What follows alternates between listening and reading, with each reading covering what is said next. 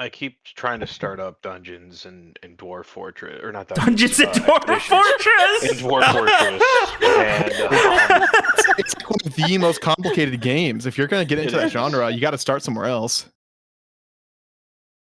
Dungeons and Dwarf Fortress, though. That's a funny one. Oh, I've been doing this for like 15 years now. What, trying to get into Dwarf Fortress? Yeah, I mean, the Steam version's the way to start, I guess. have it.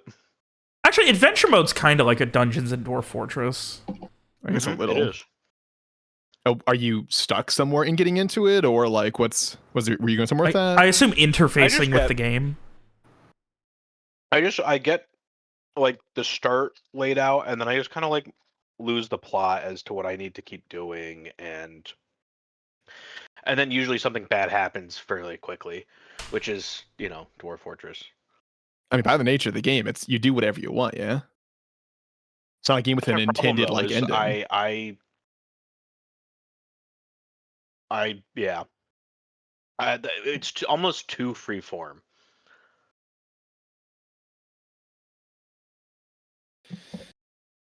I was sure that's an opinion. I don't particularly agree, but I can see how you can come to that conclusion.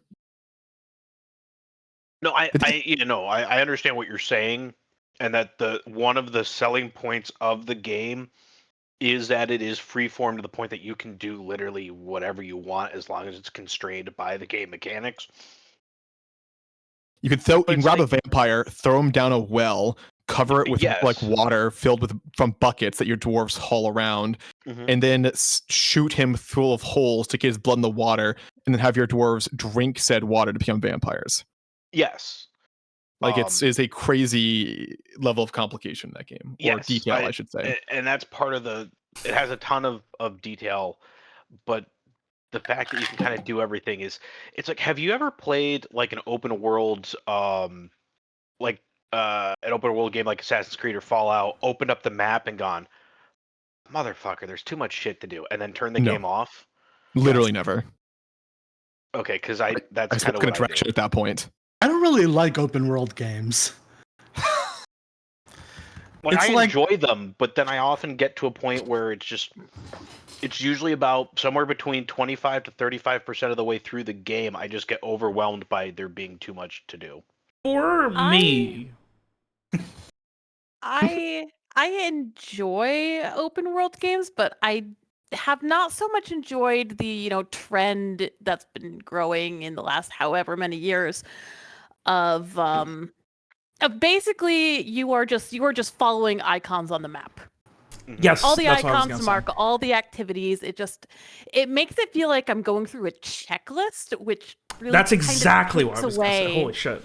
Yeah, which I don't really like that kinda, checklist mentality. Yeah, exactly. So like I like open world games where you can kind of explore and discover things. But yeah. This is why Elden Ring's the greatest game of all time. There's a scene in, I don't know if you guys have seen Parks and Rec, but there's a scene in Parks and Rec where Tom Haverford is like, oh, I ate everything that you guys did except for like the little calzones or whatever. I have a rule that I don't eat anything that with the sauce that I have to dip myself. Drizzle it on for me. I'm not your maid. And that's how I feel about open world games and stories. I'm just kind of like, I don't game so that I can come up with the story. You come up with the story. There's a difference between open world and open-ended narrative.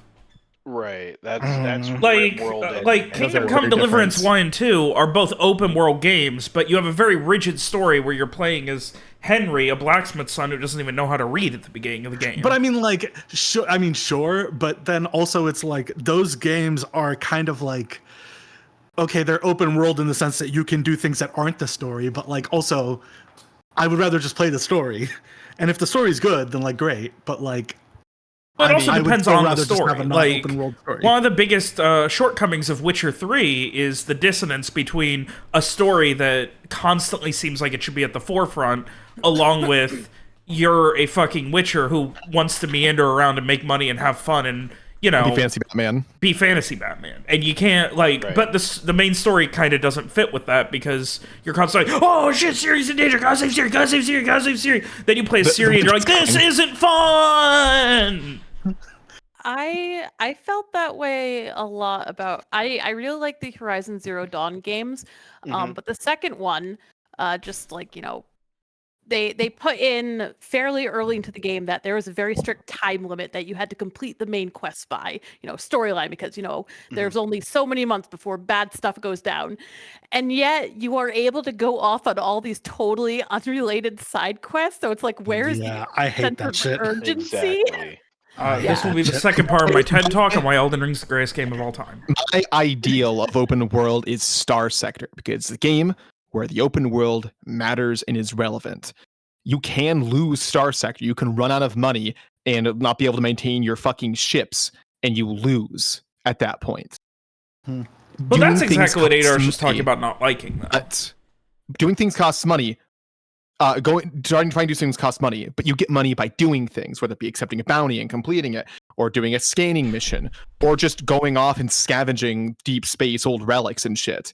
Like, you can make money easily, but if you do bite off more than you can chew, you can lose money on a venture. It's fun. It makes choices matter. It feels meaningful. Can I ask why you would reference Star Sector over Mountain Blade, which is the same basic loop? Because Mountain Blade does it worse. But Mountain Blade is a game people have heard of. Don't care. I've not heard I have not heard of either of those either. I've heard of both of those. Mountain Blade's pretty decently known. Star Sector's a bit more niche, but I would say it's just a better game in general. I'm not even a sci-fi guy. It's just it's just that good of a game. I think that kind of like what you're describing sounds internally coherent, and like I'm sure there's people who like it. I'm not that person though, I don't think. Shrug. Would you consider the Hitman games open world? No, I don't think I would. I haven't really played one. No, they're open-ended levels, but I mean they have more in common with like an immersive sim, like fucking the first Deus Ex than right. I mean, I don't know what that an open world game. Yeah, I mean the Hitman games are my favorite games, so like that's my sweet spot. That's insane. Like I like having some you like have a freedom to complete an objective how you want, but already having the objective and not having to meander everywhere. Yeah. I want to see you locked in a room, unable to leave until you beat Factorio. I think that'd be really entertaining. Except you can't beat Factorio. There is objectively a point where it says like you've won, and then you can keep playing. What, Dave? Literally what, Dave? Launch a rocket's literally how you beat Factorio in the base game. I don't know much about it, but from the way you talk about it, it kind of feels like I would achieve enlightenment instead of playing it. Like it kind of feels like I would stare at it, play it for 30 minutes, and go. Hang on. Maybe at the bottom of Dave, why do you think there's no end to Factorio? Because you won't stop playing. Who's actually ever launched the rocket?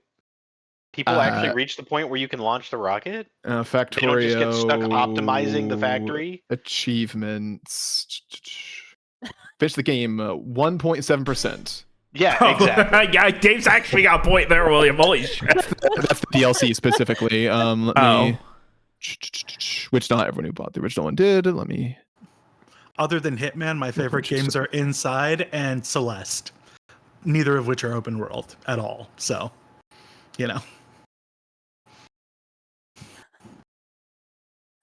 Okay, maybe we should get started. Yeah. I think William's gonna be distracted until he finds his thing. 7.5%. Okay, Dave's still got a point then. Dave fucking got you on that one. People don't finish Factorio. The point is that it does have a definitive ending and one that you can readily get. Why doesn't anyone do it then? Mm-hmm. Like it's not very fun. I've done it many times. Sounds like a skill issue. Or a personal defect.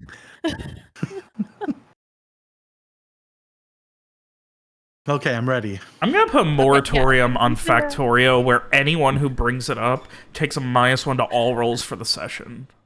Fuck you. From here on out. Ever. Fuck you. And it's cumulative, too. Okay. I'm gonna make a roll. Robert just doesn't get to ever roll anything forever from now on. And if there's ever a time when MC needs to roll something, it's just an automatic one. Let's go buy a boat. Let's do it. What's the lyric? Money can't buy happiness, but it can buy a boat. No, it's money for nothing and chicks for free.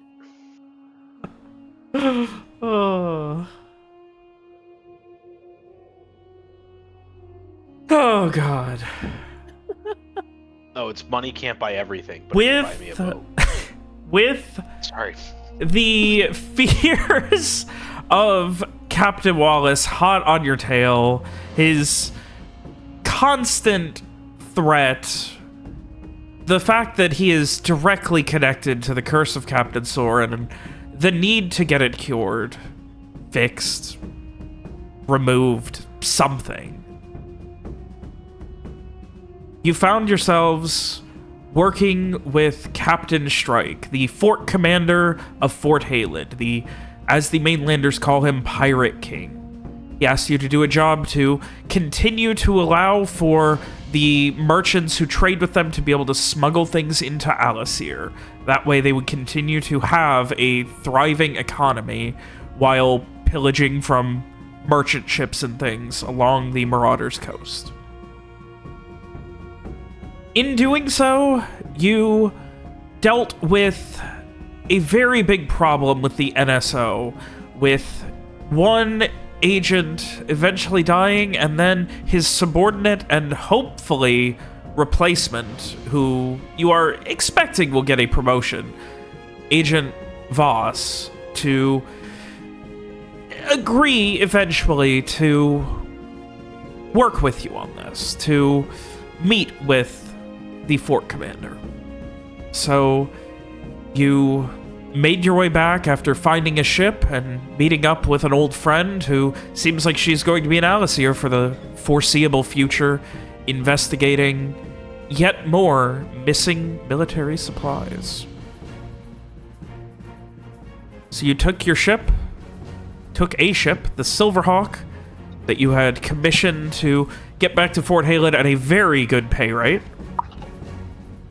where you met back up with Captain Strike, who gave you one final offer of, here is a piece of parchment. It has times, it has dates, it has locations. I expect him to be at all of them. I will choose which one. There were other details, but your goal, not open it, not ask questions, get it delivered. Otherwise, he seemed to respect the work you had done, and once you got that to Agent Voss, everything would be done. He paid it forward, gave you the information, and pointed you in the direction of Captain Drake, who had apparently had a run-in with the one you were looking for, Captain Rayburn, the last captain of the Black Dawn. You were given information by Drake in the afternoon, meeting at his ship, which was on what amounted to dry dock, being beached to get cleaned, as he was unable to keep up with even the damage going into the reefs ship that was under the control of Rayburn. He gave you a warning about what was to come, and eventually offered you a connection. He knew someone selling a boat. Nothing perfect. Probably wouldn't be great on the open Ephirian, but gang around the Vassal Barrier Islands, rushing back to the mainland, it could definitely do that. You agreed you'd at least speak with the man who was selling the boat, and Captain Strike said to come back to his tent that evening. So, as the day grows long and afternoon will be turning to evening far faster than anyone would like, I ask unto you all, with a day here on the island outside of Fort Haled, the Vassal Barrier Islands.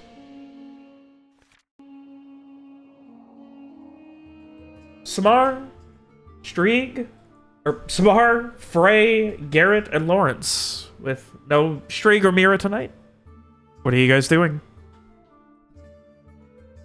I suppose it's worth noting that the group discusses and ultimately decides that yes, a boat would be helpful, that getting within from Alcir to Ceres, from Alcir to Fortuny Sol to Mylu Harbor, within only a matter of days would be a great boon to the group.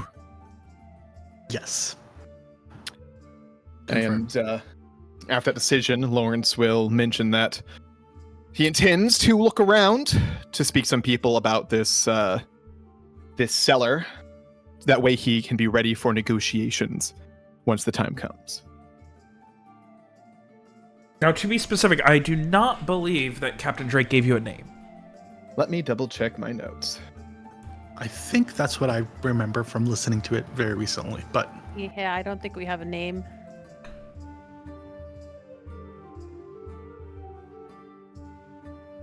Urbeck, who is selling a ship. Son of a bitch. He did give you a name. Okay. I noted it down. Eat shit, everyone but me. Wow. I mean, I was like, there's no way he Now actually who's gave you the a note name. taker, fuckers? Like, let me just, give me a second. Let me go through your notes here. Where do you, Urbeck? Wow, you actually have that. Mm-hmm. I was in contact with an Urbeck selling a ship. You actually had that written down. Damn. I'm giving middle fingers. You can't see it, but it's both. So yeah, Lawrence says that he is intending to do that. So if anyone wants to keep him company or have his back for that, they are of course welcome to join for the time. But otherwise, we're more or less, shore leave until the evening. We're like, we got the whole day, right? It's sometime afternoon, like 12:30, 1 o'clock. Didn't we head there first thing in the morning? You headed there, it was like 10, 11. I imagine the sure. conversations were long and things like that, and you guys did have to travel down there. Because remember, I remember I described it being very hot. Sure. So. Yeah, so Frey would, well, I suppose while you are, taking care of, asking around, I could try and acquire us a bottle of wine. Well, if you have confidence in your taste, your ability to pick one out, then by all means. Lawrence will. Any recommendations on where I should look? Lawrence will throw out a handful of places that sell bottles. Robert can fill in the blanks as necessary on that. And Lawrence will. Let's see. Hand over 3 gold for wine. All right, Frey will take the 3 gold. All right. The nicest Frey's place. gonna buy a bottle that costs 1 silver and pocket the rest. Never. Frey enjoys quality wine. Do you Are we remember gonna get how to much drinking? Frey spent on breakfast that one time? Yeah, but are we gonna get to drink the wine? We're giving it to them as a present, right? Yep. We might share it. You never know. I assumed that you guys were gonna drink it. Okay. I mean, fair enough. So, someone tell me they appreciate the wordplay. Get- the pun. Get the 1 silver for the gift and then spend the rest of it on one for you guys. Here's your $2 chuck as we drink fucking high-end gold label. I mean, if you don't tell them or show them the bottle that we're drinking, You guys get there, you've been drinking red wine, your mouths are just coated in it. It's obvious you've been drinking red wine. Pretty good. our mouths are coated in red. What do we look like, vampires who just Nah, drank you're someone? you've never seen a Pearl Jam concert? Eddie Vedder's always drinking red wine. He looks fucking insane. You drink enough red wine out of the bottle, your mouth's gotta be red as hell. I digress. Adults, we use glasses. I digress. The nicest place is the Widow's Flame, which is, in fact, a fancy kind of like dusky wine house on a terrace, like off to the side, like almost overlooking parts of the bay. It has these kind of like So, Frey, you make it, like, I assume you would make your way there, the nice wine house, because otherwise you're essentially going to get whatever the hell people have. Yeah, he will definitely go to the nice wine house. You make your way to... We send Mira with Freya's backup just in case. Yeah. Mira can carry Frey there. Mira, the one-man palanquin. Except she, like, if Frey gets our back, she just jumps the whole way. Go ahead. While Frey is out and about, he'd also like, because you said it's really hot out, so he'd also like to keep an eye out for something like a hand fan or like a parasol, so he doesn't overheat. There are plenty of people selling hats. Oh, come on. Okay. Like, a lot of, like, a fan. Cheap straw hats. Has a fan. The idea of being on Pirate Island and holding a parasol is so funny. It's pretty whack. Also, the idea of using a hat as a hand fan is really, really funny, not just wearing the hat. Yeah, buying a shitty straw hat and it breaks after you wave it for like 5 minutes. Oh. All right, so, give me a, I'm gonna say, looking around for anyone who might, give me an int trade. Int connect. Okay. See if you can ask around, see if you can find anybody who's able to point you in the direction of... You don't get specifics, but there's a place called Copper Wares. It is essentially I don't remember. I think you guys might have been there. Is this where we tried to buy the book and it turned out it was useless? No, we bought the book in Fort Knee Soul. Yeah, no, not the one that we used as the fake. The other one, the one that Samara like spent way too long haggling over. I don't remember a book like that. I remember you haggling. I don't remember it being for a book. Wasn't it a ring or something? I bought the ring after the book was a bust. They wanted me to give like, remember this. a crazy amount of money. It's like it looks completely like deteriorated. Anyway. But yes, Copper Wares is seemingly the only place that you would be able to find a parasol or a fan, because that's not the kind of thing you're going to... Like, there's a lot of people who will just set up a table with crap that they've found from raids just on the beach and stuff like that, right off the beach, on the streets, just, you know, hacking their wares, just screaming about it, but nothing fanciful. This is something that isn't exactly common pirate vibe. Okay. I mean, that's fair. The general gist you get is something like that is the kind of thing that would end up back on the mainland through, like, Laskas. Right. But yeah, he would look around at this Copper Wares to see if, you know, there's anything that might help him. And yes, he will, if he finds a decent looking hat, he might spring for a hat as well.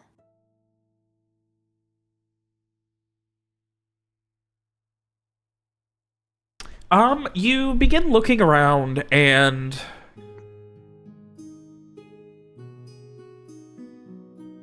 you can see that there's just, like, there's not a lot of organization to it. It's similar to going to, like, a thrift store.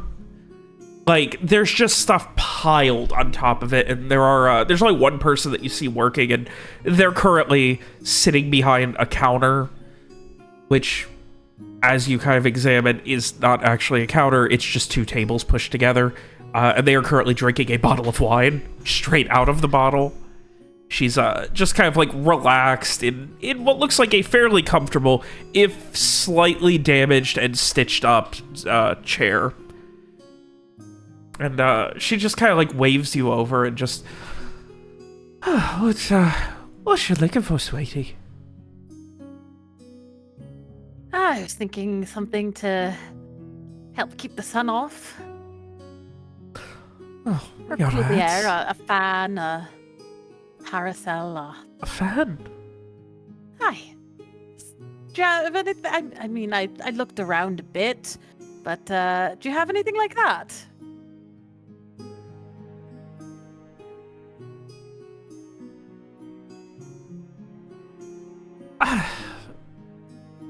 Suppose we might. I can go check in the back.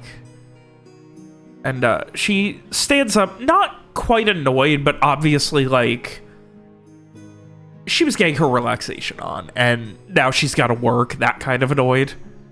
And she stands up, pauses after maybe 5 steps, turns back around, grabs the bottle of wine and takes it with her. Gets about 10 steps, turns back before going through the beaded back door, and... Don't think about stealing nothing. Right? No, I wouldn't dream of it. So if you do, see in your face. I won't get back on your ship, right? Understood.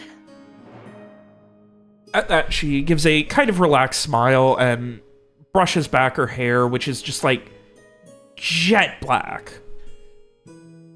and heads into the back, giving you a few moments to look around. There are many pairs of like repaired shoes, jackets, things like that that have seen a lot of repairs. You definitely get the vibe that either someone who works here or someone that they buy things from is a decent to good tailor or cobbler or both.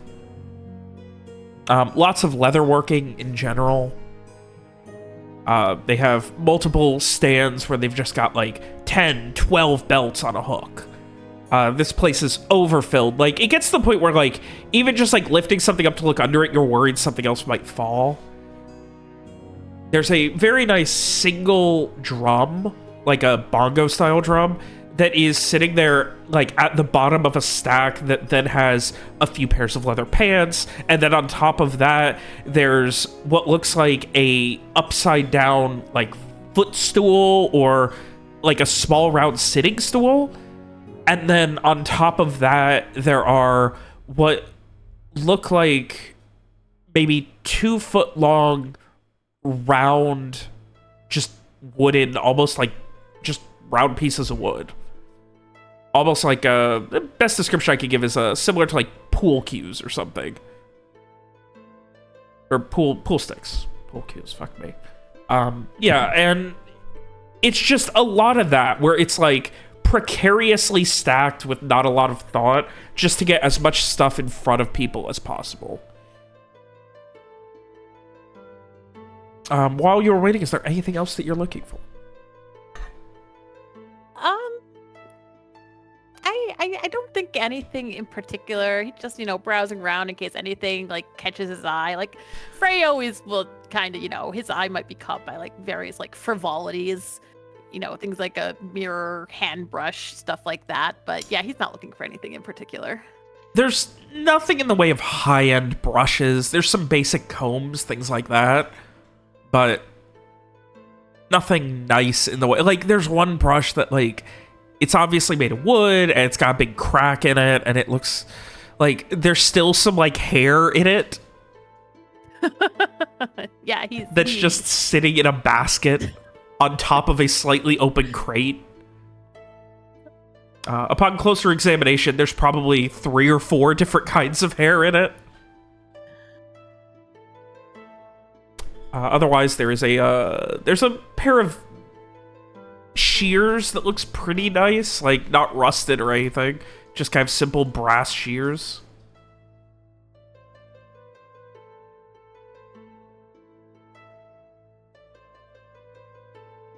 Yeah, he'll just, keep idly browsing while he waits. Eventually she comes back, and there is she comes back at first you think she's like carrying like a fishing pole as she like has it over her shoulder, and she brings it out and like has to awkwardly like walk it through the doorway as she like turns down the walkway. The wooden stick, like the handle, is maybe 9 feet long. And then the top of the parasol is about 4 feet wide. I'm sorry, is this a 9-foot long parasol? 9 foot, yeah, like the handle's about 9 feet long, so ground to top it's about 9 feet, and then it's about 4 feet wide. So it's like the kind you would set on a patio. Not quite that big, but it's a big one, yeah. Right, we do have this one.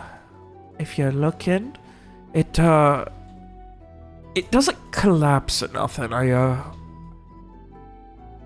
don't know where it came from, but it's been sitting back there for a while. They wouldn't take it to the mainland because, I mean, we were getting ready to scrap it for firewood, really. Probably the next, and she kind of, like, just clenches her teeth. The next, you know, inventory clean.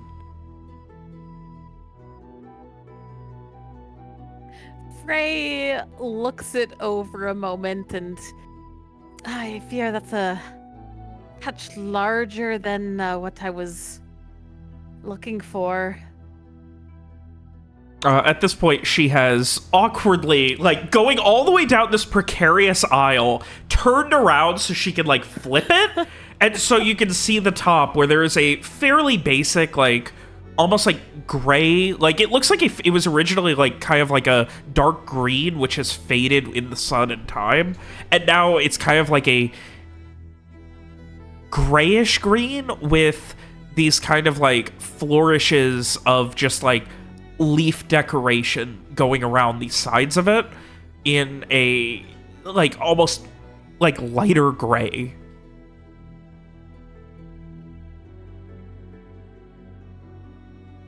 I mean, I can cut you a deal. Like I said, we were going to be cutting it anyway. Please, just make an offer. I mean, if you ever on horseback, I'd wager that's probably what this was for. Somebody hooked it up on the reins or something, and, you know, just kind of sat there. At this point, like, you can see she's just bullshitting. She has no idea where this came from. Like, you don't have to roll to know she's just fucking theorizing. Well, I could maybe see some possible use for it. Don't you think you could hold on to it a little longer?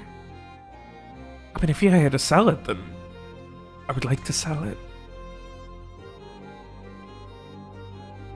Would you give me until tomorrow? She kind of leans in close. I can give you a discount if you buy it today. Just make me an offer, please. We need the room.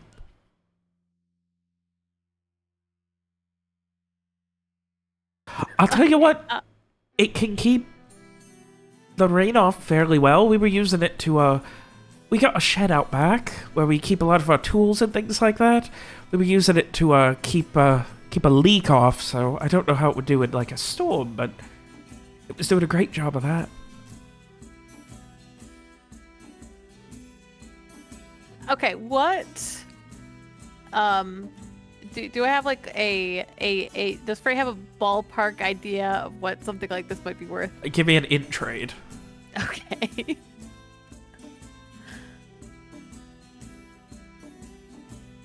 I've never wanted you to roll double ones before in my life. 5. I mean, parasols can be like works of art. This is not that. It might have been nice at one point. It probably wasn't that nice.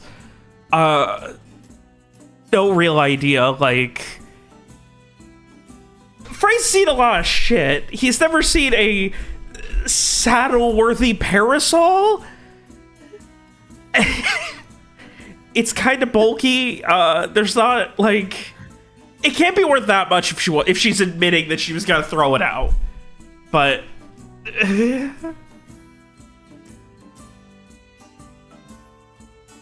Frey seems to, like, be thinking about it for a moment.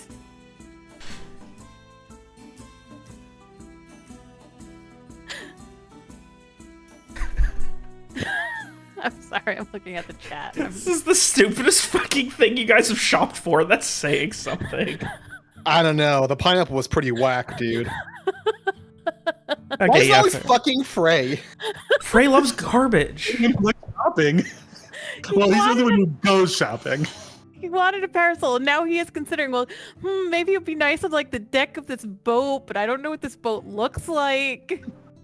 Like, that's where his thought process is right now.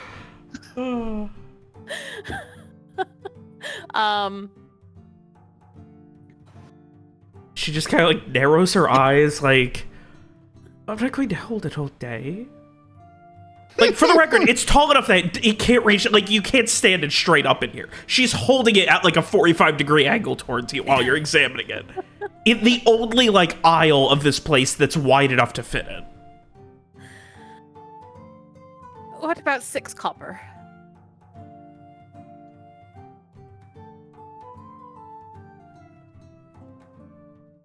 I think it might be worth that in firewood.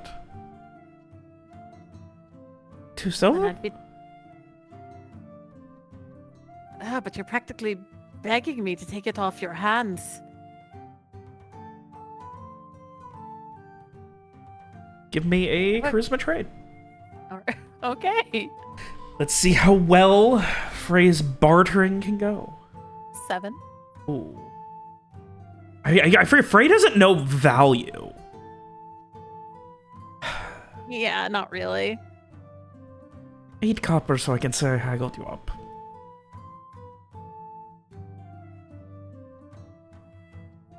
He thinks about it for a moment.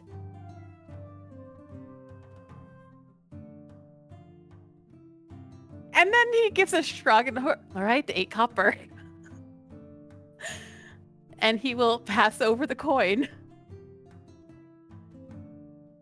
She counts it out, and she considers for a moment, and then, like, she, like, hands it to you, and then immediately heads into the back. To, she idly, you hear something about, like, oh, I'll just get out of your way or something. Then she kind of mutters as she heads back into the back.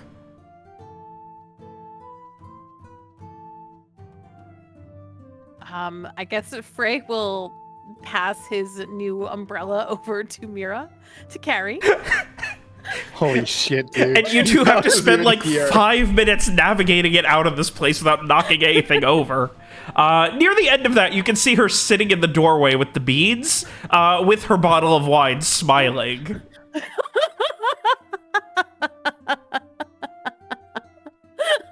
Oh, Lawrence is gonna have words. Okay, but yeah, Frey's gonna.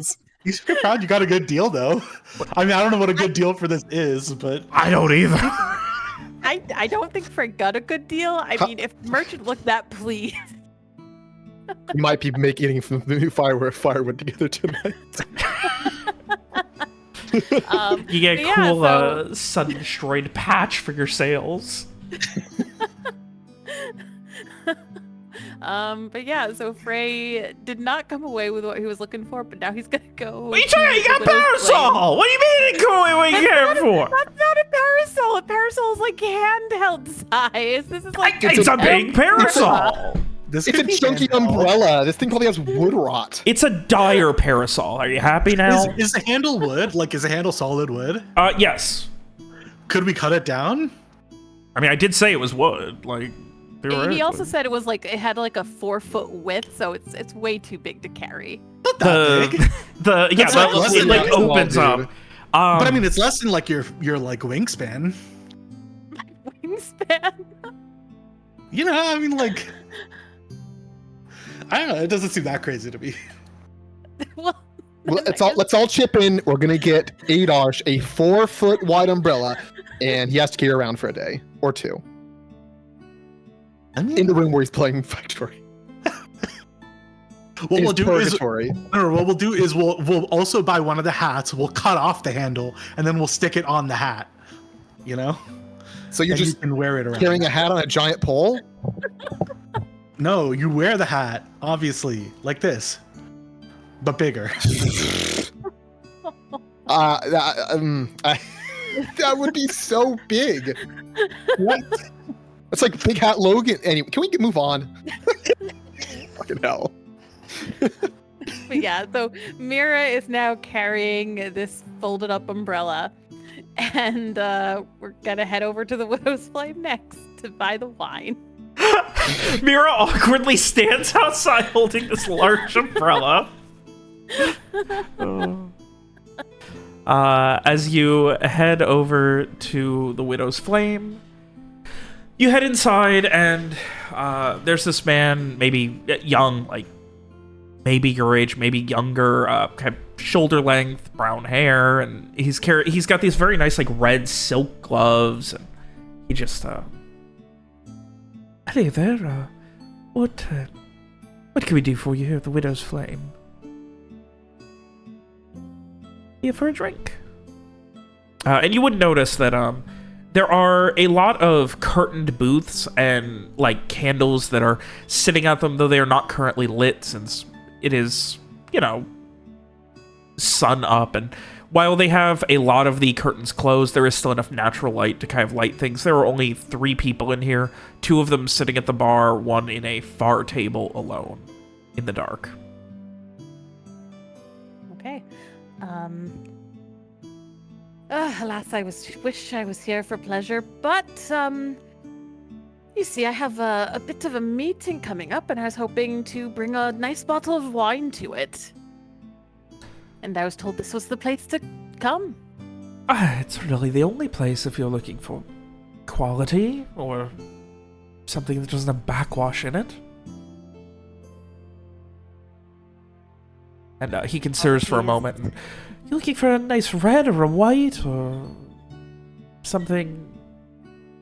What? Any specifics? For tonight, I think a nice red would be suitable.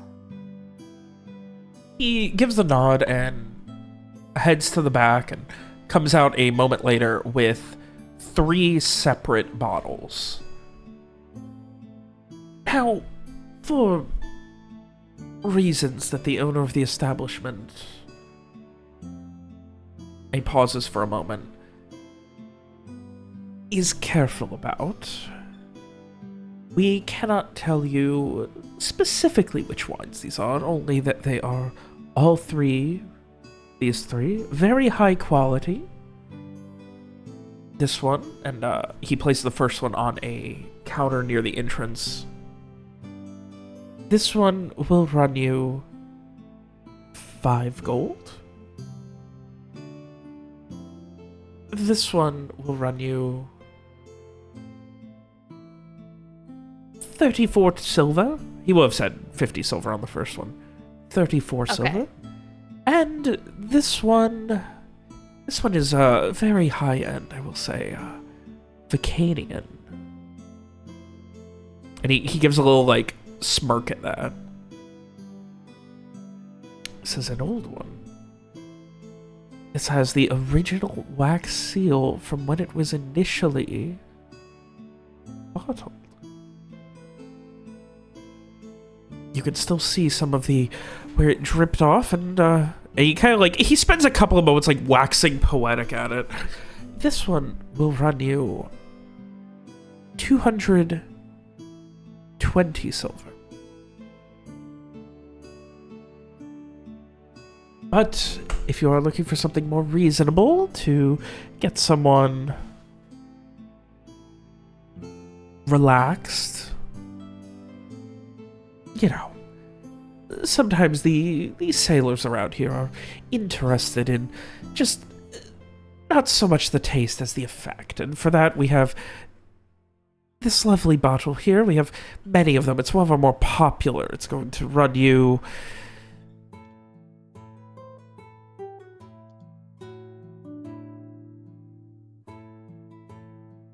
He considers for a moment. 10 silver. It is not quite as strong as whiskey, but you will certainly feel it nonetheless. Oh, so many tempting options. Do these bottles have like labels on them? No, specifically he explained that they avoid labels and names. Okay. For what you would know are very obvious reasons, but... Yeah. Rest assured that our... He pauses for a moment. Our selection is respected by any merchant who comes in here. And we are a very respected establishment, founded by someone initially from the mainland who spent considerable time as a sommelier in Vicania. You did come highly recommended. I don't suppose there are any samplings available, are there? Not for these three. They are all... Perhaps we may have an open bottle on this one. And he motions to the cheap one. Of the main three that were offered. But this one we can certainly sample. He motions to the very cheap one they said was only 10 silver. That won't be necessary. Oh, you do have me quite curious about that Vicanian vintage, but... you said for that second bottle there's 34 silver, was it? Gives a nod. Almost like a bow. Like, top half of body nod. Frey will count out the coin for the 34 silver one. He counts it out with you, and would you like a bow for this? You said it was for a gift? Yes, I think that would be lovely. Very well. Do you have a preferred color?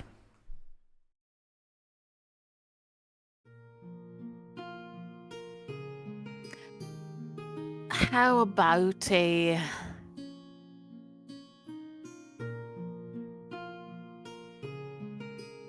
How about a nice blue? Nice blue? There's a nod and comes back a couple of moments later with a... There are two options. There's kind of a almost like cerulean blue and then more of a sky blue. Both strings cut about the same. They're a bit on the thicker side, obviously to emphasize it. He just kind of holds them both to the bottle and lets you decide.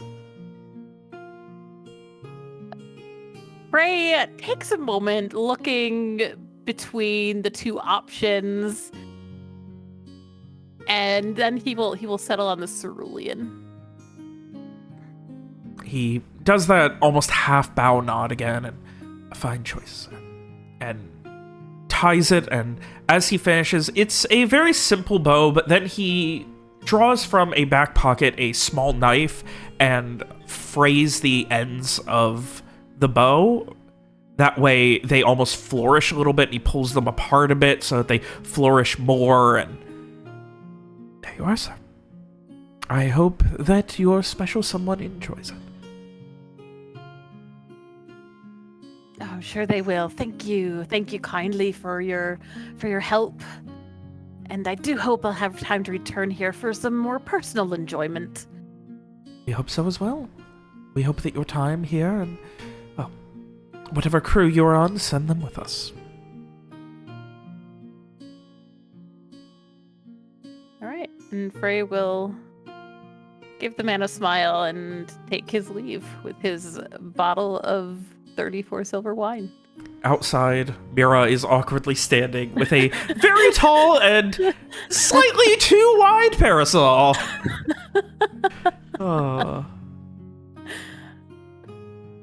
I suppose we will head back to wherever we agreed to meet. Back All at right. Aggie's? Yeah. So in that case, Garrett Lawrence Samar. Yeah, we're hunting down some details on the ship and on the cellar, and I will be invoking my connected foci to see if I can ask around, check my usuals to see if anyone's got some details.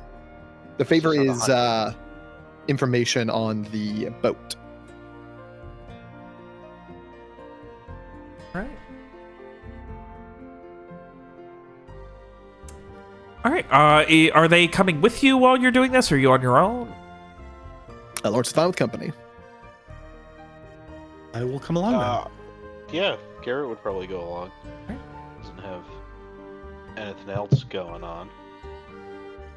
Lawrence has a go ahead. A skip in his step. He is in a good mood. That's all, Sona. You watch as Lawrence continues to just ask around, first near the bay, and then eventually honing in on various people, lots of handshakes, pats on the back, and him obviously not being able to know everyone, but everyone seemingly, if not knowing him, then at least knowing of him, or at least having some sort of positive connotation to him. The handshakes, the conversations for the better part of an hour eventually lead to an extended conversation that you have with someone who, while they don't know the name of the boat, it seems that it has been... The belief is that if it's the one that you're talking about, you do give the name, correct? Urbeck? Urbeck is the seller, yes. Yeah.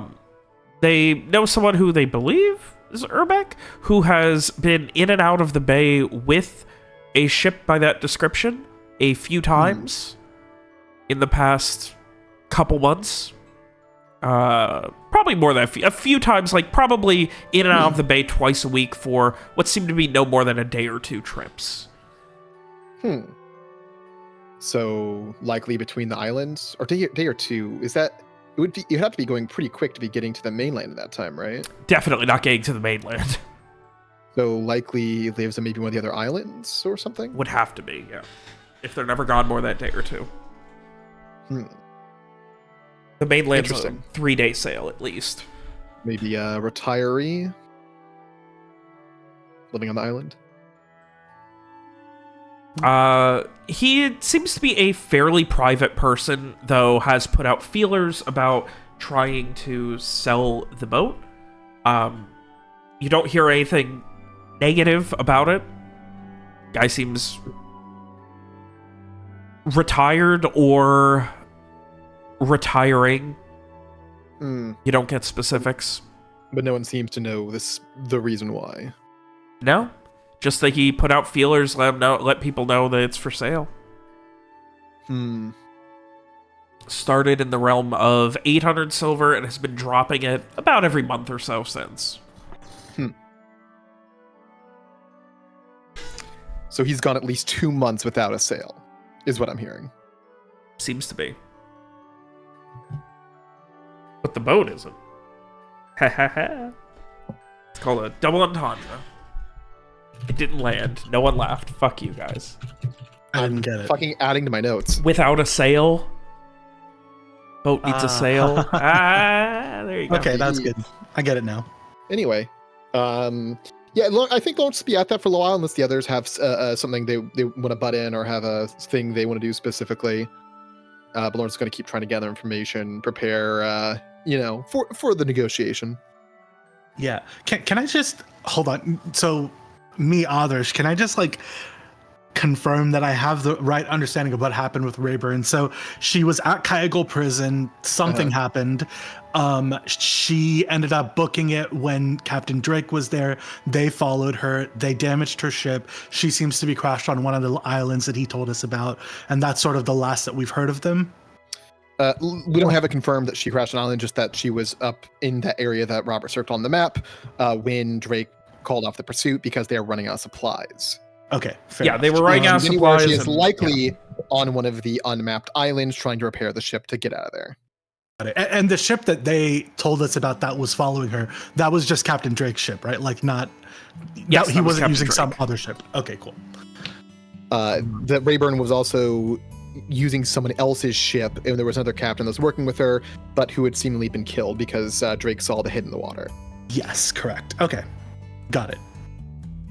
Also, it wasn't really clear what she was doing at the prison. I think there was mention of building something. Yeah. Sounded like everyone was kind of like, I don't know what happened, but something happened, so. But certainly recruited some prisoners, so. Yes. Yeah, it definitely seems like there was a clusterfuck of information at the prison that ended with her, being reported that Captain Drake was on the way and recruited some prisoners and got the fuck out. Yes. Okay. Cool. I think like in a lull of the information gathering, Lawrence will just, we're so close. So very close. It feels like it. Finally. Once we find her, get information, we might finally be in a place to act more bravely. Hope so. Some greater steps. Yeah. I'm still worried that we're going to find whatever she has and it's basically just going to tell us we're on our own with Wallace, but this is our best bet, so...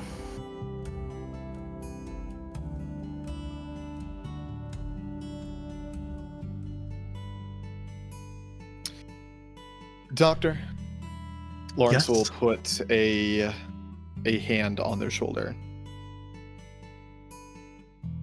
I understand that for a majority of your life and career, you've had faith in yourself.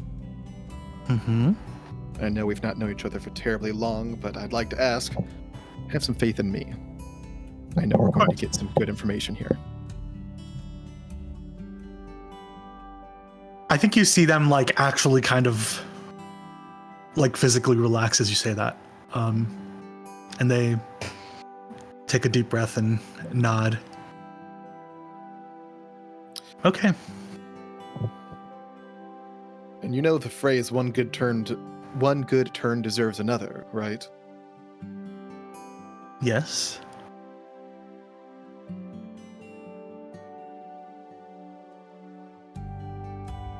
Do you really think at the end of all this, if you asked for help with your own problems, that the answer would be no? I would hope not, or I wouldn't begrudge anybody if it was. Well, you already have one problem in common with someone. Lawrence gestures to Garrett. True. Although he still doesn't remember him, so. I mean, doesn't mean it's not my problem, I guess. Yeah. Responsible sort, Mr. Viacourt. You'll look back to Samar. I think they like nod. They're like, okay, well, one problem at a time. I trust you. Seems like you know what you're doing, and I certainly don't, so my life is in your hands.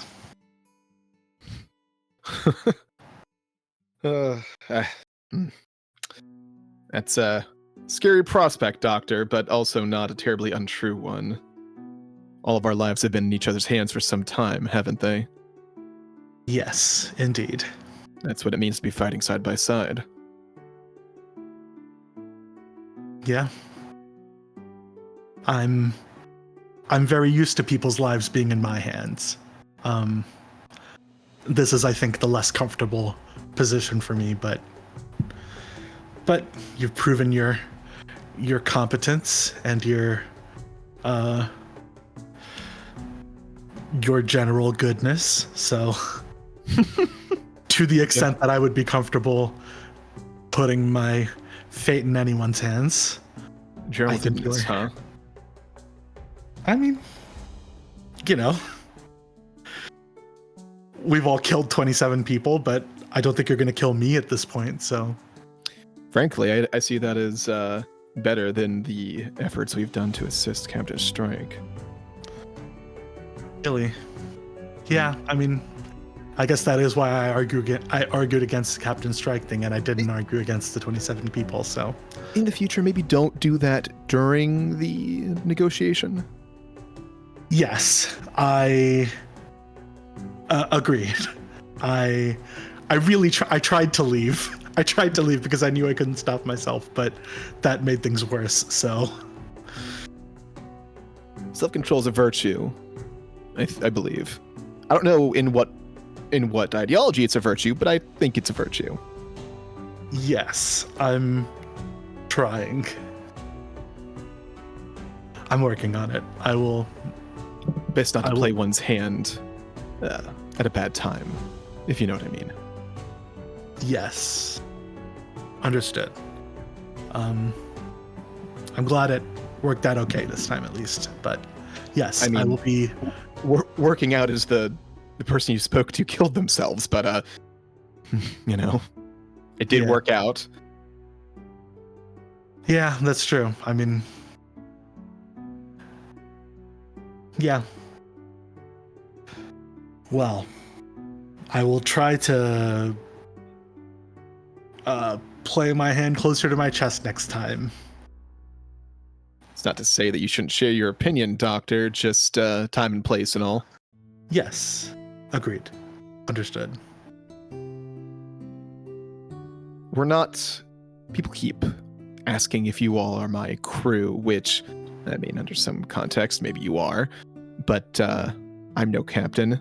None of us are. No one has a complete control over what we're doing. This is a all for one for all kind of situation. We're here for mutual benefit, and because most of us give a shit.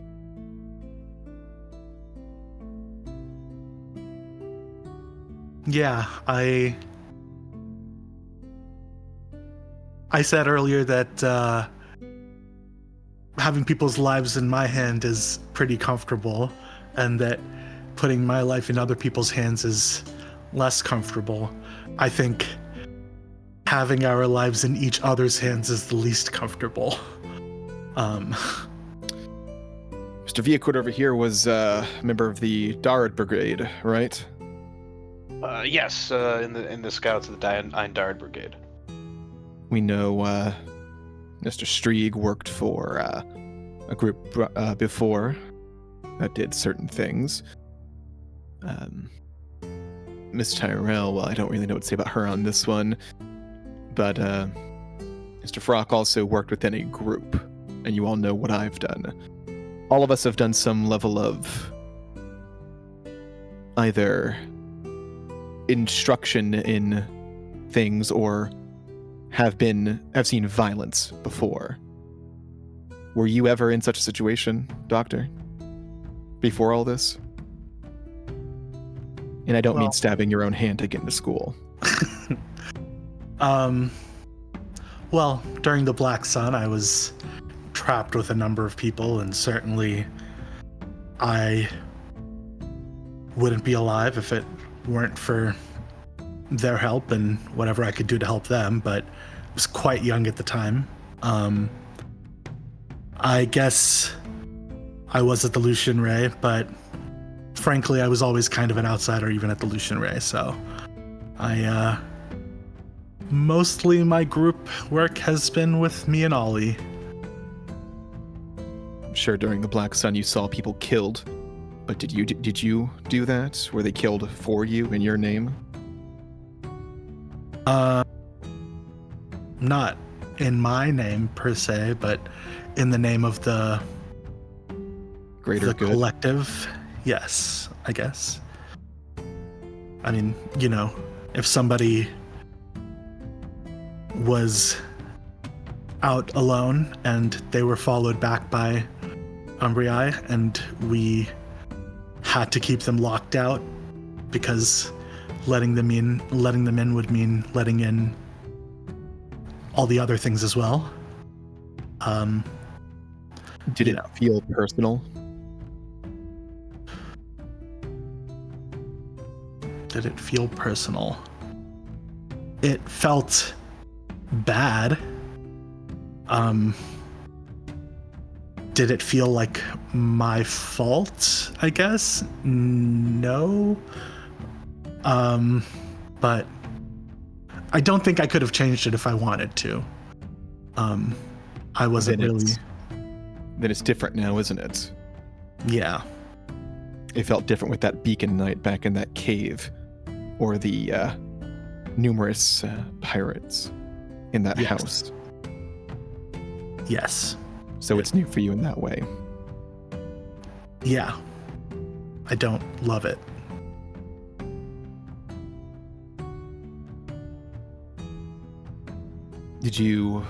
I'm sure you considered it, didn't you? That this is the kind of thing that you'd run up against while working with a group of mercenaries? Yeah. I mean,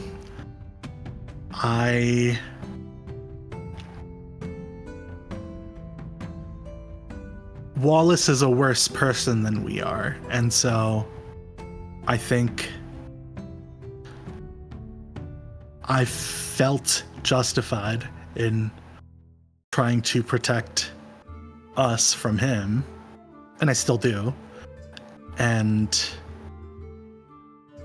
I guess I don't really like thinking that the ends justify the means, because that can usually be used to justify any means, and sometimes if the ends don't happen, then all you have is the bad means. But I don't know.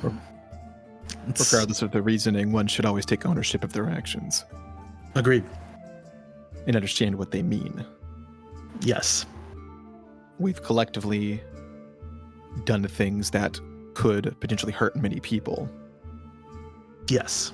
I've added to a great list, or already existing list of things that would have me burned at the stake in my home country. Yeah. Ultimately, how do you feel about that? Same as I felt the entire time I was adding to the list to begin with. Which was? I'm not going back there. It is no home to me. Okay.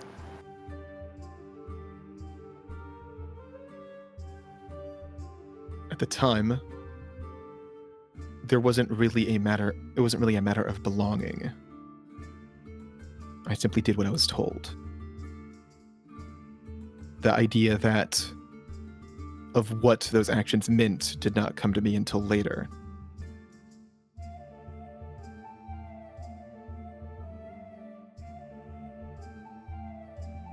The things I do now, I do to this day and have done since I left the crew, or until the crew no longer existed, have been to have my own place within our world here, upon Terra.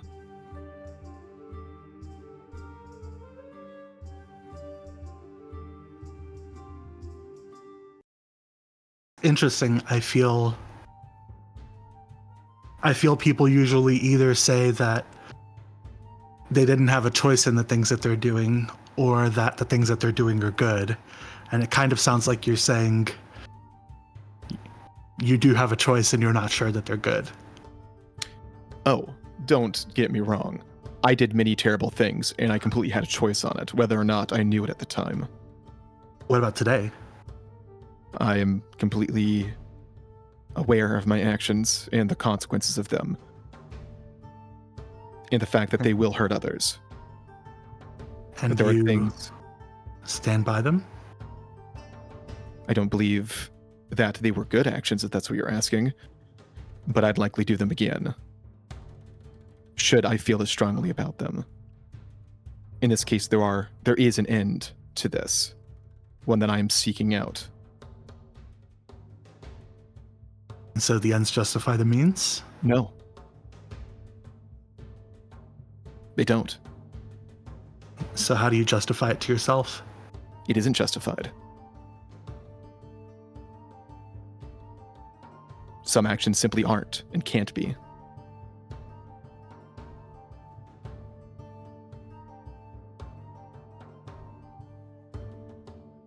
I don't know if I like that answer. Any other answer would be to deflect responsibility, to make light of the actions themselves. And that would be wrong to me.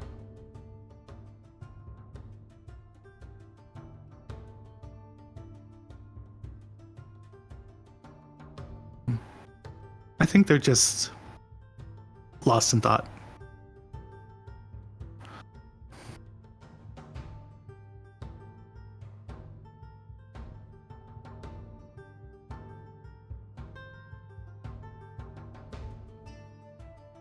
I guess I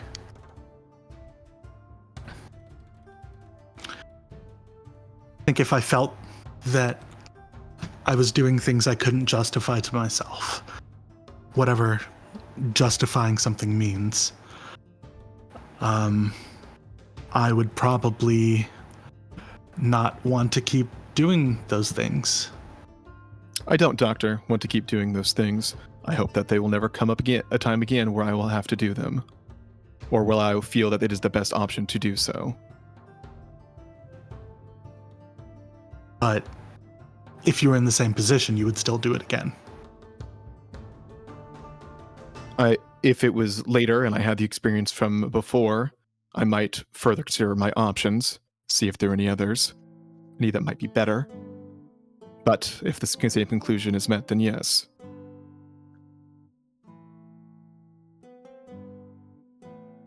Okay. I mean, I respect that.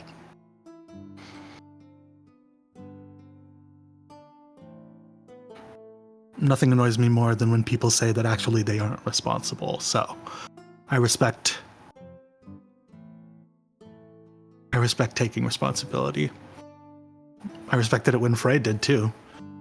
He had no illusions about his skills being what led to Malvado doing what he did. I mean, maybe it would have happened either way, but in the world that we live in, I think he's not wrong to say that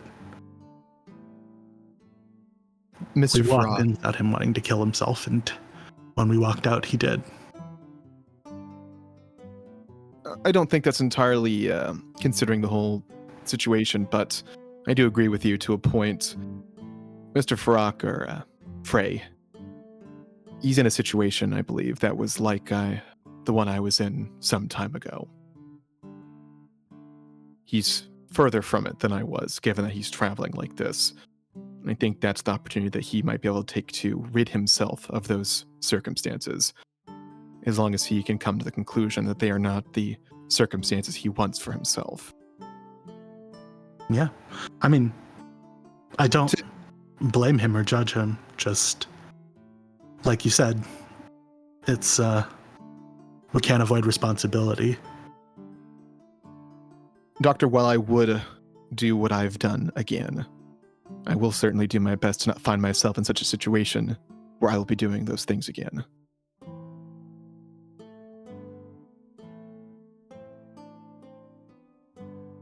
Okay. I mean, doesn't change anything for me if you do or don't do it again. I can only be responsible for my own actions. And I'm struggling to even be responsible for those, so, you know.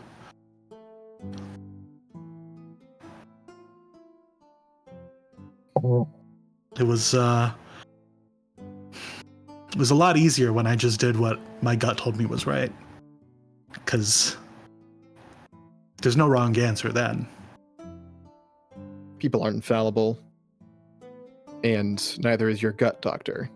Is your gut telling you to help us, in addition to that's the wrong course of action? I mean, my gut is telling me that... Frankly, my gut is telling me that Ollie's in danger, and I have to take whatever path will make sure he's not in danger. And you believe throwing your lot on us will help alleviate that? Yeah. I agree with both sentiments, wholeheartedly. Your friend is certainly in danger, and I honestly feel that his choices in the matter were foolish. Ultimately, he's his own person, and neither of us can control what he does. Yeah.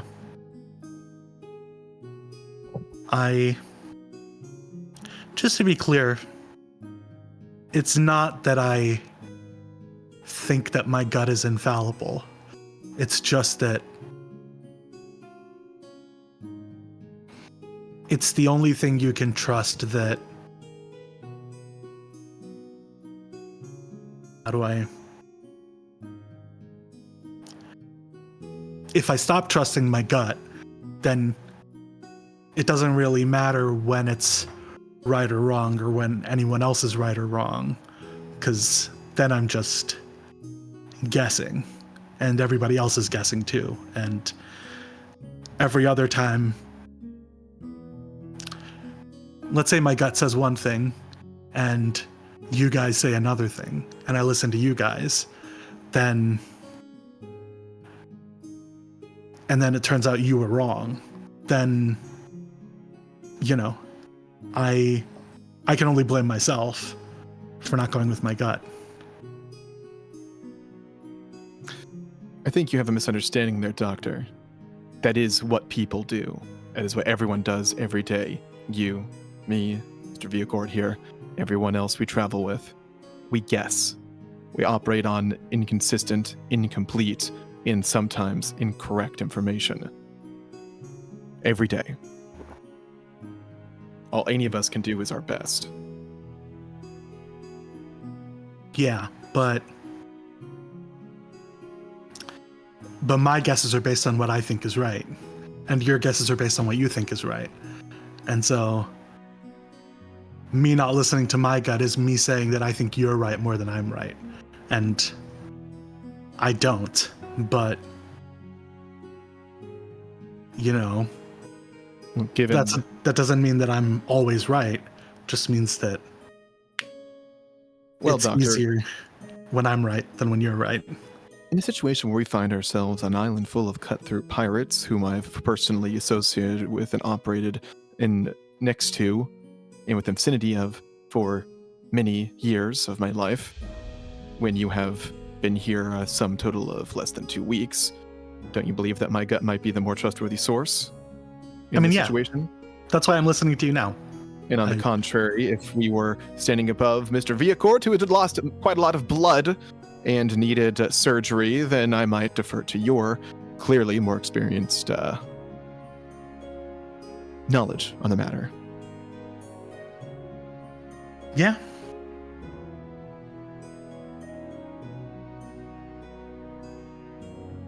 Fair enough, I guess. I don't know. It feels like we're all making it up as we go along, and maybe that's fine. And we are. Yeah. I just don't like it. That's all I'm not saying that it's wrong. I'm just saying I don't like it, you know? It didn't feel that way when I was guessing, because I think I'm right, you know? Why would I believe something that I thought was wrong? I think it shows a lack of perspective, Doctor. It's not that, but it's not that I'm saying that I'm never wrong. It's that I'm saying that you can't go through life assuming that you're wrong. But I accept that sometimes I'm wrong, but also all you can do is do what you think is right.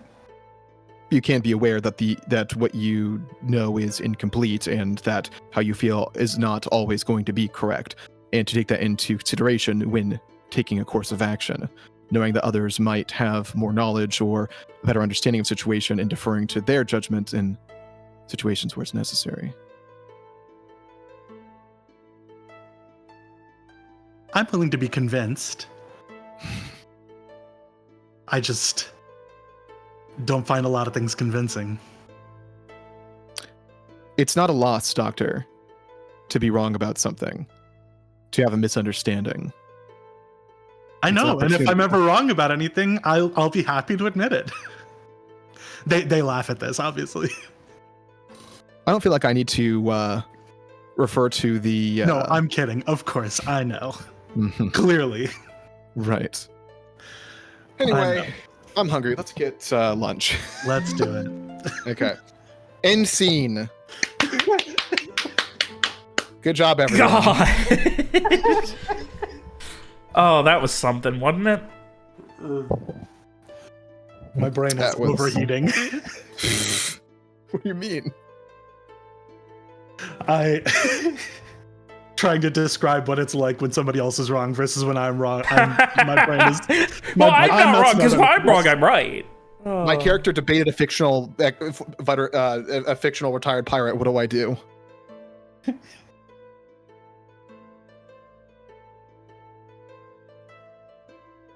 Let's go find a public space and start yelling at each other. Yes. Oh god. Get some podiums.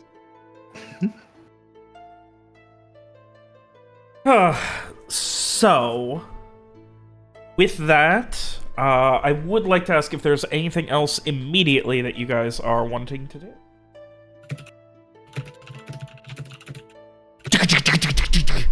Besides taking notes. I was not taking a note. That's a little bit funnier. Thank you. Anyway, I think I'm good. Yeah, nothing for me. Dave, anything for Garrett during that time? No, just we're walking along trying to find out what we can about this ship, and assuming that it doesn't need any work that we can't handle to get it seaworthy, we're good.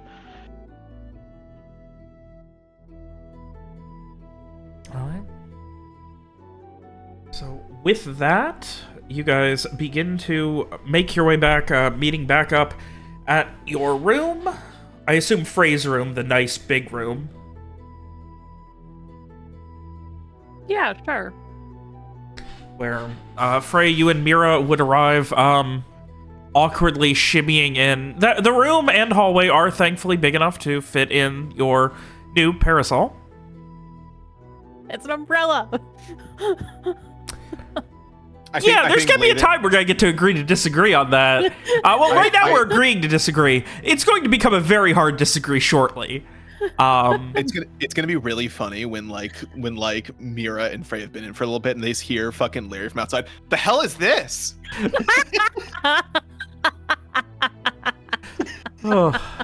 So, maybe 45 minutes after you guys get back, as you're relaxing and you're, trying to figure out what to do with your oversized parasol. Right now, it's just leaning up against the wall. It's fine. That is the only thing it can do. Yeah. The rest of the gang, Samar, Lawrence, and Garrett would arrive back with it's about 9 feet tall, leaning up against the wall. It's still probably 6 or 7. A tall, sun-faded parasol in the middle of the room, just across from the door as you enter. Hand to forehead. The hell is this? Frey looks up from where he was going through his things. Is it in the hallway or is it in the room itself? It's in the room itself, like across. Okay. Like you open the door to the room, and then it's directly on the wall across from it, like leaning up against it. Head start on decorating the ship already? Oh, that well, I thought that it might be useful to have something to keep the sun off of ourselves. I frankly didn't take you to be the kind of person to dumpster dive, Mr. Farrak. I did nothing of the sort. I bought it in a shop. Frown. For how much? Frey looks at Lawrence. Oh, it wasn't much. It was 5, 6 copper.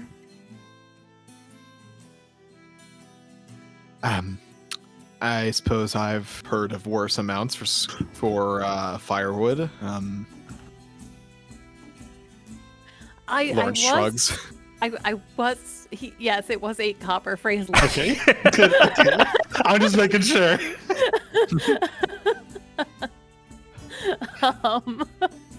Lawrence is gonna sit down. We have chairs in here, don't we? Yeah. There's like a small table for eating and stuff in this room, unlike the others. It's got 4 chairs. Yeah, Lawrence is going to take a seat, pull out his ledger, review the numbers. The okay. It came out of my own coin, not yours.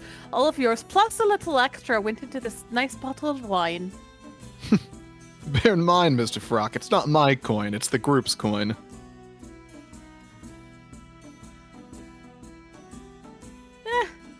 Same thing. It's yours is mine, I suppose. Thank you.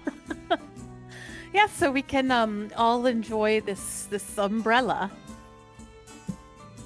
I was actually looking for something a little more, personal sized, but there seems to be a lack of hand fans or parasols on the island. And she seemed so eager to get rid of it. And I thought, what's... Go ahead. And I thought, well, who am I to say no? I once came across a shipment of those tiny umbrellas. Don't know what they're called, but they sold for a good amount. Fine quality things. Don't know what the point is, but clearly someone wanted them. Yes, I wouldn't mind one. It's to keep. I mean, you've been out. It is hot. Hats exist. But hats mess up my hair.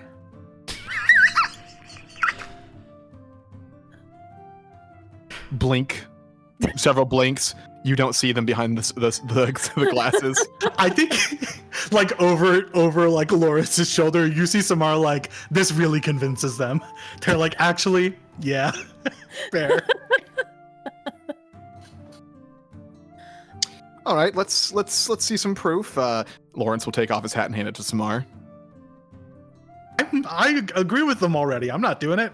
Well, prove the point. Let's see it. I refuse. Well, it sounds like It sounds like my hair is not ruined whatsoever. I'll have you know. Lawrence brushes it back a little bit. Are you sure about that? Confident. Beyond You're the ones who confident, can see even. it. I think I'm going to take the doctor's typical stance and say I cannot be proven wrong on this matter. Anyway, if you would like to prove me wrong, here's the hat, Doctor. I'm good, thanks. Seems we're at an impasse. Well, I don't need to prove myself wrong. I already know I'm right. And wearing a hat for a few moments won't cause any issues, but I'm saying when you're out there for hours in the sun, just the heat beating down on you, your hair is going to be quite unpleasant under that hat. Sweat will do that, regardless. That's why you want the parasol, to keep yourself from sweating. I don't believe a small umbrella will stop you from sweating. My gut tells me this was a good purchase. Okay, then where do you expect it to go? On the boat. Robert, that would get in the way of sales, wouldn't it? I mean, not in all places. It's big enough to hold 40 people. I assume there's enough space to have a little, You realize, a thing is though, sails turn over the deck. It may block the sails. Also, the ship will have likely an inner area if you need shade. Sure, I guess. But just hear me out. What if you want to sit on deck in a nice comfy chair with some shade over your head? Enjoy the day at sea. Are we also taking into account that this enjoyable day is not one where we turn the ship at all? Parasol's not built into the boat. We can move it. Okay, so Mr. Farrakh here is going to be putting it up and down as needed. Oh no, I'm sure Garrett, you can take care of that, can't you? What? No, wait. How is this falling on me?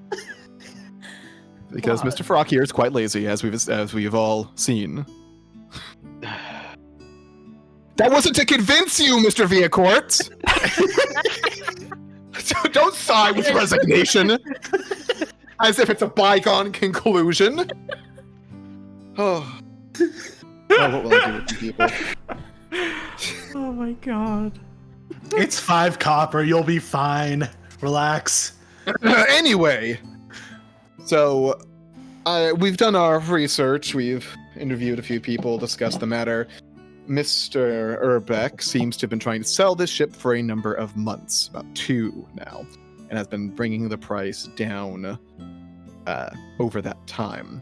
We're about a week off of the month ending. I'm going to argue that he clearly would not have sold it in that time and should be bringing it down to suit that new price point. Is there a reason it hasn't sold?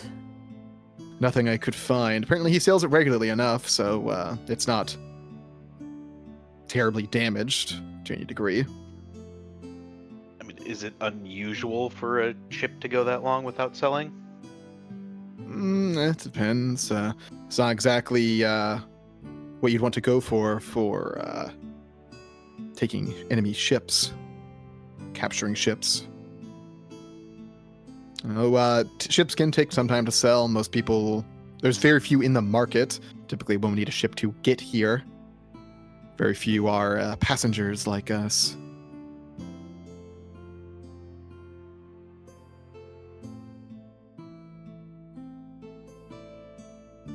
I trust that you'll be able to get us a good deal.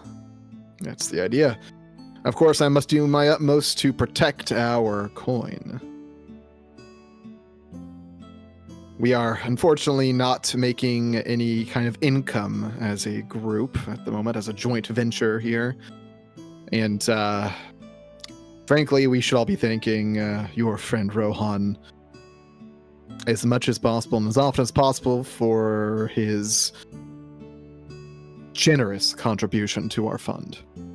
We did get a little money from Captain Drake, right? That's something. Did Drake give us money? Yeah, he gave us like maybe not a ton, but you mean Strike? No. Oh yes, that's Strike. Sorry, yes. Yeah, the Fort Commander gave us some coin. Yeah. My bad. I mean, you're not incorrect, but how often does that happen compared to how often we spend? Yeah, fair. Not to mention there will be some logistical considerations for the ship.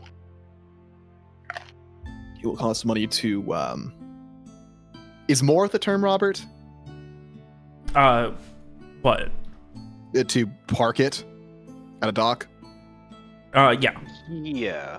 So more is the term? Yes, but if it is, like, the size that you're expecting, like, theoretically, you guys would be able to, Lawrence will grab a rope and yank it onto a beach. It will cost us money if we wish to moor it at a dock at any major port. Alternatively, we could simply pull it onto the beach at the, little walks away from any town. And at that point, hoping someone doesn't steal it or having someone watch it for us. We may need to hire someone to do so. Sailing the ship itself, while theoretically could be done with one person, it'd be preferable to have more who know how. I could teach, at least to a degree, but I'm hardly... I was never a deckhand, at least not for long. I know the basics. I could certainly get us somewhere if we really need to, but ideally we'll have someone a bit more knowledgeable. And if we intend to seek out Rayburn, north of the Barrier Isles, we'll need someone who knows that area well. We're gonna need what do you call him, a pilot or something? Helmsman would be someone who is drives the right word, Robert? Steers. For someone to steer, but a navigator might be best for those kinds of waters. Maybe both, honestly. Out of character, is not a pilot like what the term is for the person who like navigates around a specific area? I mean, a navigator and a helmsman. I know navigators and helmsmen would, but I never used pilot in that. I've never heard pilot used in that way, Dave. It's like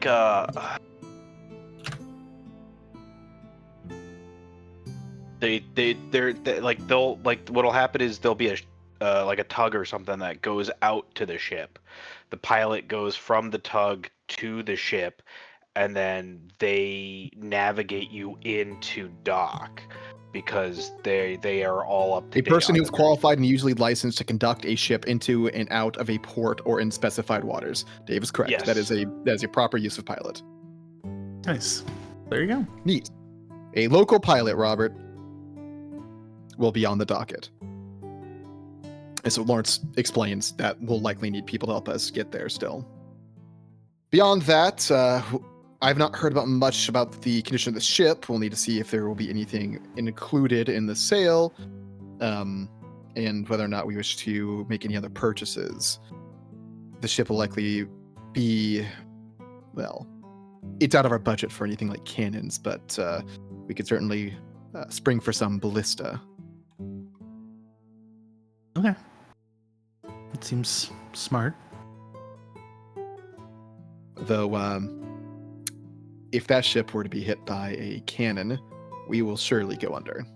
So let's try not to get into any ship-on-ship combat. Okay. Sounds like a plan. I mean, being a smaller ship, we would hopefully be more maneuverable. Certainly, but we're not going to be dodging cannonballs. That's a good point. You kind of can't dodge those.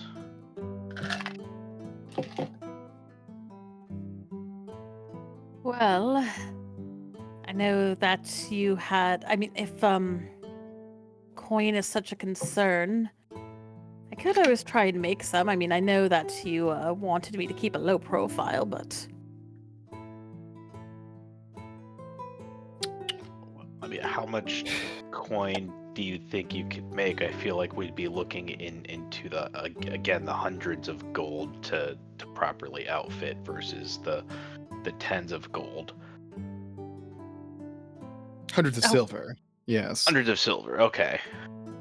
oh, yes, I doubt I could make that much in a night here. But I mean, any kind of income is helpful, of course, but it's cost benefit, right?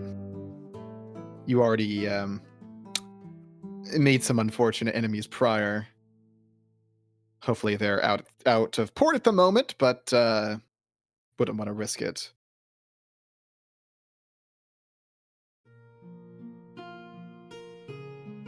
Very well then. I shall stay here and laze the night away. You're not going to come to the meeting?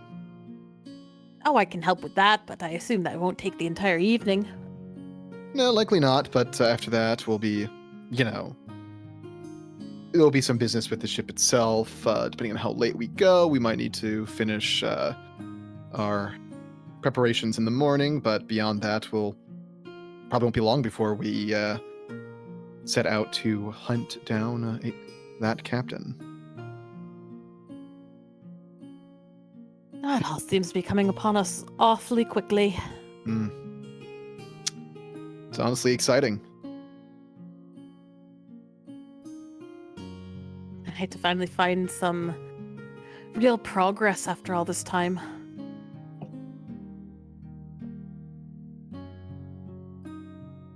It does feel like we've been spinning our wheels a bit, so to speak. But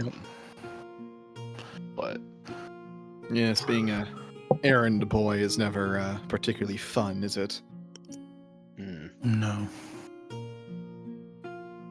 But I mean, we've done okay for being pretty outmatched.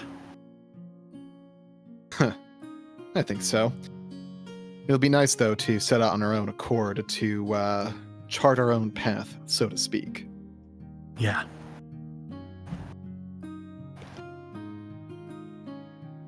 Well, when are we due for this meeting? Robert, how much longer?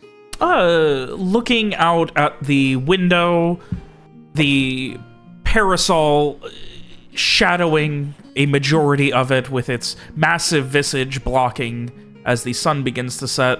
Probably no more than a couple hours.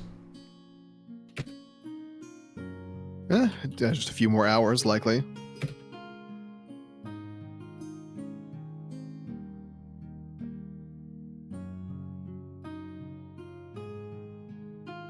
All right, then.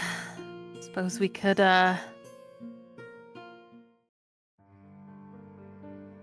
pass the time.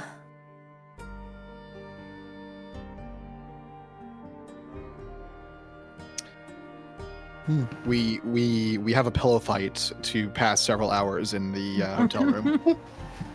I would maybe ask Frey if he wants to do a reading for Samar.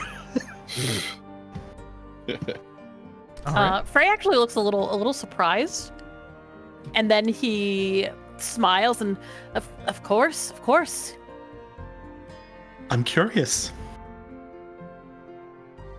Here, come sit, and he'll tap the table that he's currently sitting at, gesturing for Samar to sit across from him. Yeah, they'll sit down. Do you have any particular question in mind, or just? Lawrence is looking down at his logbook and just says, without looking up, "Careful, Doctor. He charges a fortune." I'm sure you'll pay for it.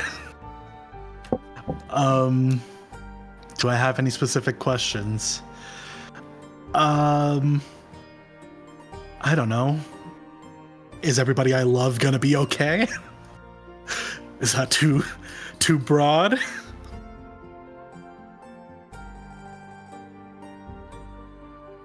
Frey seems to think about it for a moment as he shuffles his cards.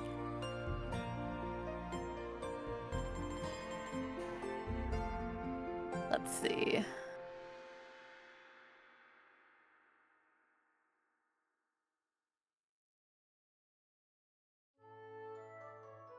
Well, for a question like that,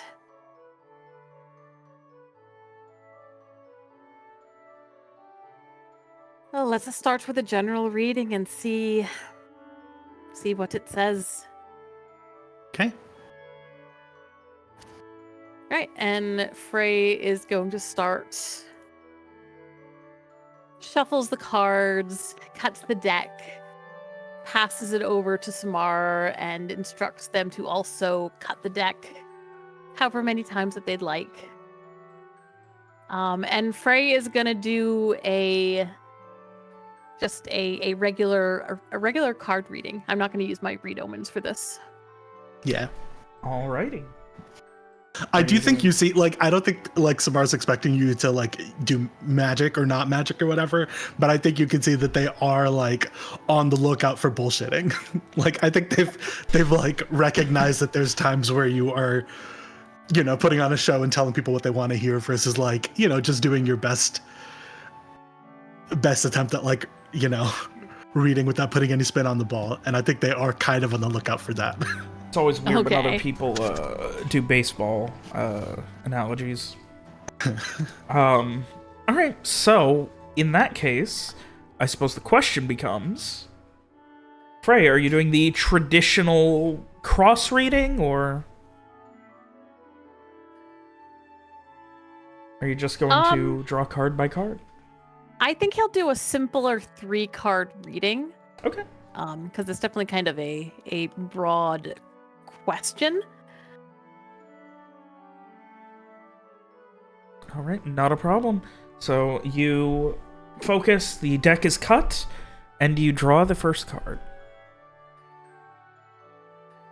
The first card is the... Oh boy.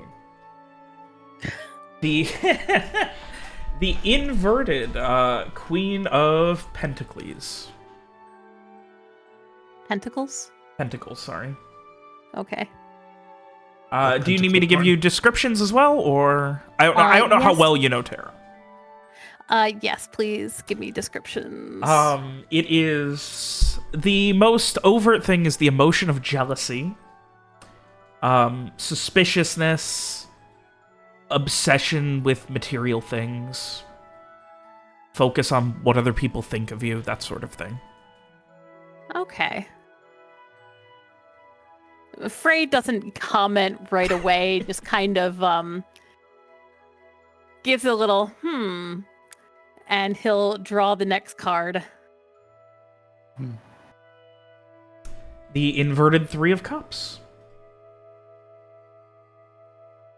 Solitude, independence, sometimes isolation, and occasionally it can even mean something like just excessive celebration. It's a really fucking depressing reading, Jesus. Roddy, what the fuck? I don't know. All right, I'm sorry. What were the keywords again? I'm trying to write this all down. Isolation, independence, solitude, those sorts of things. Celebration to the point of like excess, but like as like a way to cover for those things. Okay. You're gonna wait and draw the last one and hope it puts together. Frey kind of, glances up at Samar, his finger kind of, running over the card, tapping it slightly. But he'll turn over the third card. The Queen of Blades. Swords? Let's not call it both, okay? Okay. Okay? What is a blade? Okay. Listen. Being direct, almost cold and emotionlessly direct, assertive, unbiased, that sort of thing. Like that kind of like, that need to be direct without consideration. Okay. Okay. This is just a description of Samar's personality? Okay. Okay. So, Frey taps first on the leftmost card.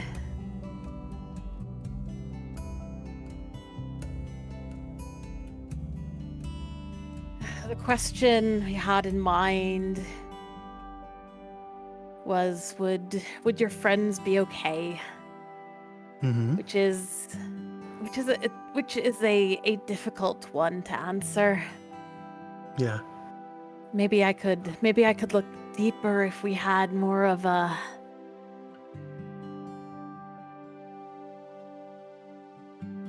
an idea of what we wanted to do, how we wanted to move forward. But this is the Queen of Pentacles, inverted. You...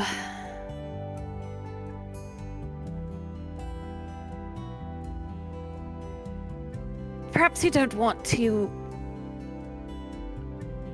admit it, or perhaps you are worried about what the people around you think. About the suspicions, how people see you, how they react to you, your own place at the center of things. Mm-hmm. And next is the inverted Three of Cups.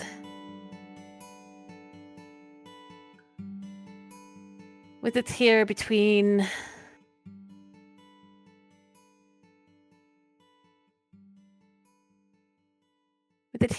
the two cards, it acts as an obstacle. Okay. It represents isolation, cutting yourself off from the world, maybe grasping onto independence, but at the cost of a losing those connections.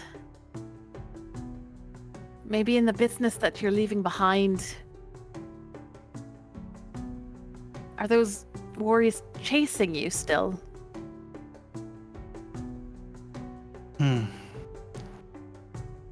I mean, I'm certainly worried, but I think you see, like, they like chuckle a little dryly, and they're like, Lawrence and I were just talking about my discomfort with putting my fate in the hands of other people. So I suppose isolation getting in the way of the well-being of my friends is not a crazy reading. Frey gives a little nod.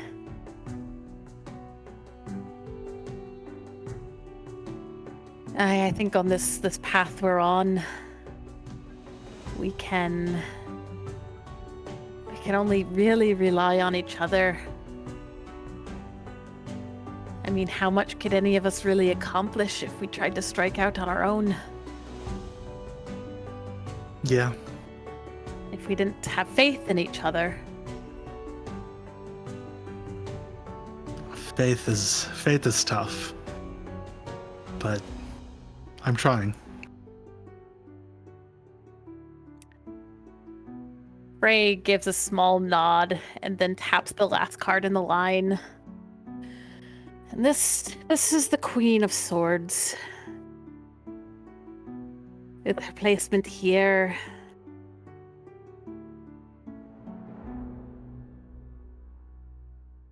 She represents the future. The things that are coming. Those worries you have. And I think perhaps it is a warning. She's reversed.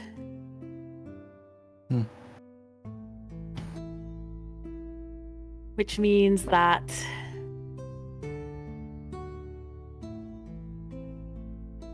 you cannot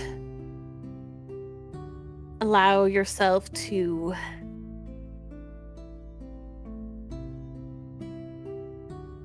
become cold. You cannot be wary of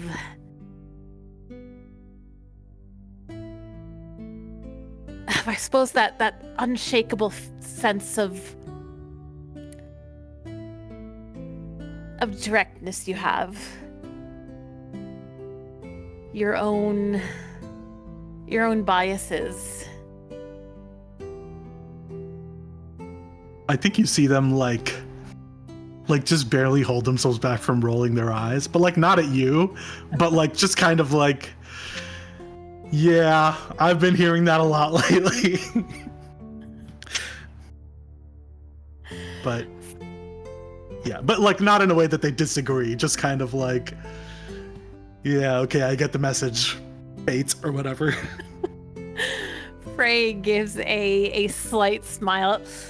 I suppose it was all a bit on the nose for you. I mean, I suppose that means that it's accurate. It would be stranger if it was all completely out of the blue. I guess it's good to know that the things I need to know are the things I've been learning. I suppose if you keep heading down this path, I think in a way your world, I think what all this says is that your world needs to expand.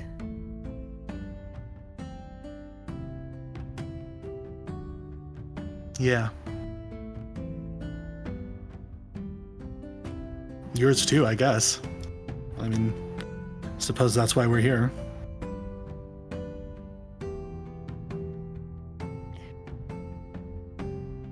Well,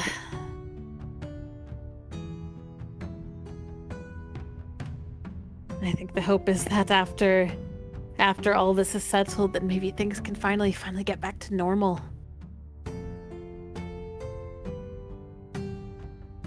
Yeah, I'm increasingly unsure if there's a normal to get back to, but let's hope.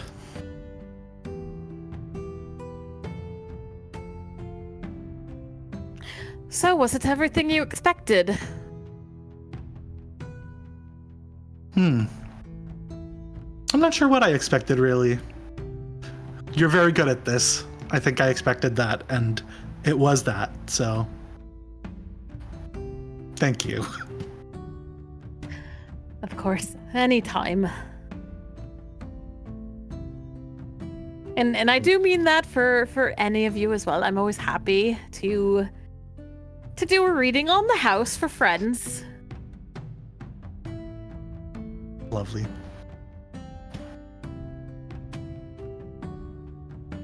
Yeah, I think you see them just sort of like sit back and just keep thinking about what you've been saying. But yeah.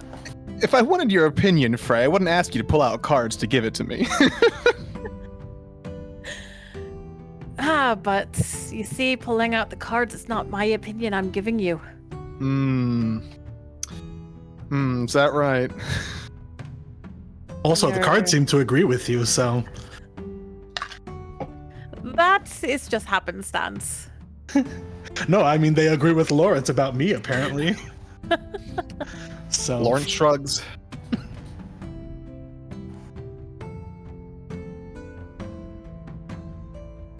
I mean,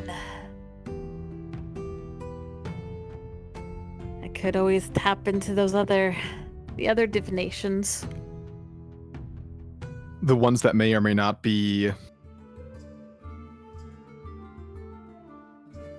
Yes, those. This, and Frey gestures towards the cards. There are insights to be found, there are messages to be found, but it feels distinctly different from the visions. Well, why don't you give me your opinion, Mr. Farrak, without the cards? How do you think we're doing?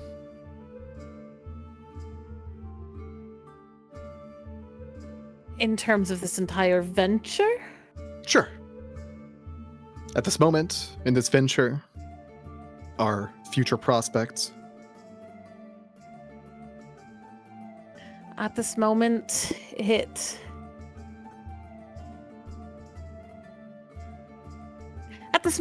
feels like there might actually be a glimmer, just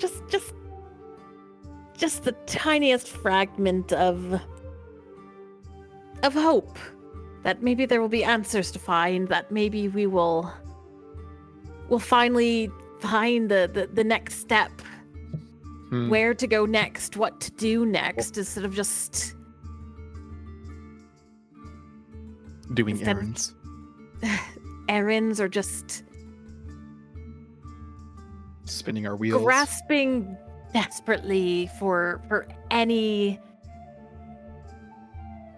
clue, any opportunity, any chance for just for any kind of guidance, really. I still don't know what we'll do if we actually face Wallace. But I'm hoping we'll find answers soon. Something we can actually act on.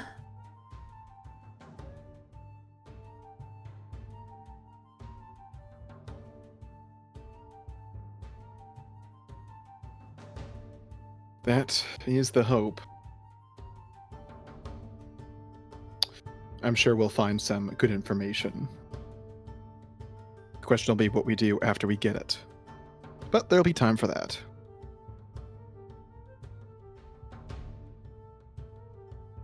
And we'll be able to do it all the faster for the boat that we'll be going to get. That will definitely open our opportunities a bit. At least we won't be so reliant on the schedule of other ships. Mm-hmm. You want to rely on potentially unreliable captains either. It feels like all we're doing at the moment has been chasing captains. Many of them have an inflated sense of self-importance. Or just the wrong idea about things.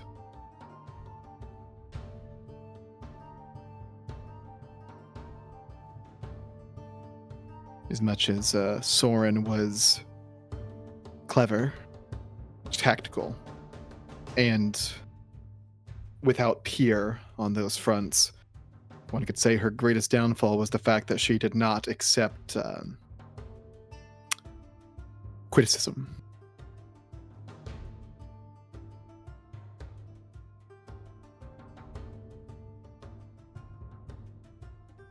I mean, it's for some, it is a difficult, if not impossible, thing to hear. And for those who refuse to hear it, will be without perspective.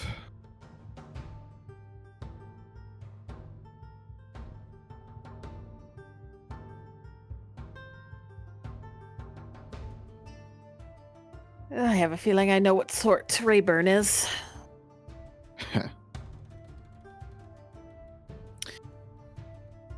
She's the type who wishes she were Captain Soren. Or even close to the prestige that she held, to the competency she had, and to the people she commanded.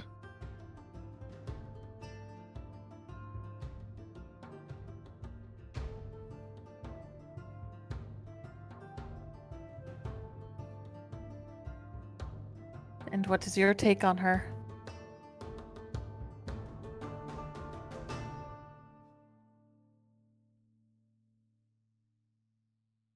That she is a woman without perspective who grew greedy and desired what she did not have.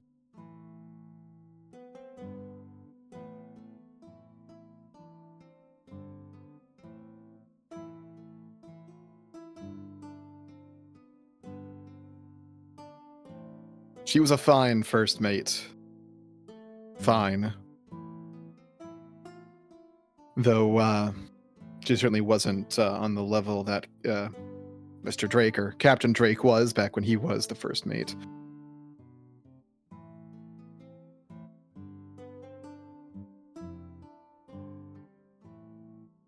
Just didn't command the same respect as much as she wanted to.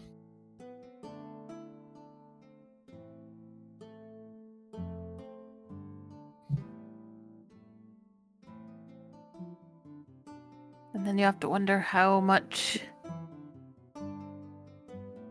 a person can change, grow twisted when they see their own death coming.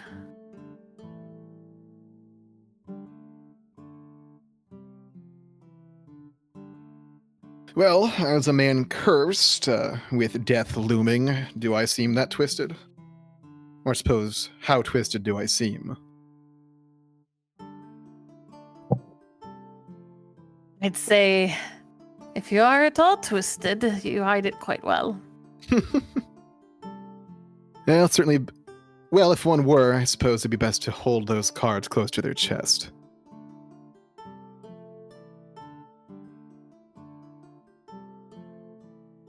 But just from Rayburn's actions alone, it clearly has pushed her.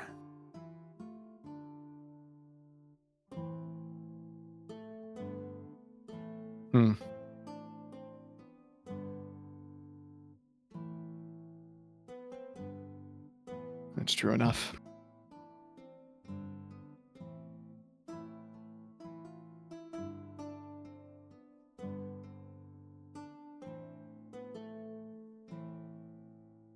Let me check something. There's something I want to add here.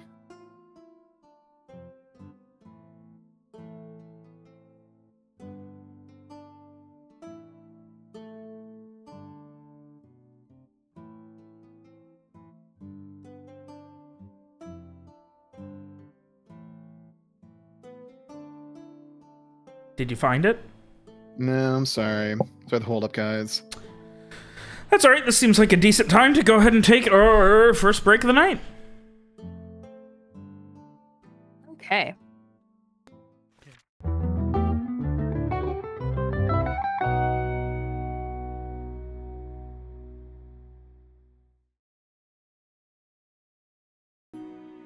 Alrighty. Hey, I didn't clap my hands. I'm so proud of myself. So, with that, Liam, you had a thing that you were asking. No, I just said I'm good. Okay. We took a break so you could say you're good. Lovely. Well, that's not going to come off confusing to Alex and Lee at all. Alex is going to look. Anyway. Oh. So. Hey, Alex, if you're listening to this on Saturday, the day before the game, just know I called it. Anyway. At 9:26 p.m. Pacific Standard Time.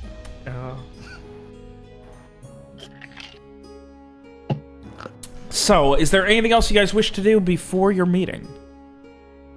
Just get everything together. Get going. All right. A quiet hour or two of relaxation, and eventually you make your way back down out of Haled Town and back to the beachhead a couple miles south, where they now have a bonfire set up. It's much more relaxed. There are a few people still working. It is, you know, it's not quite sundown, but the bonfire's already going, and it seems like most people have put in their 8 hours.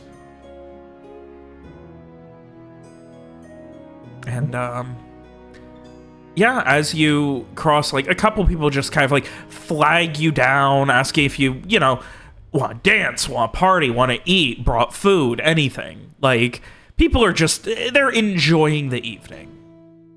It's not brisk, but it's at least relaxing. I'm sure we're cordial, but let him know that we're here to speak to the captain. I realize this is the reason things go slow. I have to describe everything, and you guys always say yes.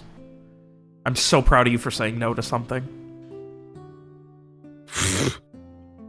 So, with that, you guys make your way to the tent where, sitting out front of it in a not quite comfortable looking chair, elbow leaning on one of the arms, chair in hand, Captain Drake.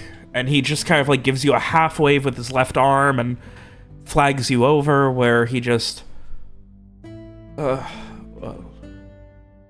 hope that things are going well. You're interested for real, I take it. I'd say so.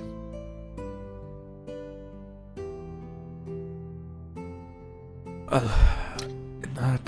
that case, he kind of just flicks his head to the left, and gentleman over there, sitting on a blanket over off to the side near the surf. That's your contact. And I do hope you're getting a finder's fee, Captain Drake. The more you pay, the more I get. And he kind of like leans in, finally taking his elbow off the chair. So I hope that you are going to make a very fine offer. It'll certainly be fine for someone. He raises an eyebrow at that. It's the bit of a smug smile on Lawrence when he says it.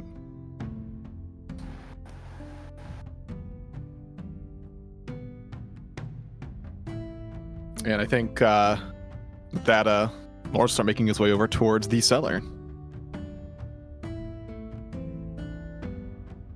As you do, you hear someone just screaming about, "Aye, Captain!" And then someone throws a handful of dice at him.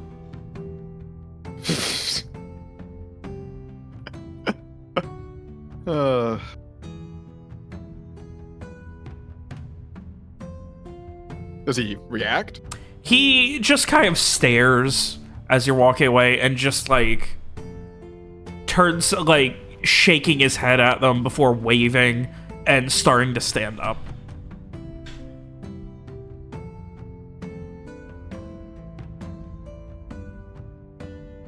I suppose we all head over to the cellar?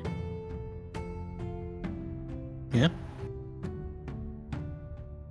You head over and you can see, not quite laying, but like leaning back, obviously relaxing, a older gentleman, maybe 60s, kind of shoulder length, gray-white hair, thick mustache, light beard otherwise.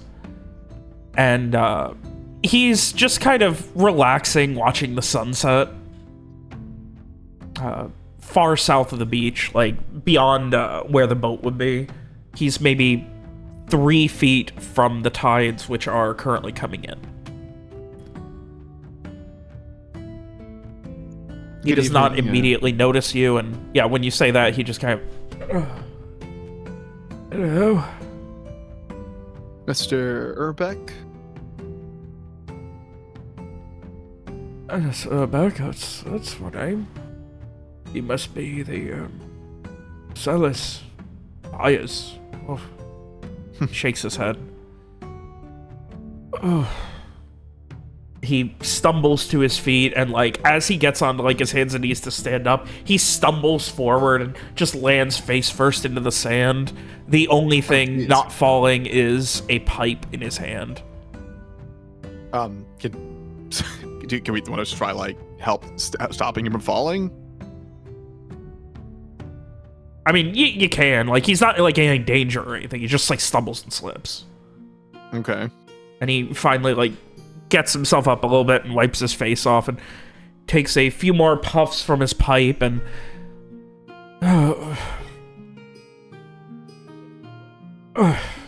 offers it to you. The pipe? Yeah. Lawrence will give it a whiff. What is it? Well, that's very strong pipe weed. Holy shit. Quick, you know. It immediately is obvious why he's so out of it.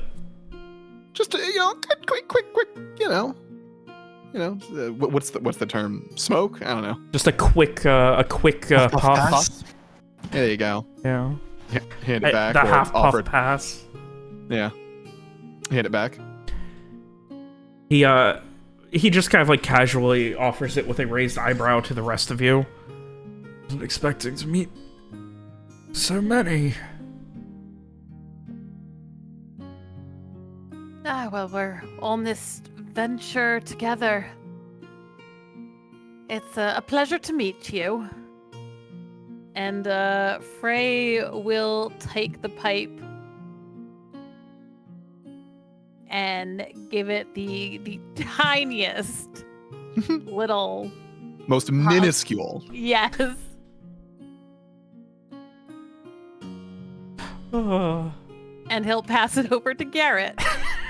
We actually brought a bit of a gift for you, Mr. Urbeck. Oh, is that so? This is an offer over asking price. He'll gesture to Frey. Yes, we have this lovely bottle of red straight from the Widow's Flame. And he will hold it out, still adorned with its nice cerulean ribbon. He looks at it, and you can't tell if the tears are from how deeply he's been inhaling and how fucking much, or if he's genuinely touched, but there's a moment where he just has to blink away as his eyes kind of water, and he just... such a cordial offer for a conversation. Never seen such... Trails off for a moment. Stares. Manners. Never seen such manners. Well, one can't get too far in this world without a little bit of consideration. Yes, ask half the people in Halen Town. I'm sure they'd disagree. And where do you think those people are going? He pauses, stares at you, blinks a few times, and looks genuinely confused at the question. Oh, it's not that important. Did Frey have anything to add there, or? Nope. I think that was basically it. Right. Shall we go take a look at the boat, or? Oh, you wanted to look. Oh, that makes sense.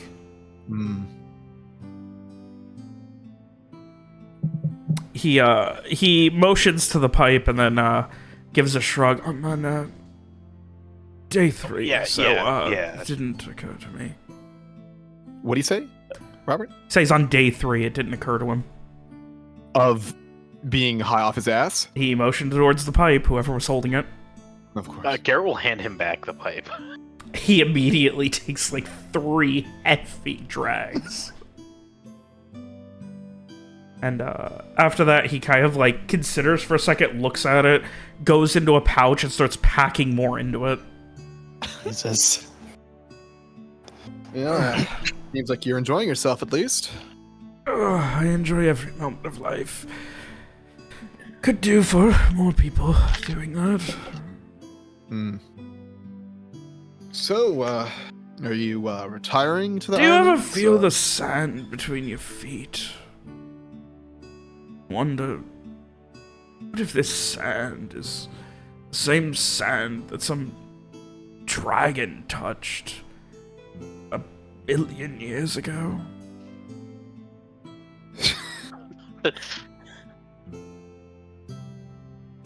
I can't say I often do, sir. I can't say I often do. Yeah, we established that dragons are real. I thought dragons were just folklore. I mean, we've seen a dragon skull. Oh yeah, we did see a dragon skull. That's right. Yeah. There's no like active ones that have been seen in a very long time, but yeah, like when it comes to true dragons, but yeah, they did exist. I mean, yeah, probably one was on the. I mean, we fought a ghost dragon in Overwatch Raccoon Soul, so he can just points at you and laughs a couple of times, then offers you the pipe again. Garrett just holds the pipe. He's just that guy who like keeps getting distracted from actually taking the hit, though he has no intention of actually taking it, but he's just holding it.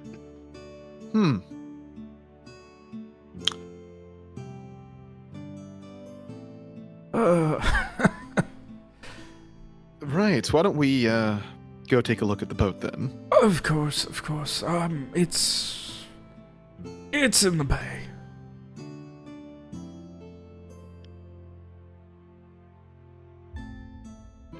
Define in the bay, like it's out at.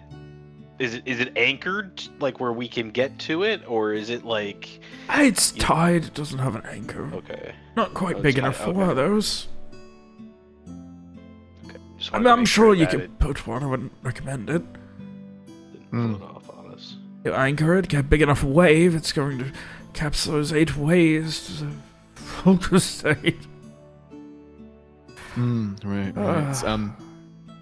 So what's has you getting rid of it? Is done with sailing, or? Oh, I won it in a card game or something. I won it in a bet. Tried it for a while, and paying a crew and knowing where to go, it's just too much work.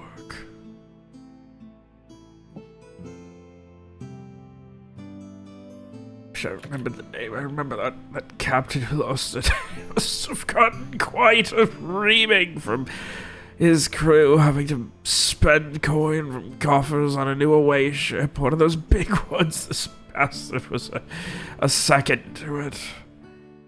Certainly. He just kind of trails off. Any idea what crew it was? Do you remember it all? He nods and gives you a smile. And then just keeps staring. Still smiling. Would you Samar, you do not need a roll to know he has no idea what question was just asked of him. So the captain, the crew that you got the ship from? He gives another nod. Let's go see the ship. Yes, of course. He dusts himself off a little bit more and takes another puff and stands there. All right, let's see that ship. Lawrence will gesture for him to. I would love to as well. Will you take us to the ship? Right. Please? That's a jolly good idea, isn't it? I don't know where the bay is. Why don't you show us? Of course. And he has a lot of trouble staying organized in where his feet go as he walks off of the beach and gets to harder ground further away from the beach. Garrett will whisper to Samar, does he know where the bay is? I'm not sure. Lawrence won't let us get too off track. And over the course of the next 45 minutes, you guys walk with him all the way back to Fort Halen, through Halen Town, to the bay. Where he starts to walk up the left side of the bay where it kind of starts to go out. You can see on the far end there is he kind of like points, and you see this double-sailed ship, maybe at a glance 50 feet, maybe?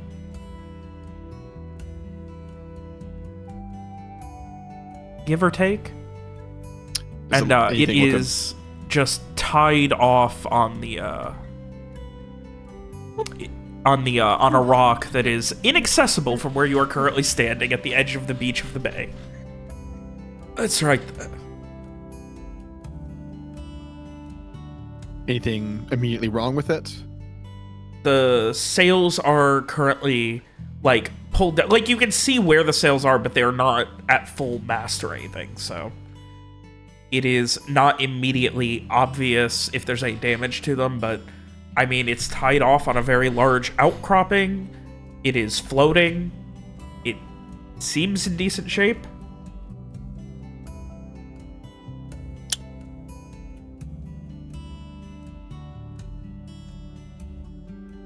You would get out to it by taking a small ship, right? Like a rowboat? Like a rowboat or something, yeah. Does he have one nearby or something? How did he... He is just pointing at the boat. Did you have a rowboat? Oh, yes, I had someone pick me up last time I was on it a couple days ago. But a young man who's doing a great job helping me keep her in ship shape. He begins packing more into the pipe. Would Lawrence know where he could get someone to borrow a rowboat from real quick? I mean, there are people who just pull them on shore all over the bay. Like, they just pull them near their camps and stuff. You could theoretically ask someone or try and navigate him to wherever his support would be. Would someone be willing to let us borrow one for a few coppers? Yeah, probably. Yeah, I'll throw 3. Does that sound fine? Yeah. Yeah. So Lawrence will, 1 minute please, go talk to a group near a campfire and come back with a rowboat. It's not like dumb to try to row out this late, right? No. I mean, the bay is fine. Like, just checking. How many people can fit in a rowboat? I would say reasonably 4 to 6, depending on how good your rowers are. You are going to be rowing against the waves. Well, we got Mira, I guess, to help with that. We can do 2 trips. make it easy. That He all right? he just kind of gives a nod of, oh, mm-hmm. Okay, Robert, we do that. We go to the ship. All right. Mira, I assume, is going to be rowing the first group. Yep. Let's see how she does. Mira, always the useful one. How kind Mira's also rowing the second group. I guess somebody has to take the boat back anyway. Yep. All of those arm exercises are paying off. You get out to where it is. Who's on the first group? Lawrence would like to be. Right. Lawrence. It's just Lawrence. Owner. It's just Lawrence and the owner. Yeah, and Mira. I'll go. There you go. All right. Frey will wait for the second group. So, you get aboard and it's like immediate reactions, Lawrence. It's not in bad shape.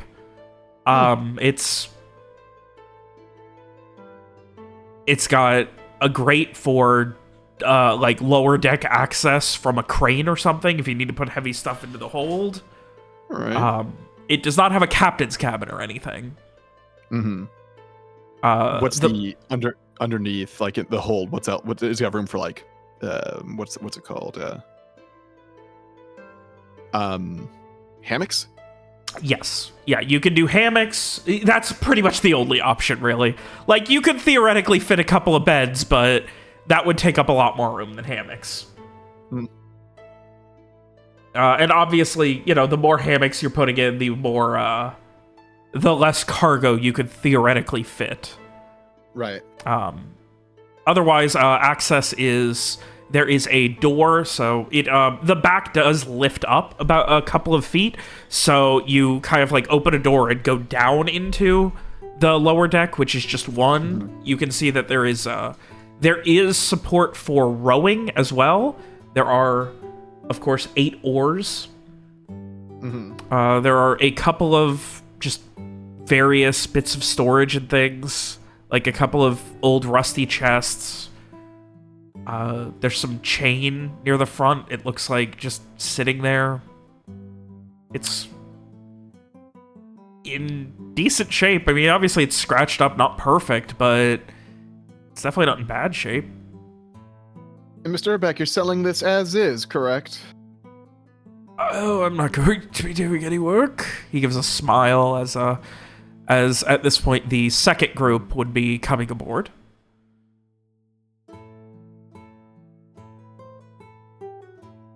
Yeah, Frey will like wander about the deck a little aimlessly. He doesn't know what he's looking at, but he is gonna see if there is space for his umbrella on deck. I mean, yeah, like theoretically there is. You would obviously need to install something to hold it, but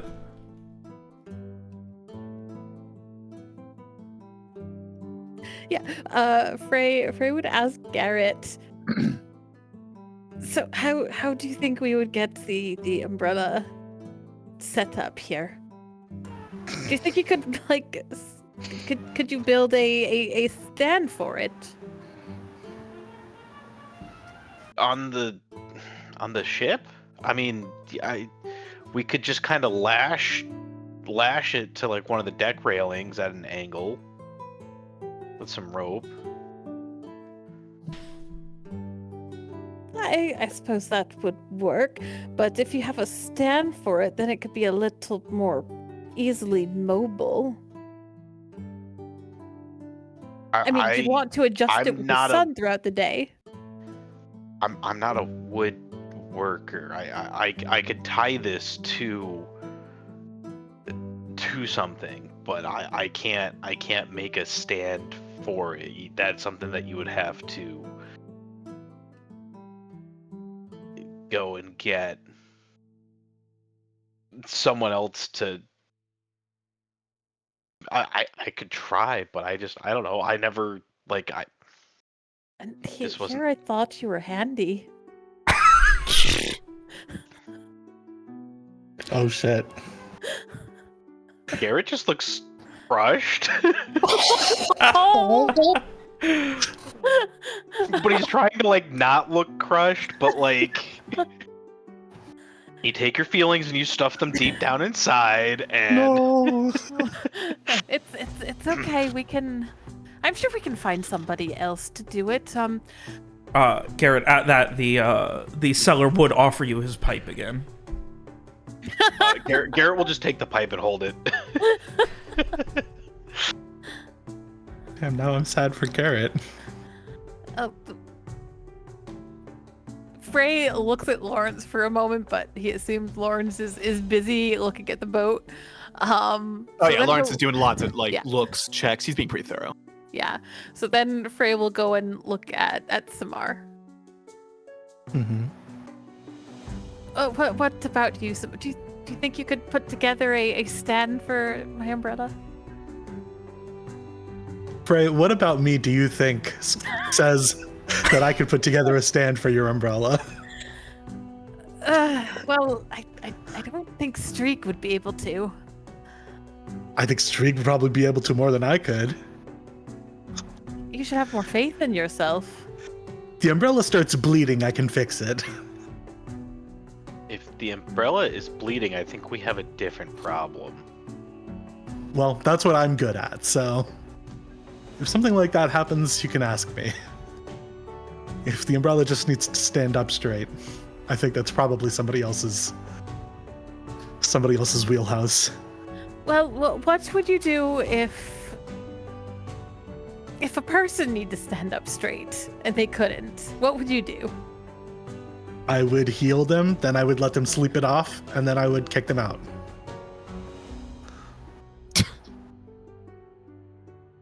He just looks a little disappointed, and he turns back to Garrett. I mean, Garrett, how difficult can it be? I mean, if you'd like to find out, we can certainly give it a try. But you're gonna need, you're gonna need a saw and some nails. And You made a bridge. By knocking trees over. Mira did most of that. So do that. You want me to knock a tree over onto the boat? Yeah, I'm gonna ask that we not do that. Lawrence is approaching. Also, Lawrence, I would like an int sale for your final diagnosis of the ship. My inspection, let's see. I'd also like to come up with an estimate for how much I think the ship is worth. Well, the first thing of note, very important. Mm-hmm.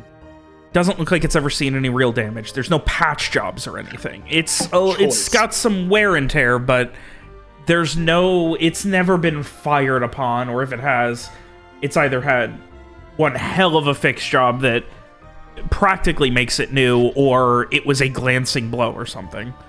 Practically new, excellent. Got some wear and tear. The sails look good. They will obviously need to be seen in action, but there's no obvious damage to them.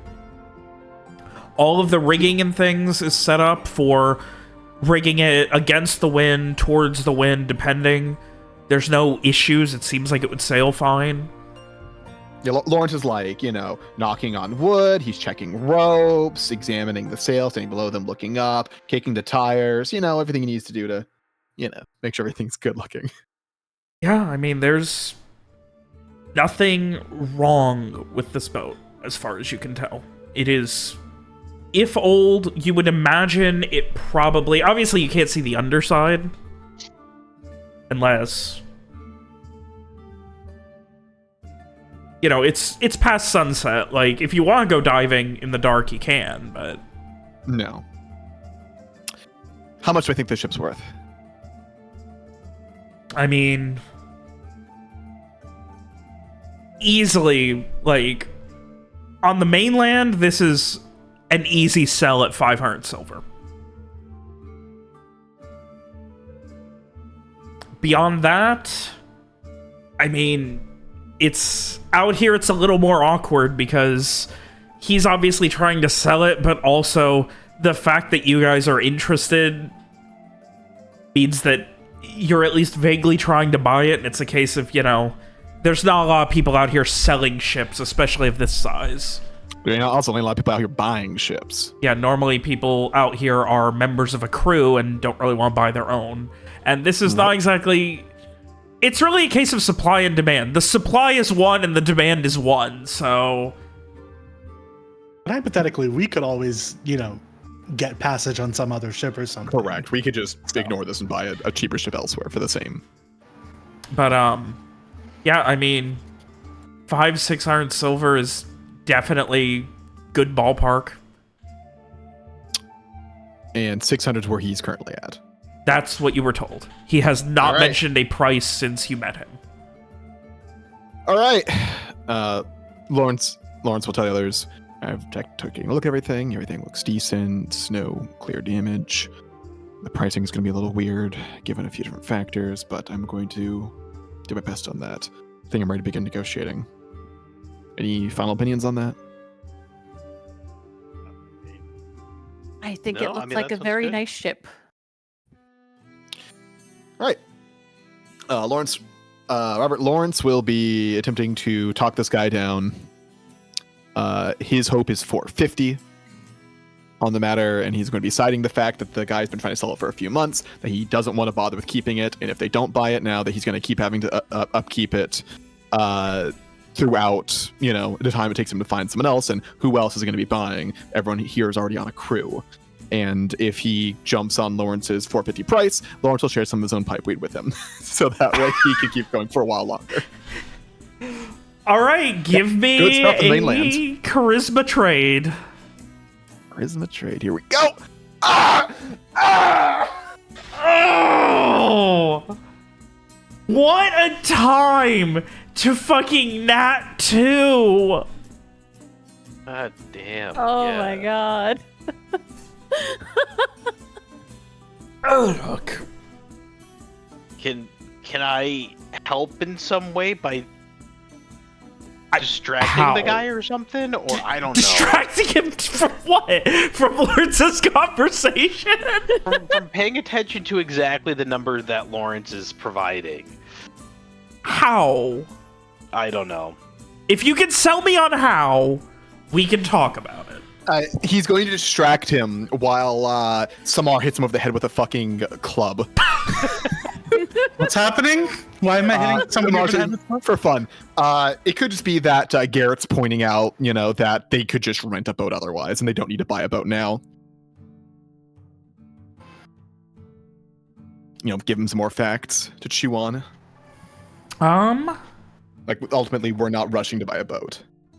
Ultimately, you're not rushing to buy a boat. That is technically true. Garrett, give me a charisma convince to see if you can get him a little bit distracted here. Did you try to make an offer? I'm gonna re-roll that. Yes, we did make an offer, and Lawrence rolled for it, or sorry, William rolled for it, and it was a 5. Can I try to read his reaction to see how he really feels about the offer? Because obviously he's going to try to pretend that it's like obviously a no-go. But can I try to like look past what he's putting on and see if he would actually be willing to settle for that, or like how far off we are? All right, give me a wisdom into it. Great.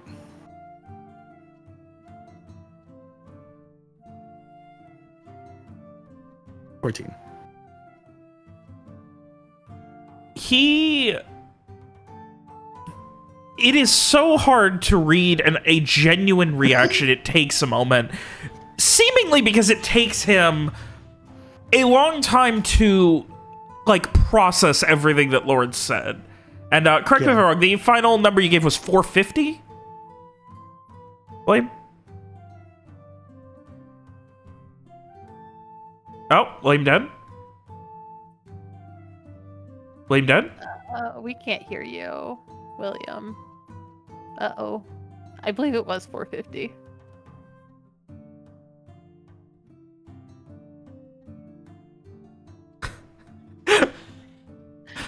Oh, William's straight up dying.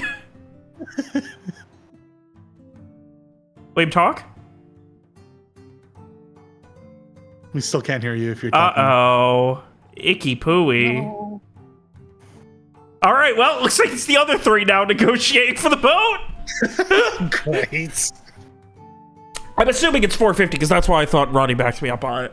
So, It takes him a moment, and his immediate reaction is kind of like disbelief.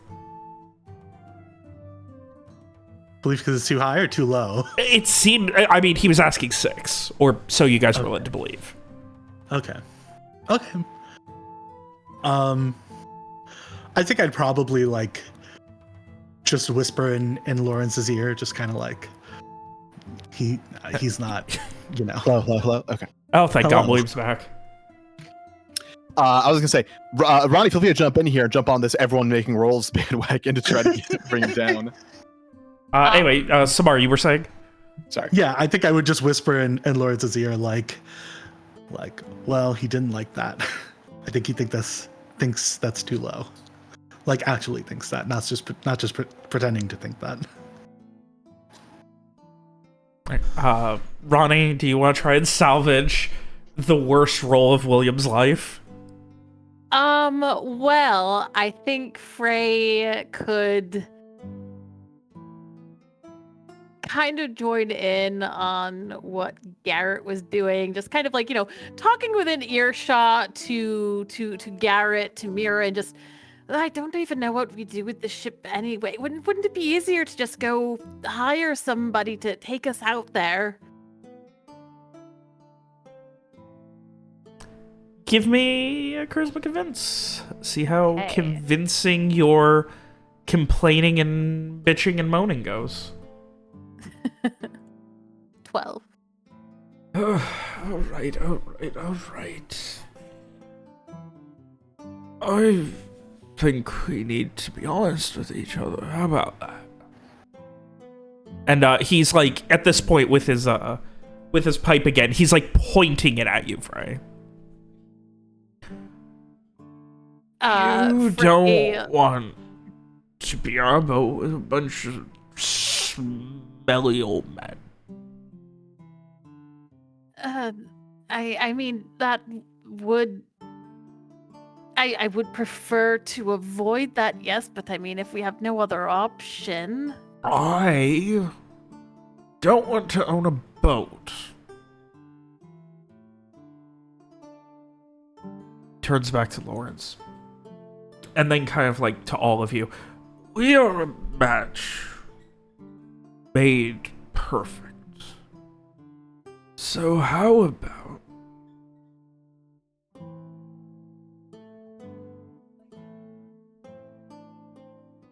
he considers for a moment, 2 moments. Yeah, about 2 total minutes. Not complete silence, but with him just kind of bumbling his thoughts before finally, what did you offer again? 450 was the offer.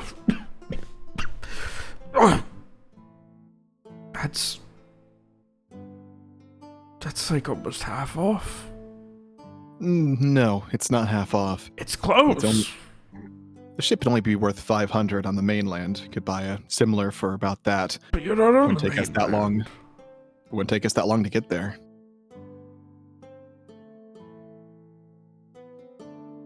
There we'd have a bill of sale. Almost 3. In fact, we have business delivering something back to the mainland, so we're going to be heading there sooner or later anyway.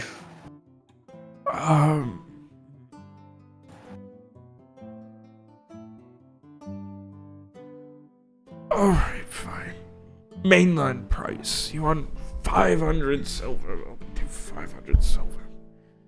But that'll do. Better be in. He kind of like stumbles over and goes into one of the crates and pulls out a very large burlap sack.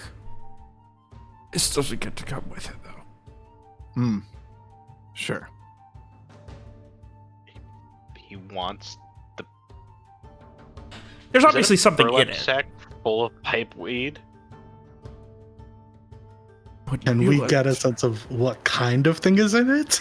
And what is that, sir? That's for my pipe. It's all right, sir. That's fine. Like, when I say burlap sack, I mean like a full-size, like, I'd say, like, one of those, like, 20-pound potato sacks. Yeah. And it looks mostly like full. A Santa bag? Yeah, like a little Santa bag, yeah. Does it look like it's full of, like, something that could be pipe weed? Yes, and it's like 80% full. Jesus. Where do you get pipe weed in bulk? From merchants? They me? Just... No, I've never seen. I guess it would make sense because if you go to buy it from a merchant, they have to buy it from someone, so they probably buy it in bulk. But I've never seen buy it from that me. large pipe. You bought it from you? They buy it from me. I buy it from other people.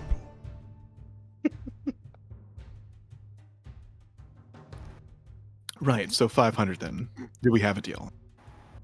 He gives a very cursory nod and like looks in the sack and kind of rifles around a bit and then goes to shake your hand. And as you go to, I assume shake his hand back. Yep. He grabs your right hand with his left, holding it open, and puts probably a few ounces of pipe weed in your hand and just pats it. I want you to have that. Thank you. You're a good man, Mr. Lawrence. He just pats your hand again. I want you to have that. Thank you. I'll use it well. Now then. As an aside, Robert wanted me to say I don't want this and then try to give it to someone else. Can I ask, is this man, like, okay? Like... I mean, he just seems like he's on day 3 of a fucking bender. Okay. I mean, like... Is this, like... Is it, like, an abdication of moral duty if we don't, like, stop him or something? Or does he seem like he's gonna be fine? Is this, like, a thing that he does? I mean... Does he seem like he's at the bottom of a pit of despair, or does he seem like... No, he doesn't seem like he's at the bottom of a pit of despair. He seems like a retiree trying to sell his sports car. Bro, okay. He literally has a burlap sack full of weed. He does this. I mean, Does that not seem like a cry for help to you? It's a cry for something. Imagine if you went to a secondhand car lot, and the guy went, hold on, before I give you the car... And then he opens the trunk and he pulls out a burlap sack of weed. Let me get out my fucking stash. Would you be like, oh, okay, cool, this guy's, you know, at the top of his game. Jesus, I don't want my car smelling like that. I don't want my problem. Yeah, my thought process would be, okay, we're going to finish this transaction as quickly as possible and leave him to that. That's his... Okay. You're very empathetic to care about and make sure that he's not in a horrible mental state, but remember, A, he's a pirate, and B, at least it's only weed. It's not like he's doing this with it's not like he's got a 10 or like a massive oil drum, 50-gallon oil drum full of like vodka that he's just doing straight shot. Right, he's not doing amphetamines. Yeah, I imagine Samara and Garrett having this conversation in the background while we're shaking. Yeah, absolutely. just quiet, trying to keep him from overhearing, because Samara's just like, I don't think he'd understand if he did hear us. Wild.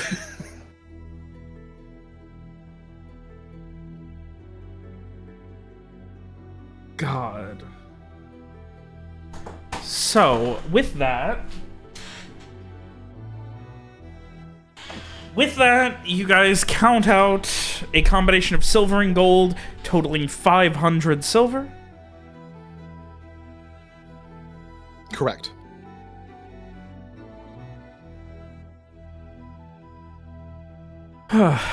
Until eventually you get, you know, all finished with your transaction, and yeah, the ship doesn't have an away rowboat. You would note at this point, seemingly. Yeah, it's on the shopping list. Okay. Otherwise, he at this point is while he's counting it, he is sitting on the deck, just smoking and counting it.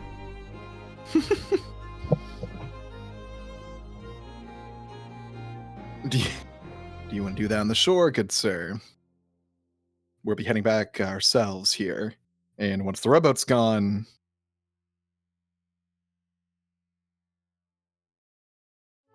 I'm not gonna say looks confused, but he's definitely a little he raises an eyebrow, just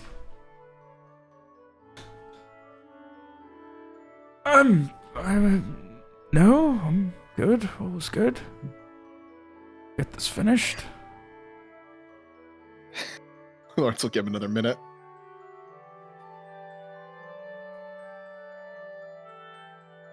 And over the course of the next, maybe 15 minutes, he eventually gets done counting. It is genuinely complete sundown now, and if you guys aren't lighting the lanterns, it is pitch black. Good thing our boat driver can see in the dark to row us back to shore. I mean, Frey will light his lantern. Otherwise, he eventually gets done counting it, seems happy, and is more than willing to have you guys row him back to shore. You have now bought a ship. It is the 14th of Folkestane, about 9 o'clock at night, and as you say goodbye to Urbeck, who you never got another name for,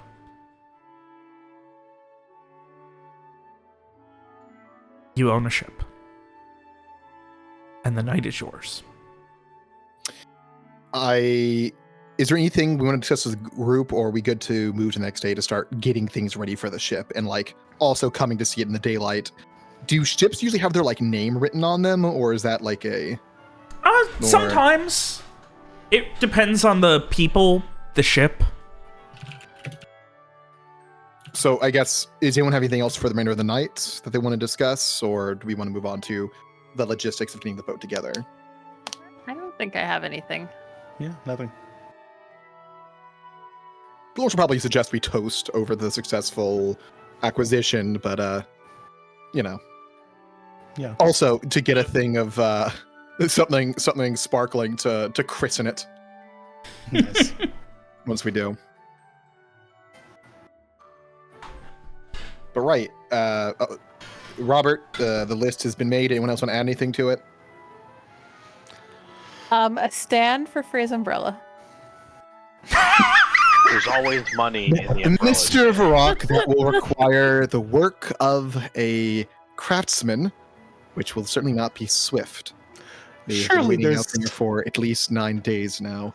I would highly recommend that we save that for another time. Maybe there's some makeshift thing we could... I was gonna say, can I give you guys a freebie? What's that, pal? You can always fill a sack with sand. And shove it in? Yeah. How big of a sack? That's a big fucking umbrella. I mean, you would need a big sack, but... Maybe about the size of a sack full of weed. Oh my god, we put it in a sack full of weed. Okay, we can say Garrett proposes that to cover his status as dad supreme. Yes, and Frey will accept that. Yes. Okay. Sandbag is now on the list as well. There you go, Robert. That's on our list of buys. And I guess in the daylight, do we see a name written on it? So you head to bed, and the next morning, as you all get on the ship, there's no name written on it. Okay. Even the sides of the hull you can see in the daylight. There is cosmetic damage on the hull. It looks like probably, you know, being tied off, scraping up against rocks, that sort of thing. But again, nothing structural that you believe you'd have to worry about. Gotcha. So, yeah. So, it looks like we will have to name our new ship. A ship that will see us to our destination. I was thinking maybe a combination of our company's names. Fortune's Accord and Beckett's Finds and Fineries. Maybe Fortune's Fineries? I was thinking of Fine Fortune, or maybe Found Fortune. Like Does that. have a ring to it.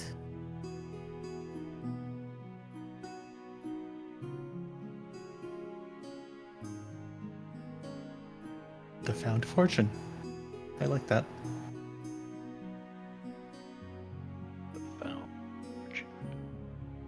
Do we need to like register this with like Alice here or anything, or is it just like I don't know enough about nautical law? I assume you probably know more, but Yes, they're like a pirate. No Yes. name on it, so it can't really be tracked in that way, unless there is an immediate ship that's been reported stolen that matches this identically.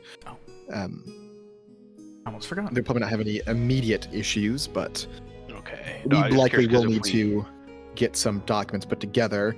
I know a few people who might be able to help us. Bob, is there any way we can do this at least somewhat legally? Maybe use a gray area on a ship purchase secondhand or something? For what? Getting it to get some paperwork saying that this belongs to us. Or is that not a thing? You could in this? Maybe go up to Ceres and have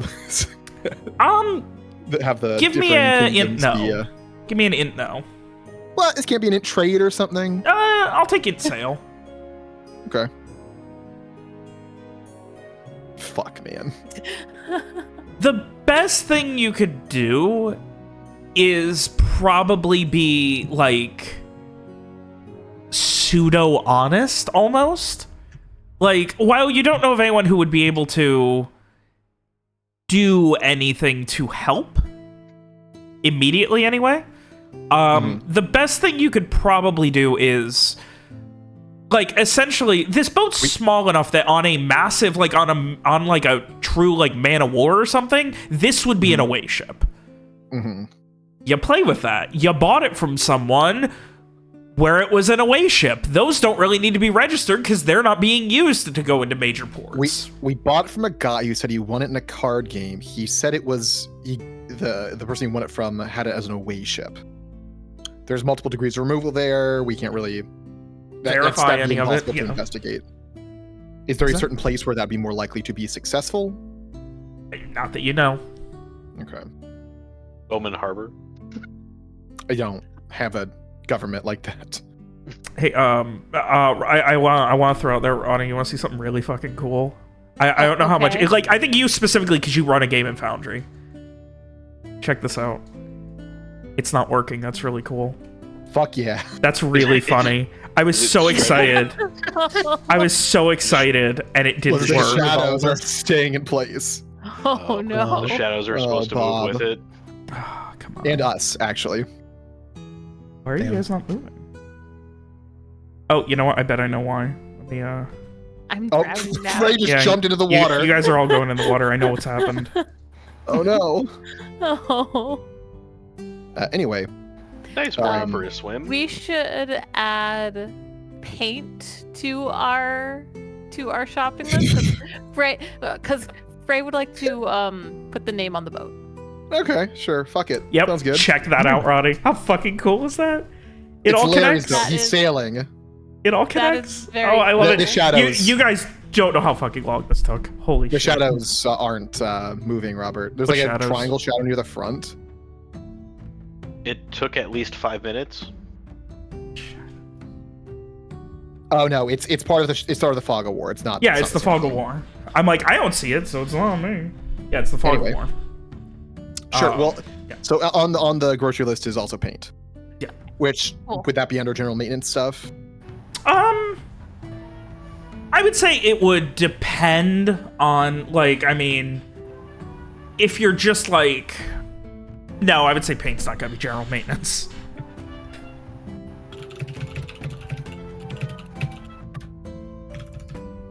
Understood. It's just on the list then. Oh, shit.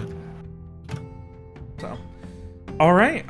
The next day, going back to your boat, where, and you can kind of see it a little bit. I need to, like, probably make it a little more obvious, but that is the door to the lower deck. Mm-hmm. I didn't map lower deck because it's just a hold.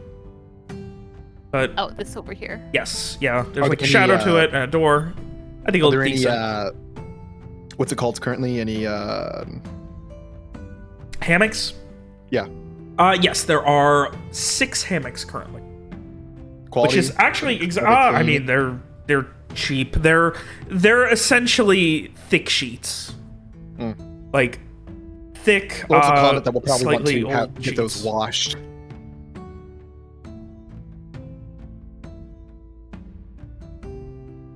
All right. So with that, we'll probably spend some time getting some accessories for the boat.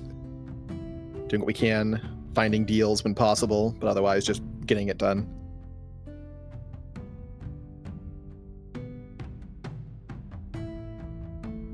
So 2 ballistas are going to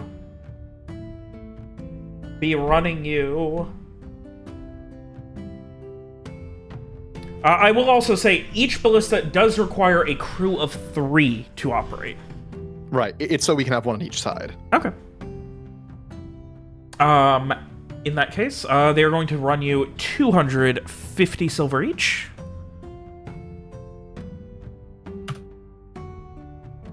A rowboat will be running you 30 silver.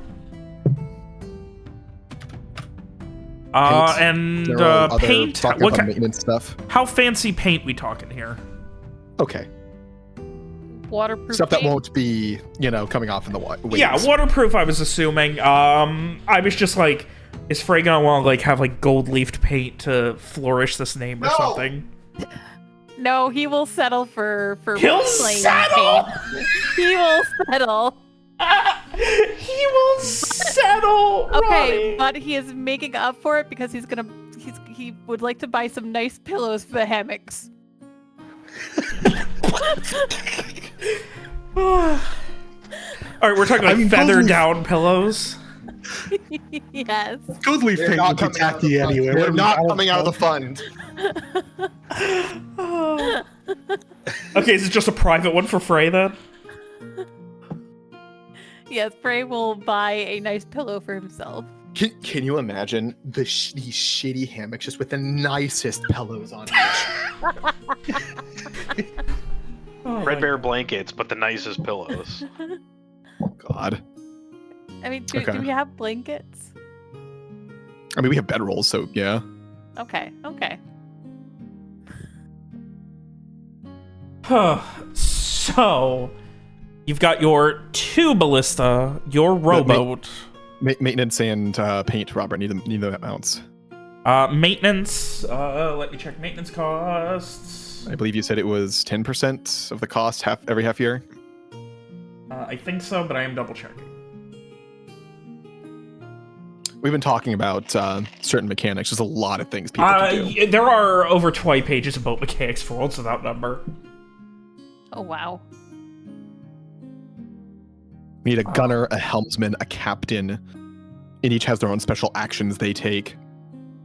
A boatswain. Yeah. What's a boatswain? Guy who directs the crew, generally. Like, captain gives the orders, helmsman calls to the people taking care of the sails while steering, Boatswain takes the captain's orders and divvies them out effectively. Okay.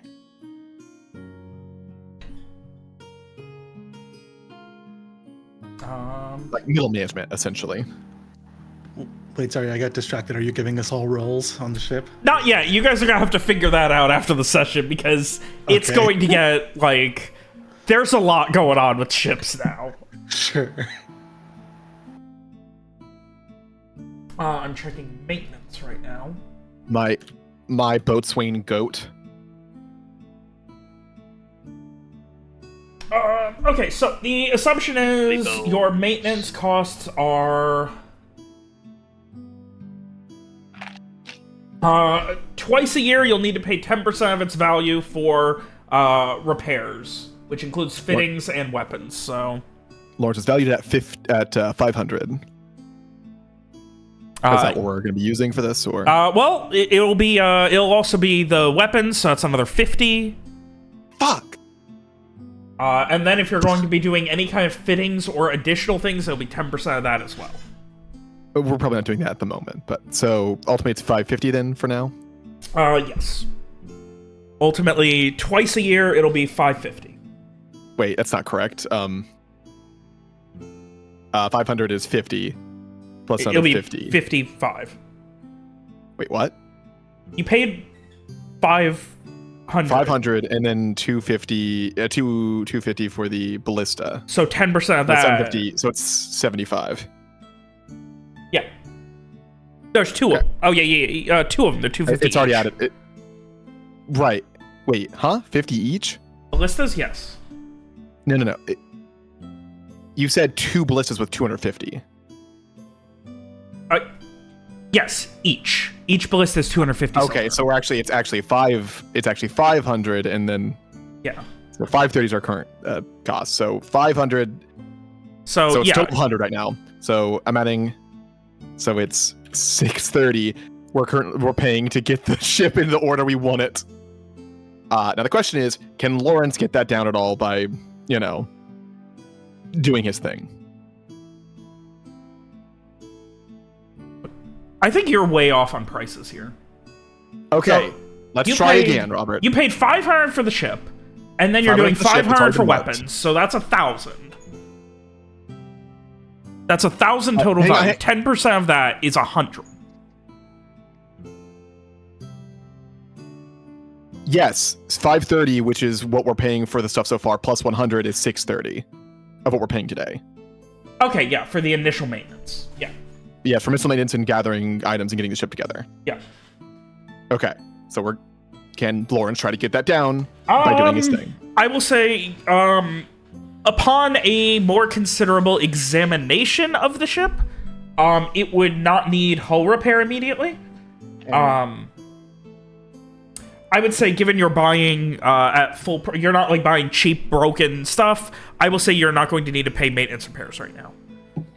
Okay. So 530 is our current number then. Yes. Okay. Not counting the ship, which you've already bought. Yeah. Right. It's So, already yeah, been taken 530. care of. Okay. I wish someone else was here to kind of correct me on parts of that, but What do you talk? What? like I wish someone else was here to back me up so that didn't take so long. No one else said anything. What do you mean backup? Is someone else going to agree that That my math was you're correct. the one who decides what we pay for things? Yeah, but like someone else could it's fine. It's fine. Ignore it. It's Anyway. fine. You guys are handling the numbers stuff just fine. I was also confused, so. So with that, the next thing I will ask you guys: is there any other work that you want to have done? That's probably going to be a more long-term thing, right? Like it's going to take at least a couple days to get work done, if not longer. It will. Yeah. Right. We're already on a time frame, so. Okay.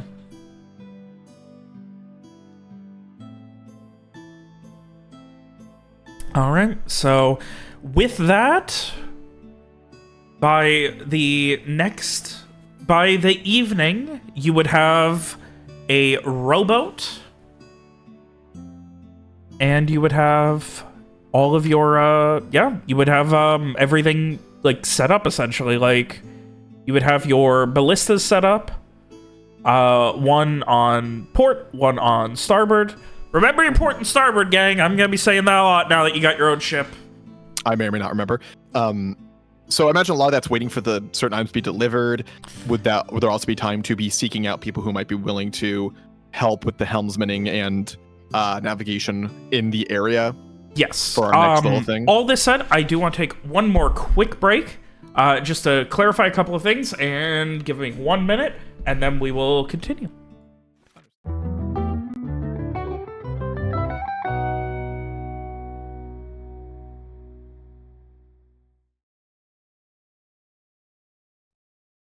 Righto. Out of curiosity, does anyone have any lead skill?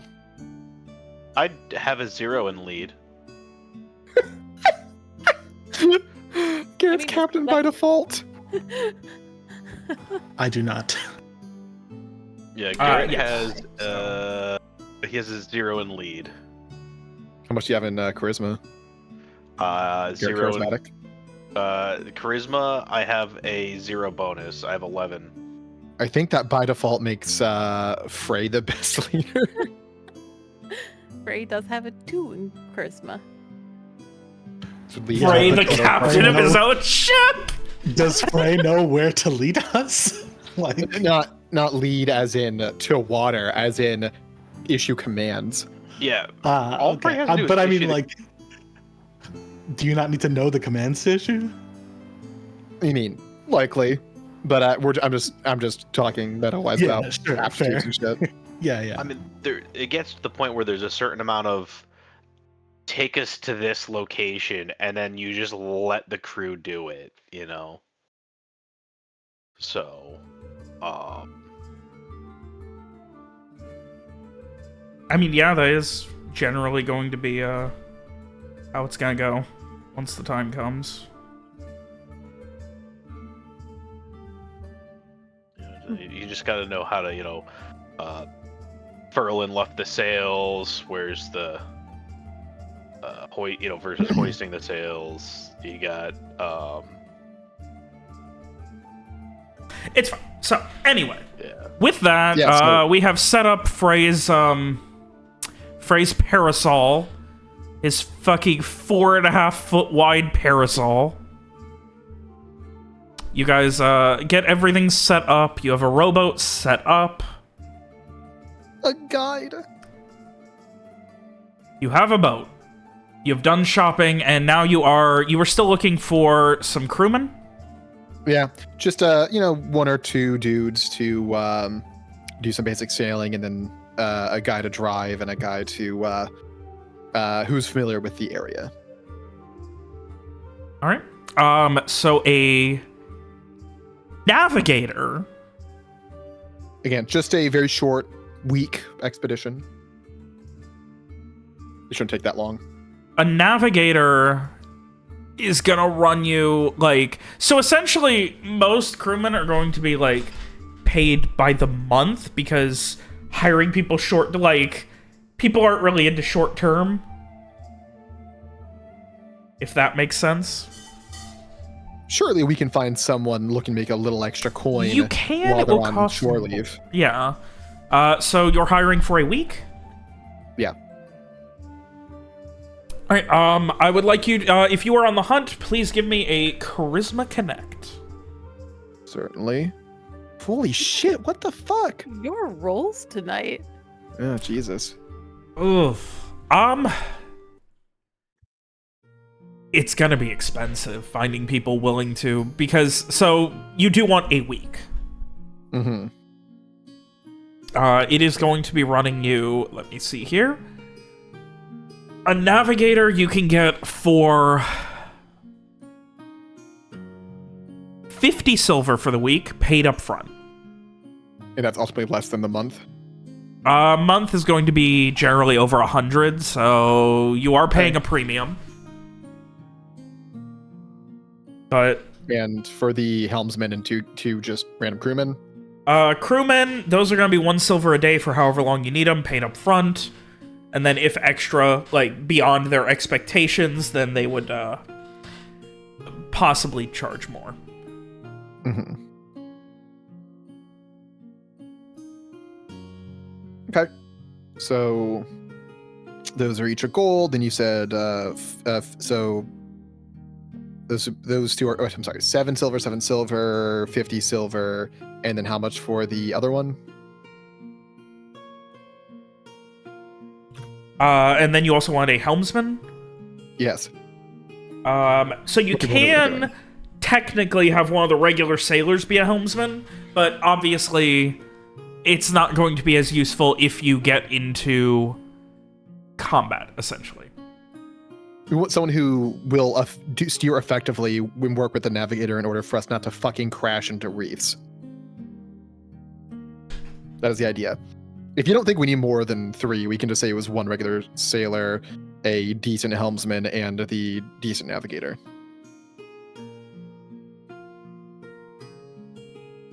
So regular ones can sail a ship. Listen, if you're saying we don't need a special helmsman, then that's fine. Yes, you do not need a special helmsman. As long as it's someone, yeah, like, I was double checking, and the rules in Worlds Without Number as well, regular crewmen can sail a ship. Okay, so 64 silver is our cost.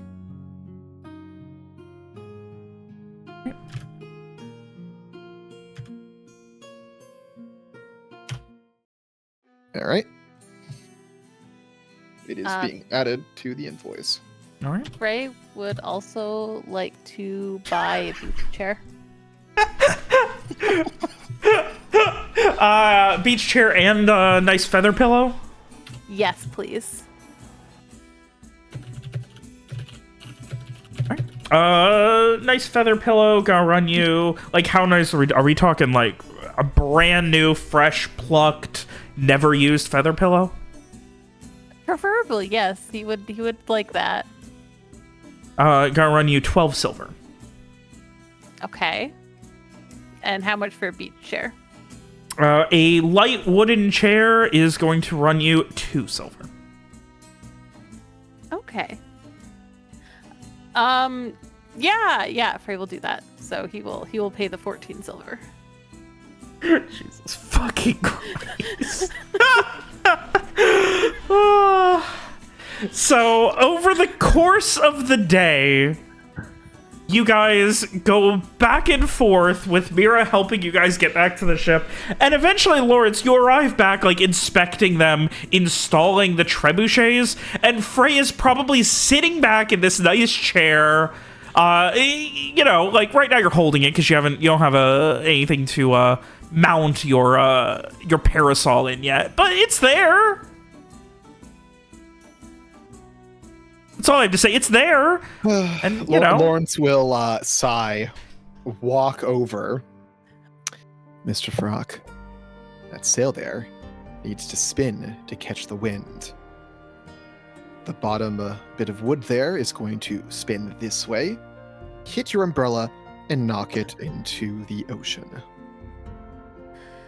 What if we could lower the umbrella?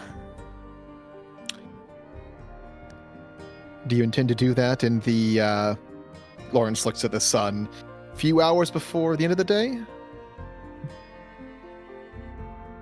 I'm sure. Probably not. All right, where else can I set up then? Just point me to where and I'll go. Lawrence pinches the bridge of his nose. I do want to point out this spot, which Robert, you said is probably going to be fine for that.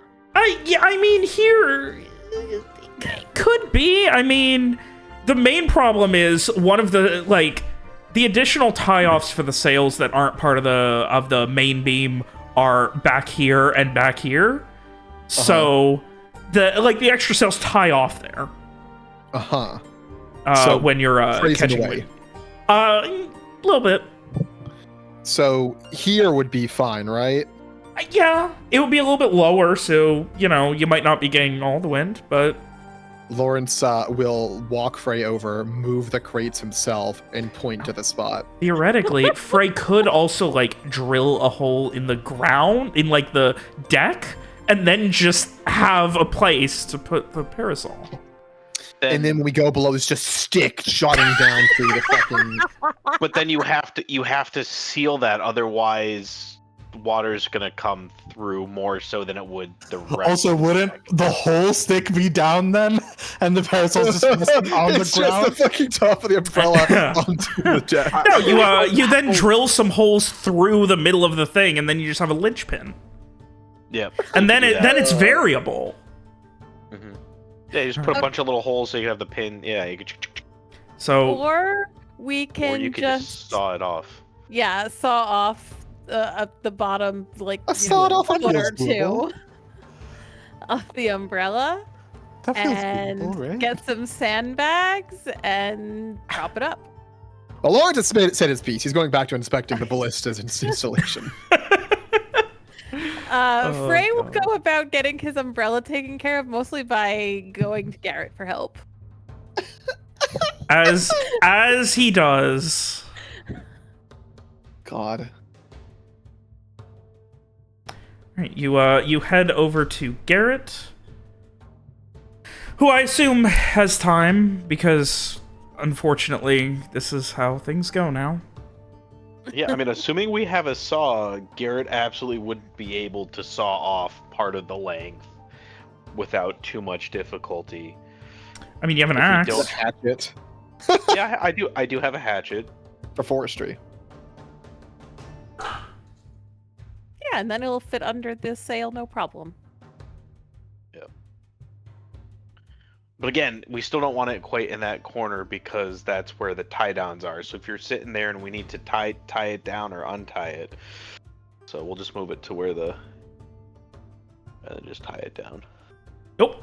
Oh my god. I rotated the boat. Sorry. That was horrifying. All right. Now I need to increase the height of the sails. Give me 1 second. We're caught in a whirlpool. All right. So with that, you guys continue your work, as it were.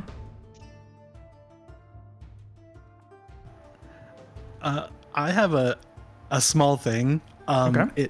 I feel like this probably doesn't exist here, but now that we own a boat, I feel like Smar would probably want to learn how to sail a boat a little bit. Is there like a practical guide to like sailing a small boat, like book or something they could buy? Or how to sail for dummies manual? God. In a pirate town, they have a book, How to Sail for Dummies. I mean, it seems unlikely, but you know. You could ask a sailor friend. Yeah, I mean, like, obviously we have people on the boat who will, I think they're gonna be like watching and taking notes or whatever, at least mentally. Mm-hmm. But it would be nice to have something they could refer back to if they. In an event of emergency, pull out my How to Sail for Dummies. Yeah, unfortunately, learning from people is one thing. You're not going to find a book out here on how to sail. Not like a small manual or like, Maybe hang on. Maybe you can go ask. Maybe go ask Arbeck. Maybe he still has the user manual. I was gonna say check the glove box. Evernotes aren't digital. You got to use a screen. You gotta see if it's on there. I had to. Slight side note, I had to explain to one of my friends semi-recently that it's the glove compartment or glove box, not the glove department. Wow. Wow, I mean, that's unless insane. They're talking about a department store where you buy like gloves. Sears. Right. A Sears in Canada. Anyway. Okay, wait. I was talking to you yesterday. Said Capricious has Capricous. All right, for the sake of my sanity, let's get back to it. What? Okay, what? Okay. Are there any like journals of people who learned how to sail a boat? Where are you looking for this? I don't know. Whatever the like. I feel like that's library or whatever. I feel like that's something that you would find in Alice here that they sell to like rich nerds, for lack of a better word. There's no overt bookstore in Halen Town around Fort Halen. I'll give you that. I mean, like, I'm assuming there's like a thrift shop or something, maybe? No? I mean, yes, you guys have been to the thrift store, apparently. Right. I don't remember it, but like... if there's like some journals or whatever? Yeah, you go on the hunt for journals. Give me a int notice to dig through and check the various things. Ah! Oh, wait, that was wisdom. Okay, okay, don't roll then. Wait. You rolled wisdom twice. That's really fine. Stop rolling.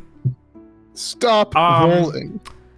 Given how I have already explained that Copperwares is a very perilous place, I'm going to need a dexterity notice. Okay. I realized it was because I was holding control to push to talk, so I turned off push to talk. Huh. Okay. It's pretty big. Okay. You look around, and mostly you are restacking, and there aren't a lot of books. There were a couple of old journals where it looks like a lot of like the parchment has kind of faded. It looks like essentially they're labeled at like a no more than like a silver or two, and most of the ink on them has kind of like ran and worn out a little bit. Okay. Does it look like there's anything salvageable? Yeah, like it looks the most interesting one that's kind of readable is a ship schedule. It looks like a old merchant ship schedule. Okay. It's not nothing. I'll take it.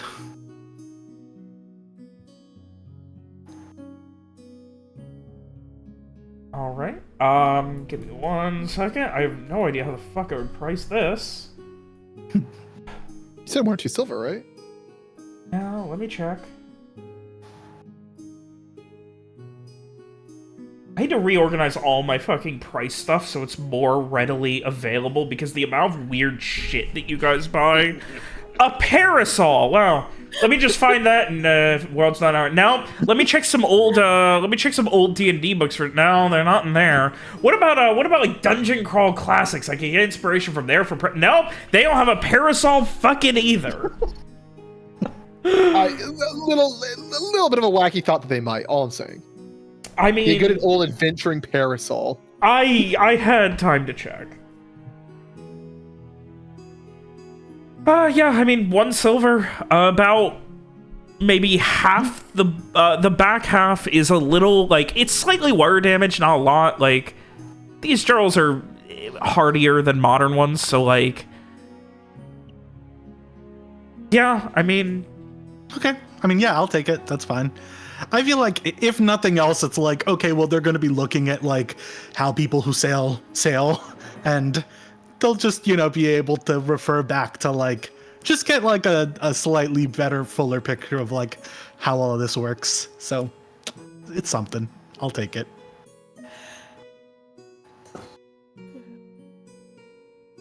Okay, that's it. That's all I had. There you go. Yeah, I mean, at a glance, you can't make out a lot, but, like, you can see, like, it lists out, like, dates and rough times that they left a port, what they were carrying. Like, the schedules are very much for tax purposes and stuff like that. It's the kind of thing that a lot of smuggling has to deal with. Okay, being able to account for. Yeah. I feel like this is like, I'm trying to be like Jane Goodall with the apes, but like for sailors. Like, wow. Just like studying how to pretend to be, one of the guys. By reading an old merchant ship schedule that's slightly smudged and mostly ruined. Of course. Yeah, I don't know what is it like from IT Crowd or whatever, where it's like all you have to know about soccer is you just have to be like, that's the thing about Arsenal, they always walk it into the goal. Yeah. I don't think you're gonna have that level of luck here. Great. Oh. Anyway, so with that, it's the 15th of Halloween. It's it's Solzendane. It's everyone's relaxed. They're taking not quite the day off, but a lot of people are. You're able to find people to hire temporarily, getting you some crew. specifically a navigator and a couple of sailors. Mm-hmm. People who will keep an eye on the ship while we are on islands looking around, you know. Of course. I imagine this is all basically one day, us getting the hires, getting the fittings for the ship and everything. I imagine at the end we share toast to the found fortune. Toast to the found fortune. Come sunset.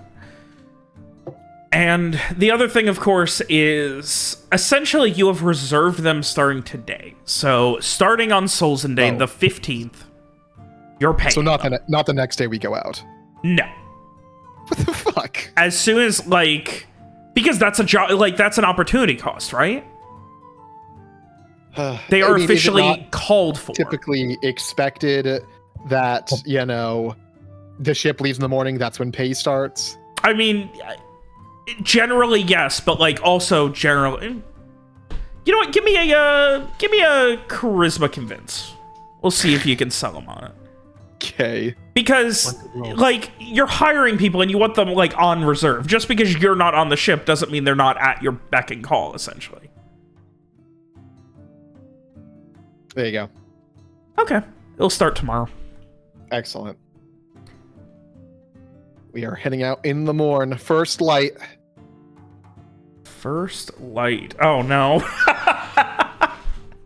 Oh, no. This time listen, we finally got our own ship. We can make our own schedule. Florence. First light, we're heading out, fuckers. Let's do it. So, first you get the command, you get the information over to everyone. Is there anything else you guys are doing at Fort Halid or Halid Town? No, I don't think so. Nope. I think Frey just would have spent some of the time that day after they got the paint putting the name of the ship on the side.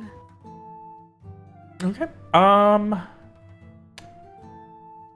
Give me a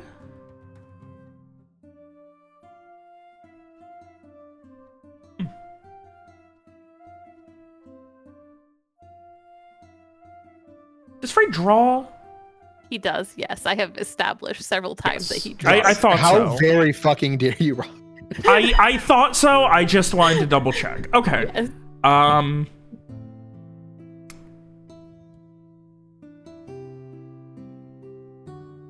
will say if you're spending enough time on it, I'm not going to require a roll, but the other option, of course, would be to hire someone professionally to do it. No, he's gonna do it. Okay. It's personal that way. Okay. Yeah. Writing it in, like, cursive.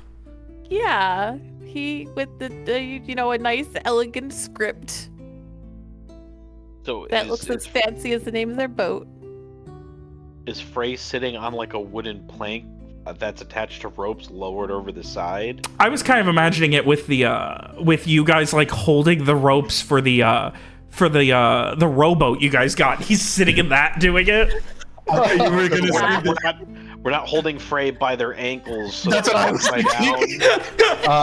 Yeah, Mira has him. Mira's holding him by herself. I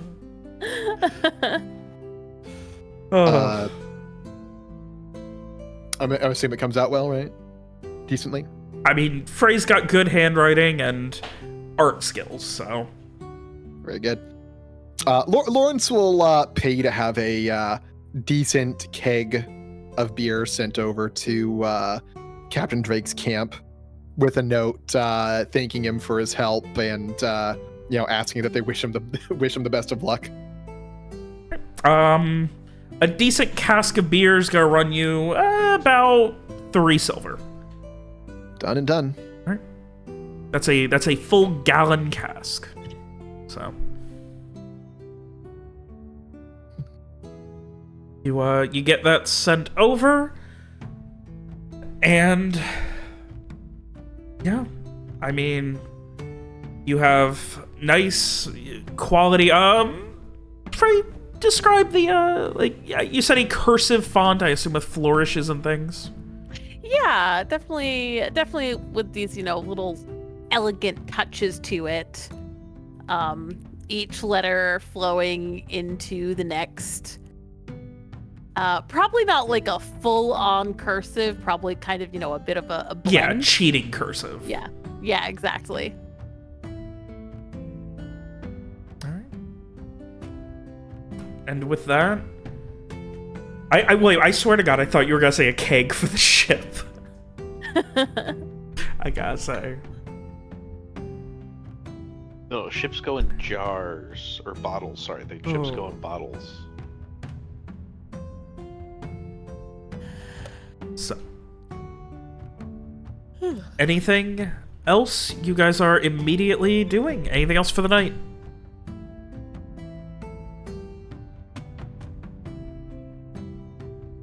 I don't think so. I assume we'll spend our last night at Aggie's.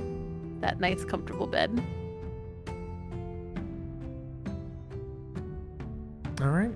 One more lovely night at Aggie's.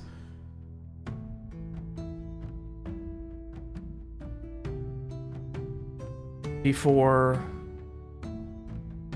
you make your way first light, as Mira begins to get you guys group by group via rowboat onto, what the hell's the boat called again? The Found Fortune. The Found Fortune. My mind keeps thinking Fortune's Find. The Found Fortune. I'm gonna remember that. Okay.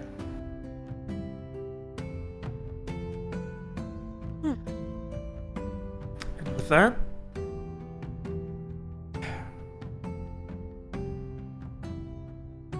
your extra crewmen have arrived.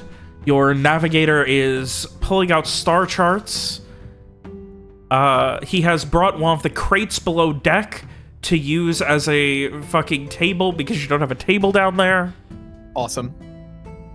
And is pulling out some star charts and various notes and things, including some very rough drawn maps, and preparing to, expected tides, any sort of reports about storms, things like that.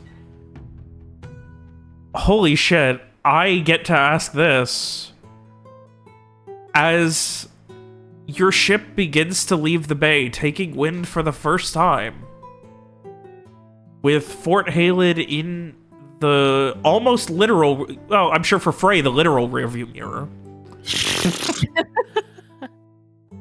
Where are you guys going?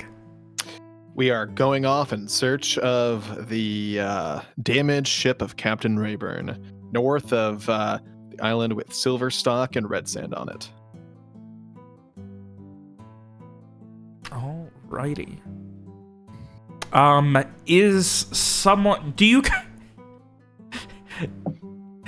Does anyone have a spyglass or anything? No. Alright, so you guys do not have a lookout. That's something to note. How much would one be? Like, there's a lot of things that Lawrence would probably think of grabbing that I, William, wouldn't, That does seem fair. That the experienced sailor would have ideas of what we need that we as non-experienced sailors may not. Robert? I am checking. Spyglass. Cheap one's going to run you about 300 silver. Oh my god. They're incredibly expensive. And that is going to be one that's kind of smudged and probably has cracks within the glass. Can we up that to 400 and get a slightly better one? If you want a nicer one, those are going to be going from probably 800 to 1,000 silver. Okay, we'll go for the shitty one then. They are if you've ever looked at how spyglasses are made, Yeah, I get it. Do we need one? It's pretty important, dude. Yeah. Or looking for someone, on one of these fucking desert islands. We need more than half of the cost of the ship. Yeah, the ship was cheap, all things considered. Ships aren't very expensive because they have a lot of upkeep. Well, at least this is like a away ship for a bigger ship that you guys have. Right. I mean, Lawrence could always trust in Frey's find object abilities. Just cast that a few times a day. Find ship. God. She points to the one right under her feet. was that find shit? What? God. Yeah, we'll do it. We're hemorrhaging money, folks, but it's for a good cause. Well, hopefully we should start getting money in rather than just burning all of our money, because this should hopefully be our last large purchase. God, also, I hope that Rayburn has some fucking shit we can steal. Yeah. Also, now that we have a ship, we can start being paid to ferry people places. We can start doing pirate stuff. You're right. Yeah. I really want you guys to fucking attack a fucking merchant vessel that has like 2 cannons on it. Oh, they don't even need to broadside you. They just use the fucking like swivel gun and just take out your sails, and then just drive away with their fucking sunglasses on. Take us out with the puckle gun. So yeah, going for a cheap busted one. Yeah, sadly. All right. In that case, yeah, I will say, give me charisma trade. See how cheap you can get it. All right. Where the fuck is my... Boom. 280 silver. And I'm going to say that any notice checks with this one are going to be at a -1. Okay. It's not too bad. I'll play lookout if no one else wants to. I'm fine with that. No, this ship is not big enough to have a crow's nest. This is just like... Off the side. Yeah, off the side. I mean, technically I can just climb up the mast like a monkey. But no, I'd probably... You technically can, but... Then on top of the parasol. Oh god. Climb up there and then just drop the fucking spyglass in the water and lose it forever. God. I mean, we'd send Mira in after it, obviously, I assume. I mean, if you're in open sea, I don't think she'd be able to find it. She's just walking along the bottom looking for it for weeks. I'm just imagining Mira, she just jumps in after it and just goes straight down. She's squared up with like a tuna down there or something. We've had fun here tonight.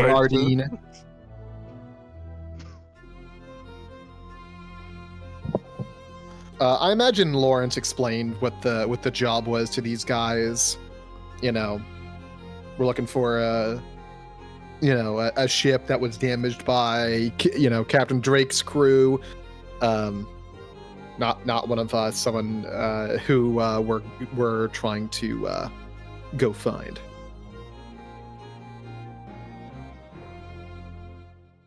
And the navigator would be able to confirm that about a day of consistent travel. So essentially, like right now, you would have the 2 sailors who would alternate as helmsmen on essentially 12-hour shifts.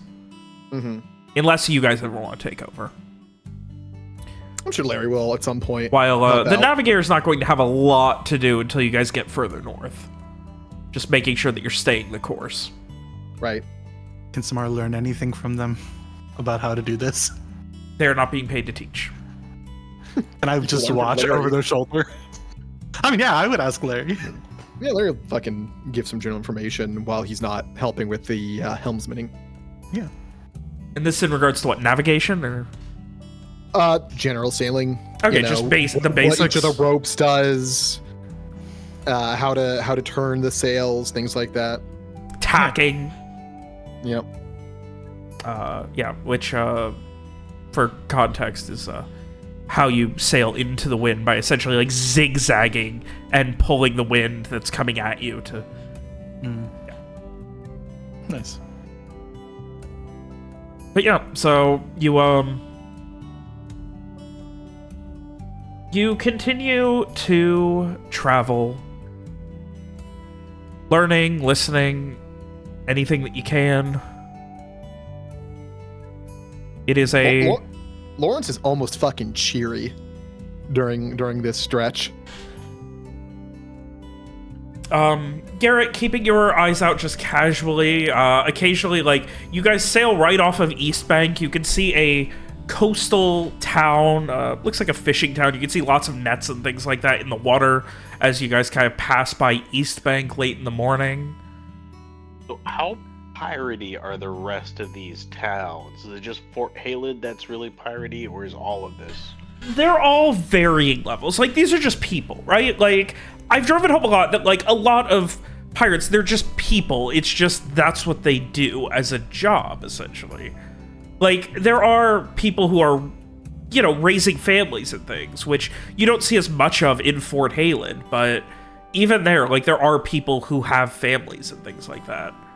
But for the most part, Fort Halid is very much the central location where a lot of these things coalesce, while there are still all of these, like, small towns that, like, East Bank doesn't look like much more than a fishing village, and if you were to ask the sailors who you've hired on, they would pretty much confirm that, like, yeah, occasionally there are people who, like, people are from East Bank. Like, you know, they know somebody from East Bank. It's just another town. Like, it's just another town. There are occasionally, like, you probably wouldn't be able to see it from, but, like, they would also emphasize that, like, there are, especially, like, further north, there are going to be a couple of, like, larger farmsteads where they grow things, especially things that don't grow as well on the mainland because it gets cold, with one noting that apparently they have started attempting sugar production. Which could become a big deal at some point. But otherwise, you guys continue to sail north. Further and further north. By nighttime, the shift changes over. The day helmsman heads below deck to get some shut-eye, and the night helmsman, who has been up for a couple of hours, comes up and begins eating and takes the helm. It is still relaxed. It is still, I mean, it's comfortable. Frey is sitting in his nice little beach chair under his parasol with his fucking glasses on. All he needs is, like, one of those giant straw hats now and, like, oversized sunglasses. Oh. Yeah, he's just enjoying the weather. Lawrence lets Frey borrow his glasses and hat. Aesthetic. Do any of the sailors have any immediately known opinions on fucking Frey being there? They're hired hands. They are not going to speak ill of the people paying them. Fair enough. Like, you're paying, and in fact paying the navigator very well. But again, like, they're hired. Like, this isn't, you would know this, Lawrence, this isn't unknown. Like, sometimes people hire, like, because they don't want to do something. So, is Frey probably a little bit on the lazier end than most? Yeah, but, like, anyone's been on a merchant vessel has seen, you know, a rich asshole sitting on the deck sipping wine. Awesome. Well, more realistically, like, laying in bed sipping wine or something in private quarters. But listen, it's budget. This is the equivalent of, you know, you don't have a limo, but at least you get to sit in the back of a pickup truck. Frey's fucking inventing redneck chic right now. And all we gotta do is get Frey a swamp cooler. Eventually, night falls. It's quiet. You all are able to get below deck and sleep. Hell, I mean, Frey, it's comfortable enough. If you're able to sleep in a chair, you can probably sleep in a chair. You know what? Deck. He might doze in the chair, especially since he brings his nice feather pillow up with him. God. And eventually, night turns to day, and it is shortly after sunrise that you finally lose sight of the land on both the east and the west. And finally the navigator looks for any sort of confirmation about where you might be or any more information you have on what you're specifically looking for. So the ship we were seeking came in from the east. And Lawrence will probably say some stuff, based on glean information from Captain Drake. I'm assuming Drake stopped the chase there and then went down this way, or did stop the chase in here and then go down this way? He didn't specify, so... I'm going to assume prior, because going into here would risk the reefs. Yeah. So probably around here would be a good place to start. Trying to find any island that a very damaged ship could limp to from that direction.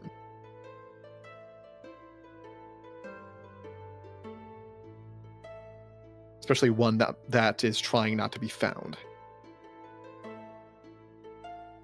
Does that help, Robert? Or it does. Yeah.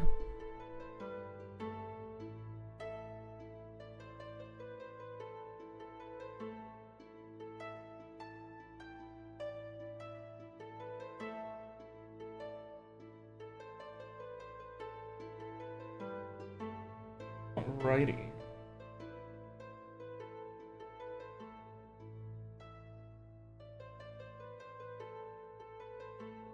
In this case, as you are getting into the area, Garrett, I would like an int notice as you begin to scan anything and everything around the horizons for any sort of ships, any sort of anything.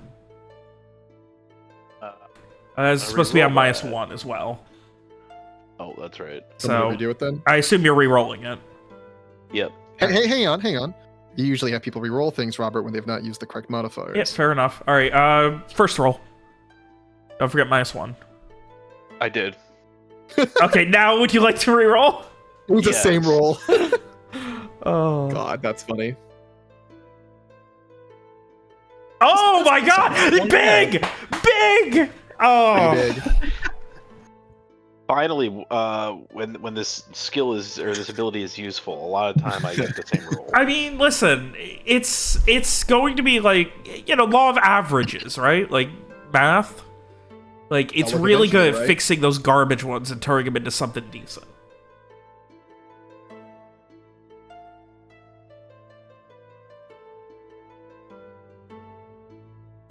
You continue north, and as you are kind of scanning, I imagine there's lots of, searching around the boat. Like, Garrett, you're doing laps, checking each cardinal direction, things like that, scanning the horizon. Staying on one horizon's not a lot, and it is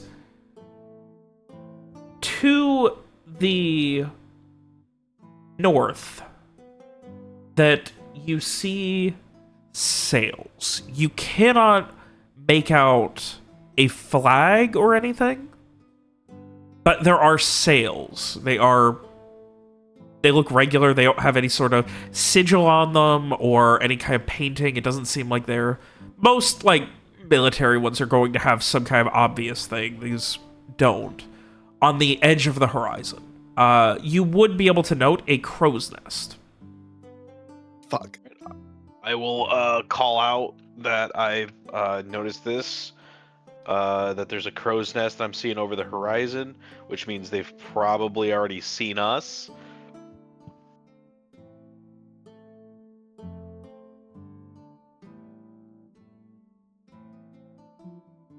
Yeah, that will get Frey out of his chair.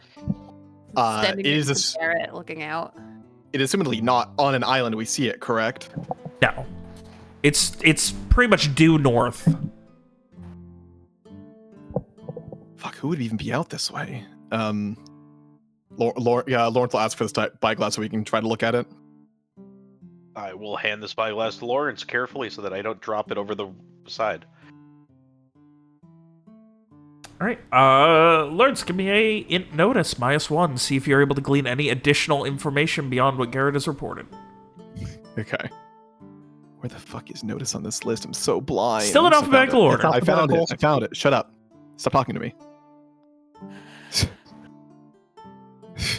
That's a con notice. What? I swear to God. Int. -1.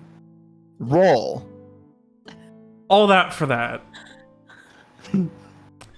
And you don't see anything else, but as you watch for a moment, it is getting bigger. It's coming pretty much due south towards you. Lawrence will advise that we move the ship in a westward direction and hope they're not fucking coming for us, that they're just trying to sail to the south. All right.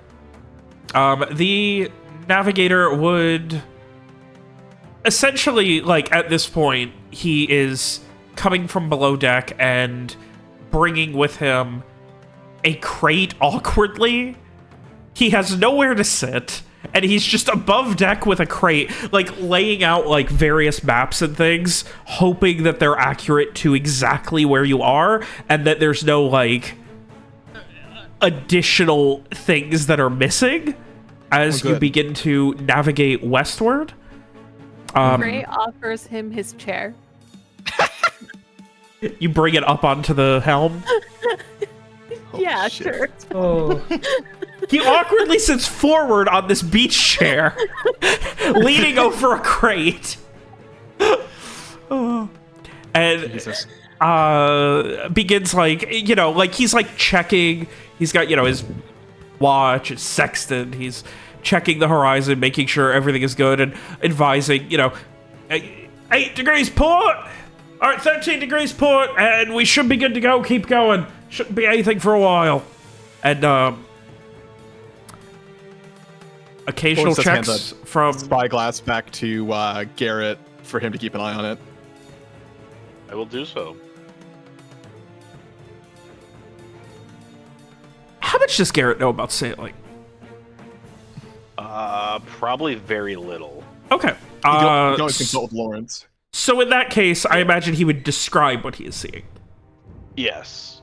The way it has, like, the sails have kind of thinned, and the current wind, pretty much, Lawrence, you immediately would know it is not moving to approach, it is moving to intercept. Fuck! Damn. We're a pretty swift ship. We're a pretty swift ship. How's the wind? It is consistent right now. It is going at a southwesterly direction. Well, I think what we need to do is use our speed, and hopefully we lose them heading in a westward direction this way. Other ships with more sails can definitely go faster. What the Pinnace really has going for it is its maneuverability. It can so pivot. we're not that fast. Well, okay, so speed-wise, 120 a day, 120 miles a day. There are ships that can go 150 a day, and there are additionally, like, upgrades to increase speed beyond that. All right. Lawrence still delivers the order unless anyone else says otherwise, and we'll work with Garrett to try to identify if this is a ship that will in fact fucking outpace them. Okay. Garrett, with your notice, and essentially, like, the problem right now is you have 2 sailors, I guess one's asleep right now. You have one sailor that is currently at the helm and keeping steady, and then right behind him, in the most awkward setup of all time, is the navigator. As you guys do this pivot west on a very hard tilt. Comfortable that you've got at least a couple of miles. He would begin essentially going over what is going on, like, for the intercept. For the record, probably, you'd say, 5 miles and closing at this point. The other ship? Good. I have a question. Yep. This ship, can I use ill fate on it? It says, as a main action, I can curse a visible target. Holy shit. That is correct. That's hilarious. We can curse There's the no ship. rain. Holy shit! Ronnie, that shit's funny as hell. Oh my god. Finally, helpful magic. Curse a visible This ain't no target. fine item, folks. They specify...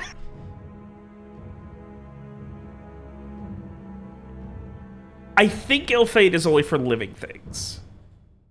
Okay. That's I'm fair. reading, apply the curse to anything they may do.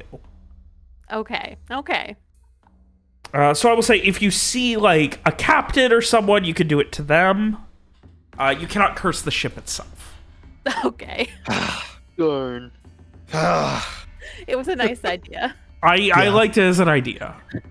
I mean, Frey could share the spyglass, and when they catch someone that looks important, hit him up. I curse him to fall over the side of the boat. Yeah, Frey would look over at Garrett. Can I see that? Of course, just be careful with it. This is the only one. It was very expensive. Yeah, Frey will spy through the spyglass to see if he can, spot anybody on the ship. Give me an int notice, -1. All right. Believe in the dream, Ronnie. Int -1. 6. The only person you're really able to make out within the next few minutes is like, you can see sun's decently high in the sky. They're moving south. You can see some reflection off of what you assume is a spyglass from their crow's nest. I would say you can make that out as a person. Okay. Oh shit. It just occurred to me. I said before the wind is moving southeast, and that is directly the direction they're the wind's going southwest. Southwest. I'm sorry, and that is the direction they're going to intercept you. Oh fuck. So yeah. Continue, Ronnie. Great. All right. Frey is going to kind of, take a steadying breath, and he is going to, with keeping that person in mind, he is going to hand the spyglass back to them. He's going to take out his dagger and slice into his palm. Oh, good. We're doing this. That was a very Lawrence reaction. It was very good. Yeah. Squeezing his hand around the wound, he is going to try and reach out to the depths, the spirits, the souls. And yeah, I'm going to try and curse the person in the crow's nest. So the next pertinent Skill check they make, so -1. Yep, exactly. That's what this is! Oh Yeah. my god. Hey. If their raw die roll is equal or less than Frey's magic +1, their effort goes disastrously wrong. So if they roll a 2 or a 3 on the raw die roll of their next check, something horrible happens. The ship explodes. To them. That's really funny. That's where the real curse is. It's the chance of getting fucked over. I don't imagine there's enough like little islands we can use to like our ship's maneuverability to get away kind of thing. No. You're just getting into it. Right now, it is more the rocky outcroppings and reefs that are occasionally here.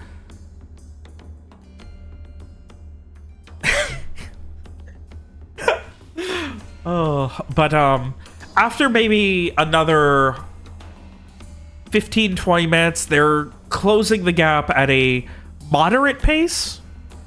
Excellent. Like, wonderful. You're forced to do a little bit of tacking to just kind of keep speed as much as possible, as you're moving almost due west, not wanting to get way too close to the island, as you are on the north side of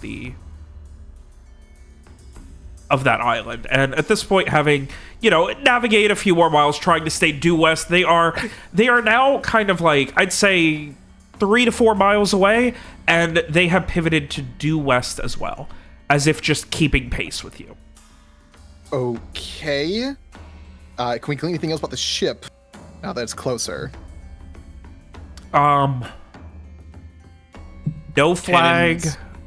There are yeah, Garrett with a 9. There are definitely, like, this ship definitely has cannons. They're currently, like, you don't see them. The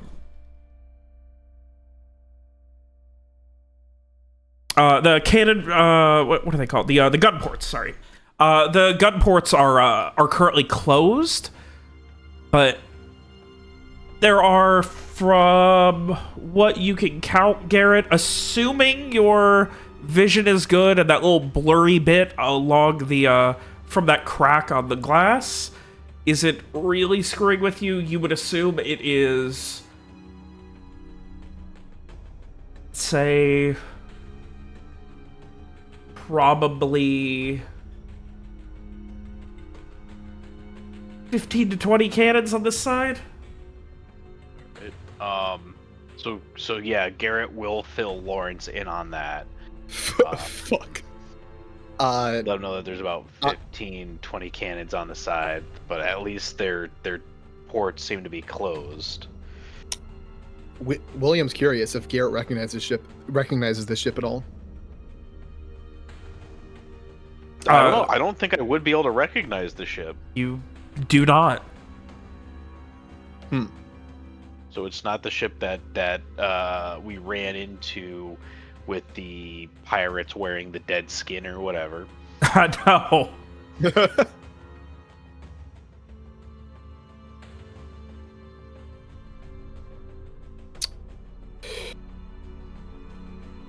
I guess after a little longer, is there any sign of, like, the ship having been damaged?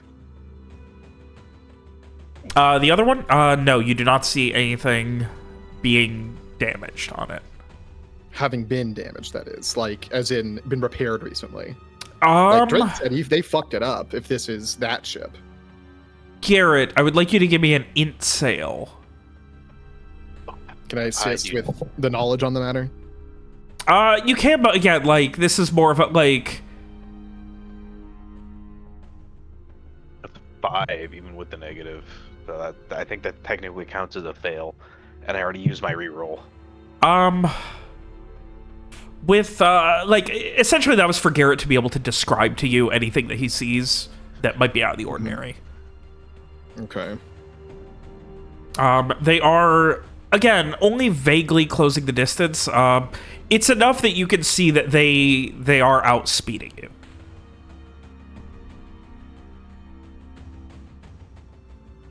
Like, they are definitely making headway towards you.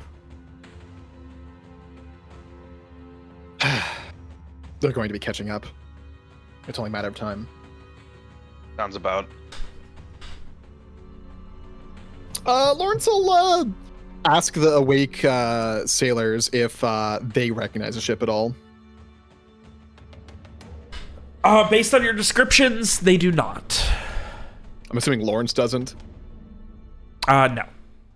Also, I will say, doing the math, the navigator, again, this is a good reason to hire a navigator. The navigator says they should be, assuming that their cannons are of decent quality, they'll be within cannon range in about 2 to 2.5 hours.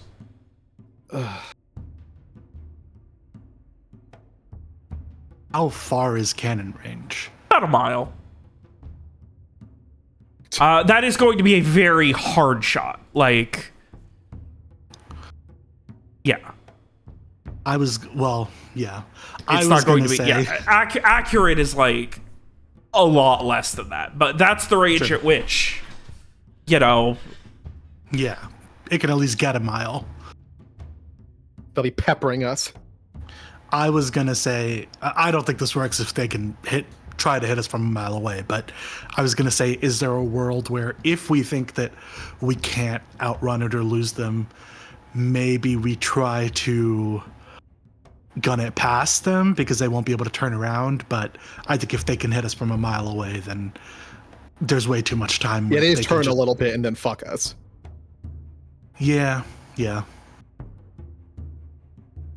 Is there any options here that I'm not thinking of, Robert? Or it feels like they're just going to catch up to us at this point? I mean, head towards land? Like, but that's you guys are both moving west. They're making decently better progress, not insanely better. Again, I mean, they're making up about a mile an hour on you. We could beach the ship and make our way up the land, see if that, maybe find some cover, but then they could just blow us up from the offshore with the cannons. Yeah, they can just obliterate our ship while we're on the shore. Yeah. It might be a good idea just to get closer to land anyway, in case they do decide to blow up our ship with us on it. I mean, the other option is find something white and put it on top of your sails.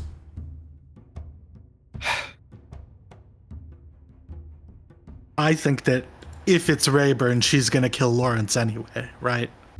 If she knows he's here. Yeah, fair. This might be best for Lawrence to not be immediately present. Or at least visible.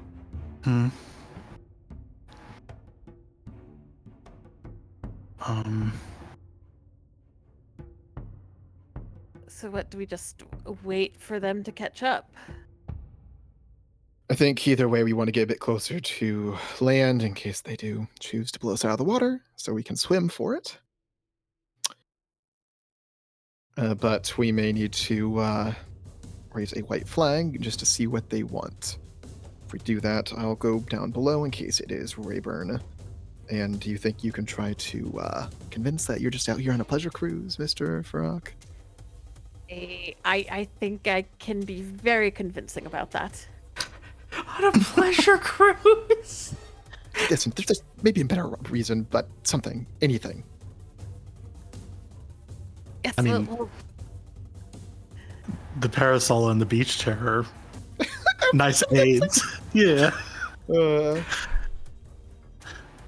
right, so the helmsman, the temporary helmsman, and the navigator are waiting for your commands. Make our way back towards the island a little bit, just in case. Like, I'm sure they get it, right? This is a little not good and not expected. Yeah. Like, they are taking this matter they seriously. understand. Yes, and again, they are the two things they care about are survival and not questioning orders. In that order. Right. So obviously, if you did something suicidal, they're probably not going to be down. But which we're not. Yeah. Right. So closer to the island, at that point, we'll raise a white flag and then see what's up. 45 degrees port, starting to make your way towards the nearest major island, which you know is not but maybe 10 miles away, hoping that you'll be able to keep the wind. And if they're chasing you, they can't turn, and it takes that ship's big enough that it's not going to have the turn radius and speed that yours does. So if they turn to fire, they're going to lose a lot of distance. So therein lies the drawback of a head-to-head chase. Is there any chance there's a small cove or something that we could tuck the boat into? Not to hide necessarily, but just to protect it from far away cannon. There may be. That is beyond the purview of a navigator. Yeah. So you'll see what's on the north half of this island, hopefully. Because again, they're going to be catching up, but even then, if they take shots, then... Fuck. Guys, we were so ready to have a fun little sail. Robert, you didn't have to do this to us. What did Robert mean by this? What did I mean? What did I mean by having things? I'm sorry that things happen when you guys are at sea. I thought you wanted us to have a boat. What's this about? We spent so much money on this boat. We did. Oh. God, he's really been talking about how excited he is about this boat all week. If he's in fucking laying that out just to obliterate us. I put all this effort in just to sink the fucker. Dude, that's even funnier. Oh. Okay. All right, that's the course of action. We begin taking it.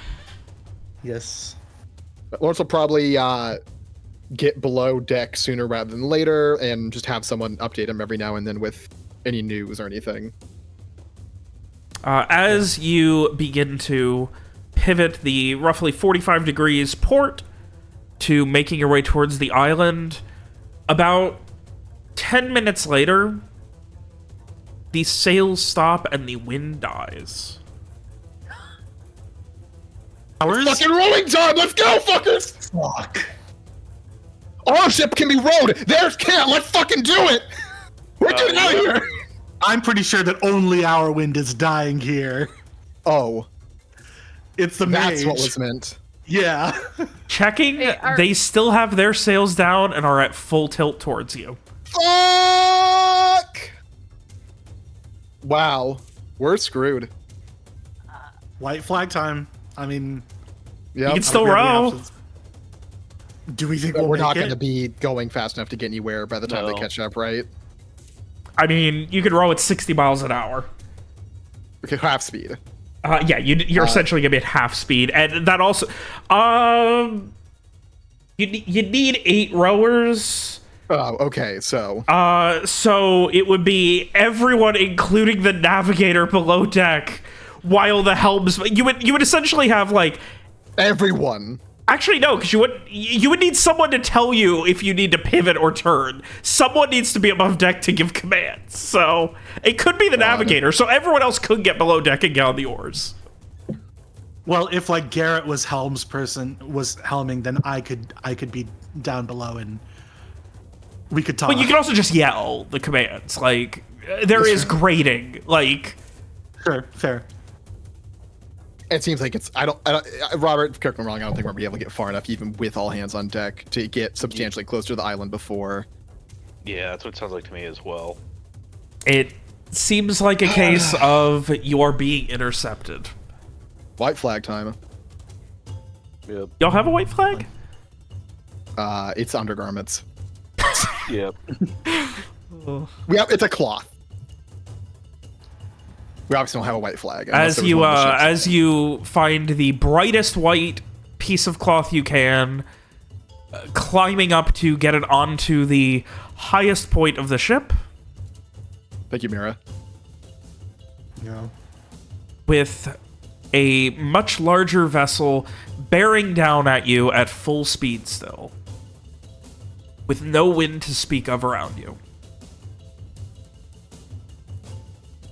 We will be going ahead and ending tonight's session. Can't believe this, Robert. Oh. We just want to have fun sail. Have a fun sail. I think you did have a fun sail. Just want to have a fun sail. I think you did. I mean, it was nice for a while. Frey got like 26 hours of just like sitting in a beach chair. I have a question. How close are they at this point? Probably 2 miles. Okay, so definitely nowhere near anything I can actually do at range. Okay. This is a point where having a mage is a good thing. Yeah. I mean, where's our fireball, Ronnie? Listen, I can for some of my things I can reach things up to 600 feet away, but that is way under how close they are right now. There were even rules explaining like different ships and how they would, or different spells and how ships would handle them. Harwood kill the ship. Like the only other thing I have in mind is that I do have an illusion spell, but it's not large enough to cover our entire ship. Yeah. It can occupy 6 10-foot cubes. Okay, I got a crazy one. You guys take some rope, you all get in the fucking, leave Frey and the fucking, hired crew on the boat. The rest of you all get in the rowboat, tie it off, and Frey makes it invisible. And you guys are just floating behind the boat for a while. That is a thing. We could absolutely do that, or specifically put Lawrence in there since that's who's wanted dead. You could also just tie Lawrence up and offer him as a... That's all I got. No, we can't do that. Man, and we thought we were getting somewhere. Just as we get somewhere, the rug gets pulled out from under us. I mean, you did get somewhere. There are other ships in the ocean.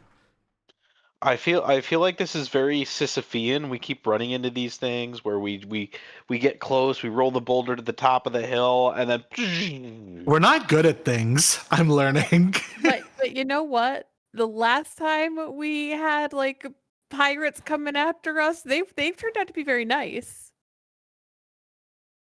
Do we think that these people are going to be nice?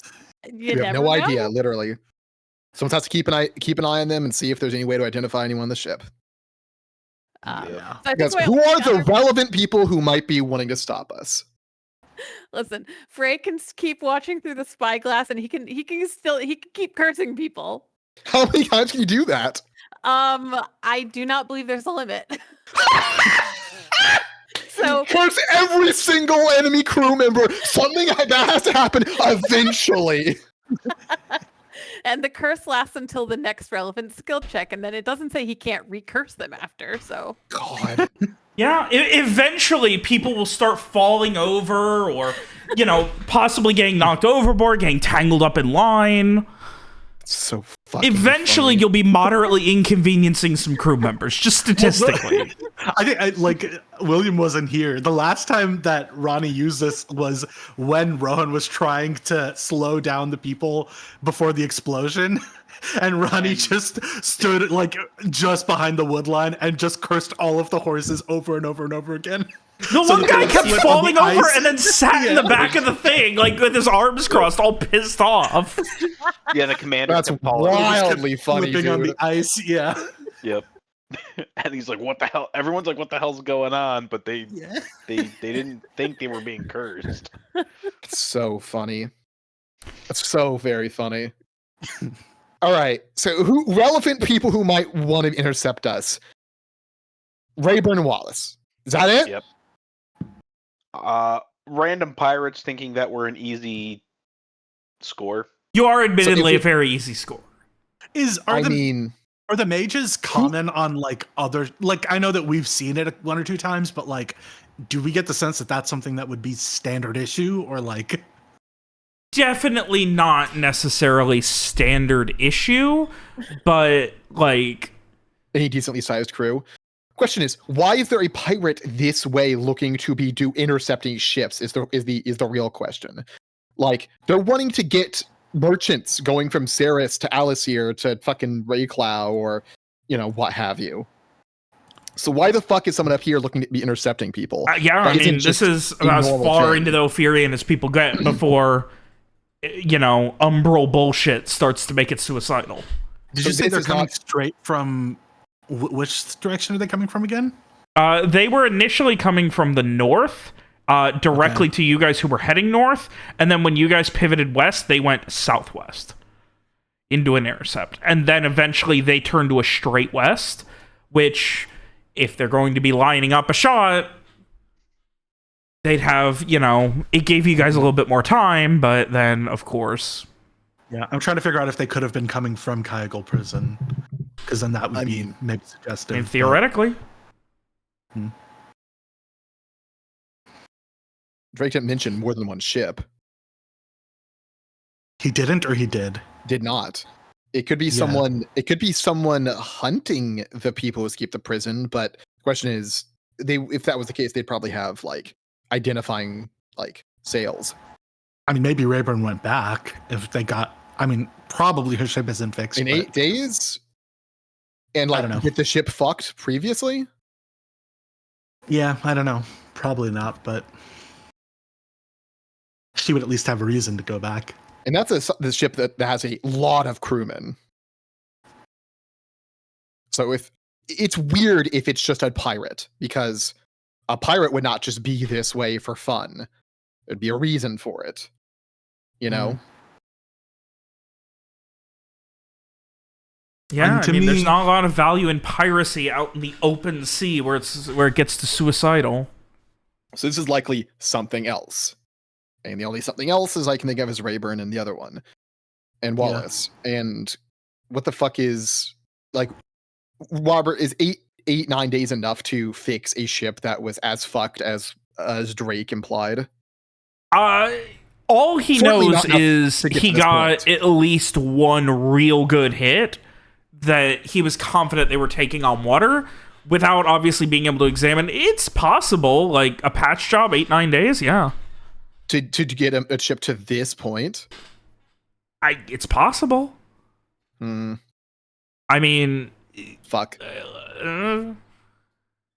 It's also not like impossible. I mean, this is like a little, red string conspiracy theory, but like it's also possible that like if they have a mage, maybe it was an illusion that they got hit to like get people off their trail or something. Fuck, that's not terrible. Actually, no, that doesn't check out, because the reason he left isn't because they were damaged. It's because they were running out of supplies for the chase, and they were already being slowed down. You're talking about Drake? True. Yeah. Yeah, his ship didn't work. That's why they immediately got back and fucking wound a dry dock to careen the ship. Yeah, fair enough. Yeah, so, I mean, the enemy ship being damaged is actually more reason for them to continue rather than stop. Yeah, that's true. Looks like we're not gonna find it till next week. Not much for it. Oh, I do love a good cliffhanger. And now you guys get a week to talk about all of your fun mechanical who's doing what and how it's gonna be taken over. Yeah. Are there like actual boat things or whatever? Like rules? There's, like I said, there's like 23 pages of them or something. Okay. Not the rules, but the roles. Like there's like specific things that have to get filled. Yes, the officers of the ship. Nice. Okay. I will. There you go. Have to look that up. Nice. There it is. Beautiful. Oh. Also, I need to calculate your guys' crew strength, which would be. Oh god. It's dumb that it sucks that there's exactly 5 and there's 6 of us. Not that it matters, but just for symmetry's sake. I mean, Frey is not taking on any of these roles. Even though Frey would actually be a good captain.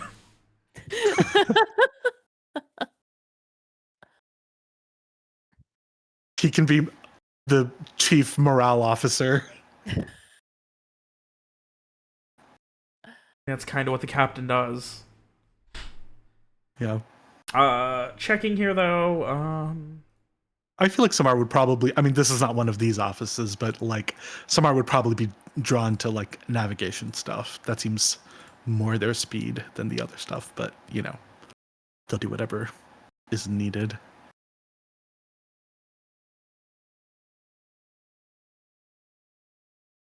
All right. Well, I am sleepy. Yeah, oh my god! Yeah, you guys have nearly 100 crew strength. Nice. So is that good? Yeah. I mean, having 3 warrior or partial warriors is very good for your crew strength. So. Okay. Awesome. Nice. Yeah. I mean, cool. that might come into play next week. You guys end up fighting. Great. Man, if they board us and we just fucking slaughter them, that'd be really funny. Oh. Like, I think they get an easy one, but they're all just fucking mooks.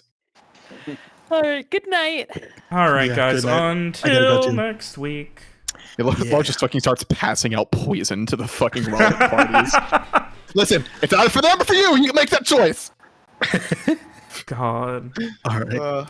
See you guys. Deuces. This will just put him to sleep, right? Wink, wink. Tee. All right, well, I'm gonna hop off as well. Deuces, man. Oh, Fancy have a good night.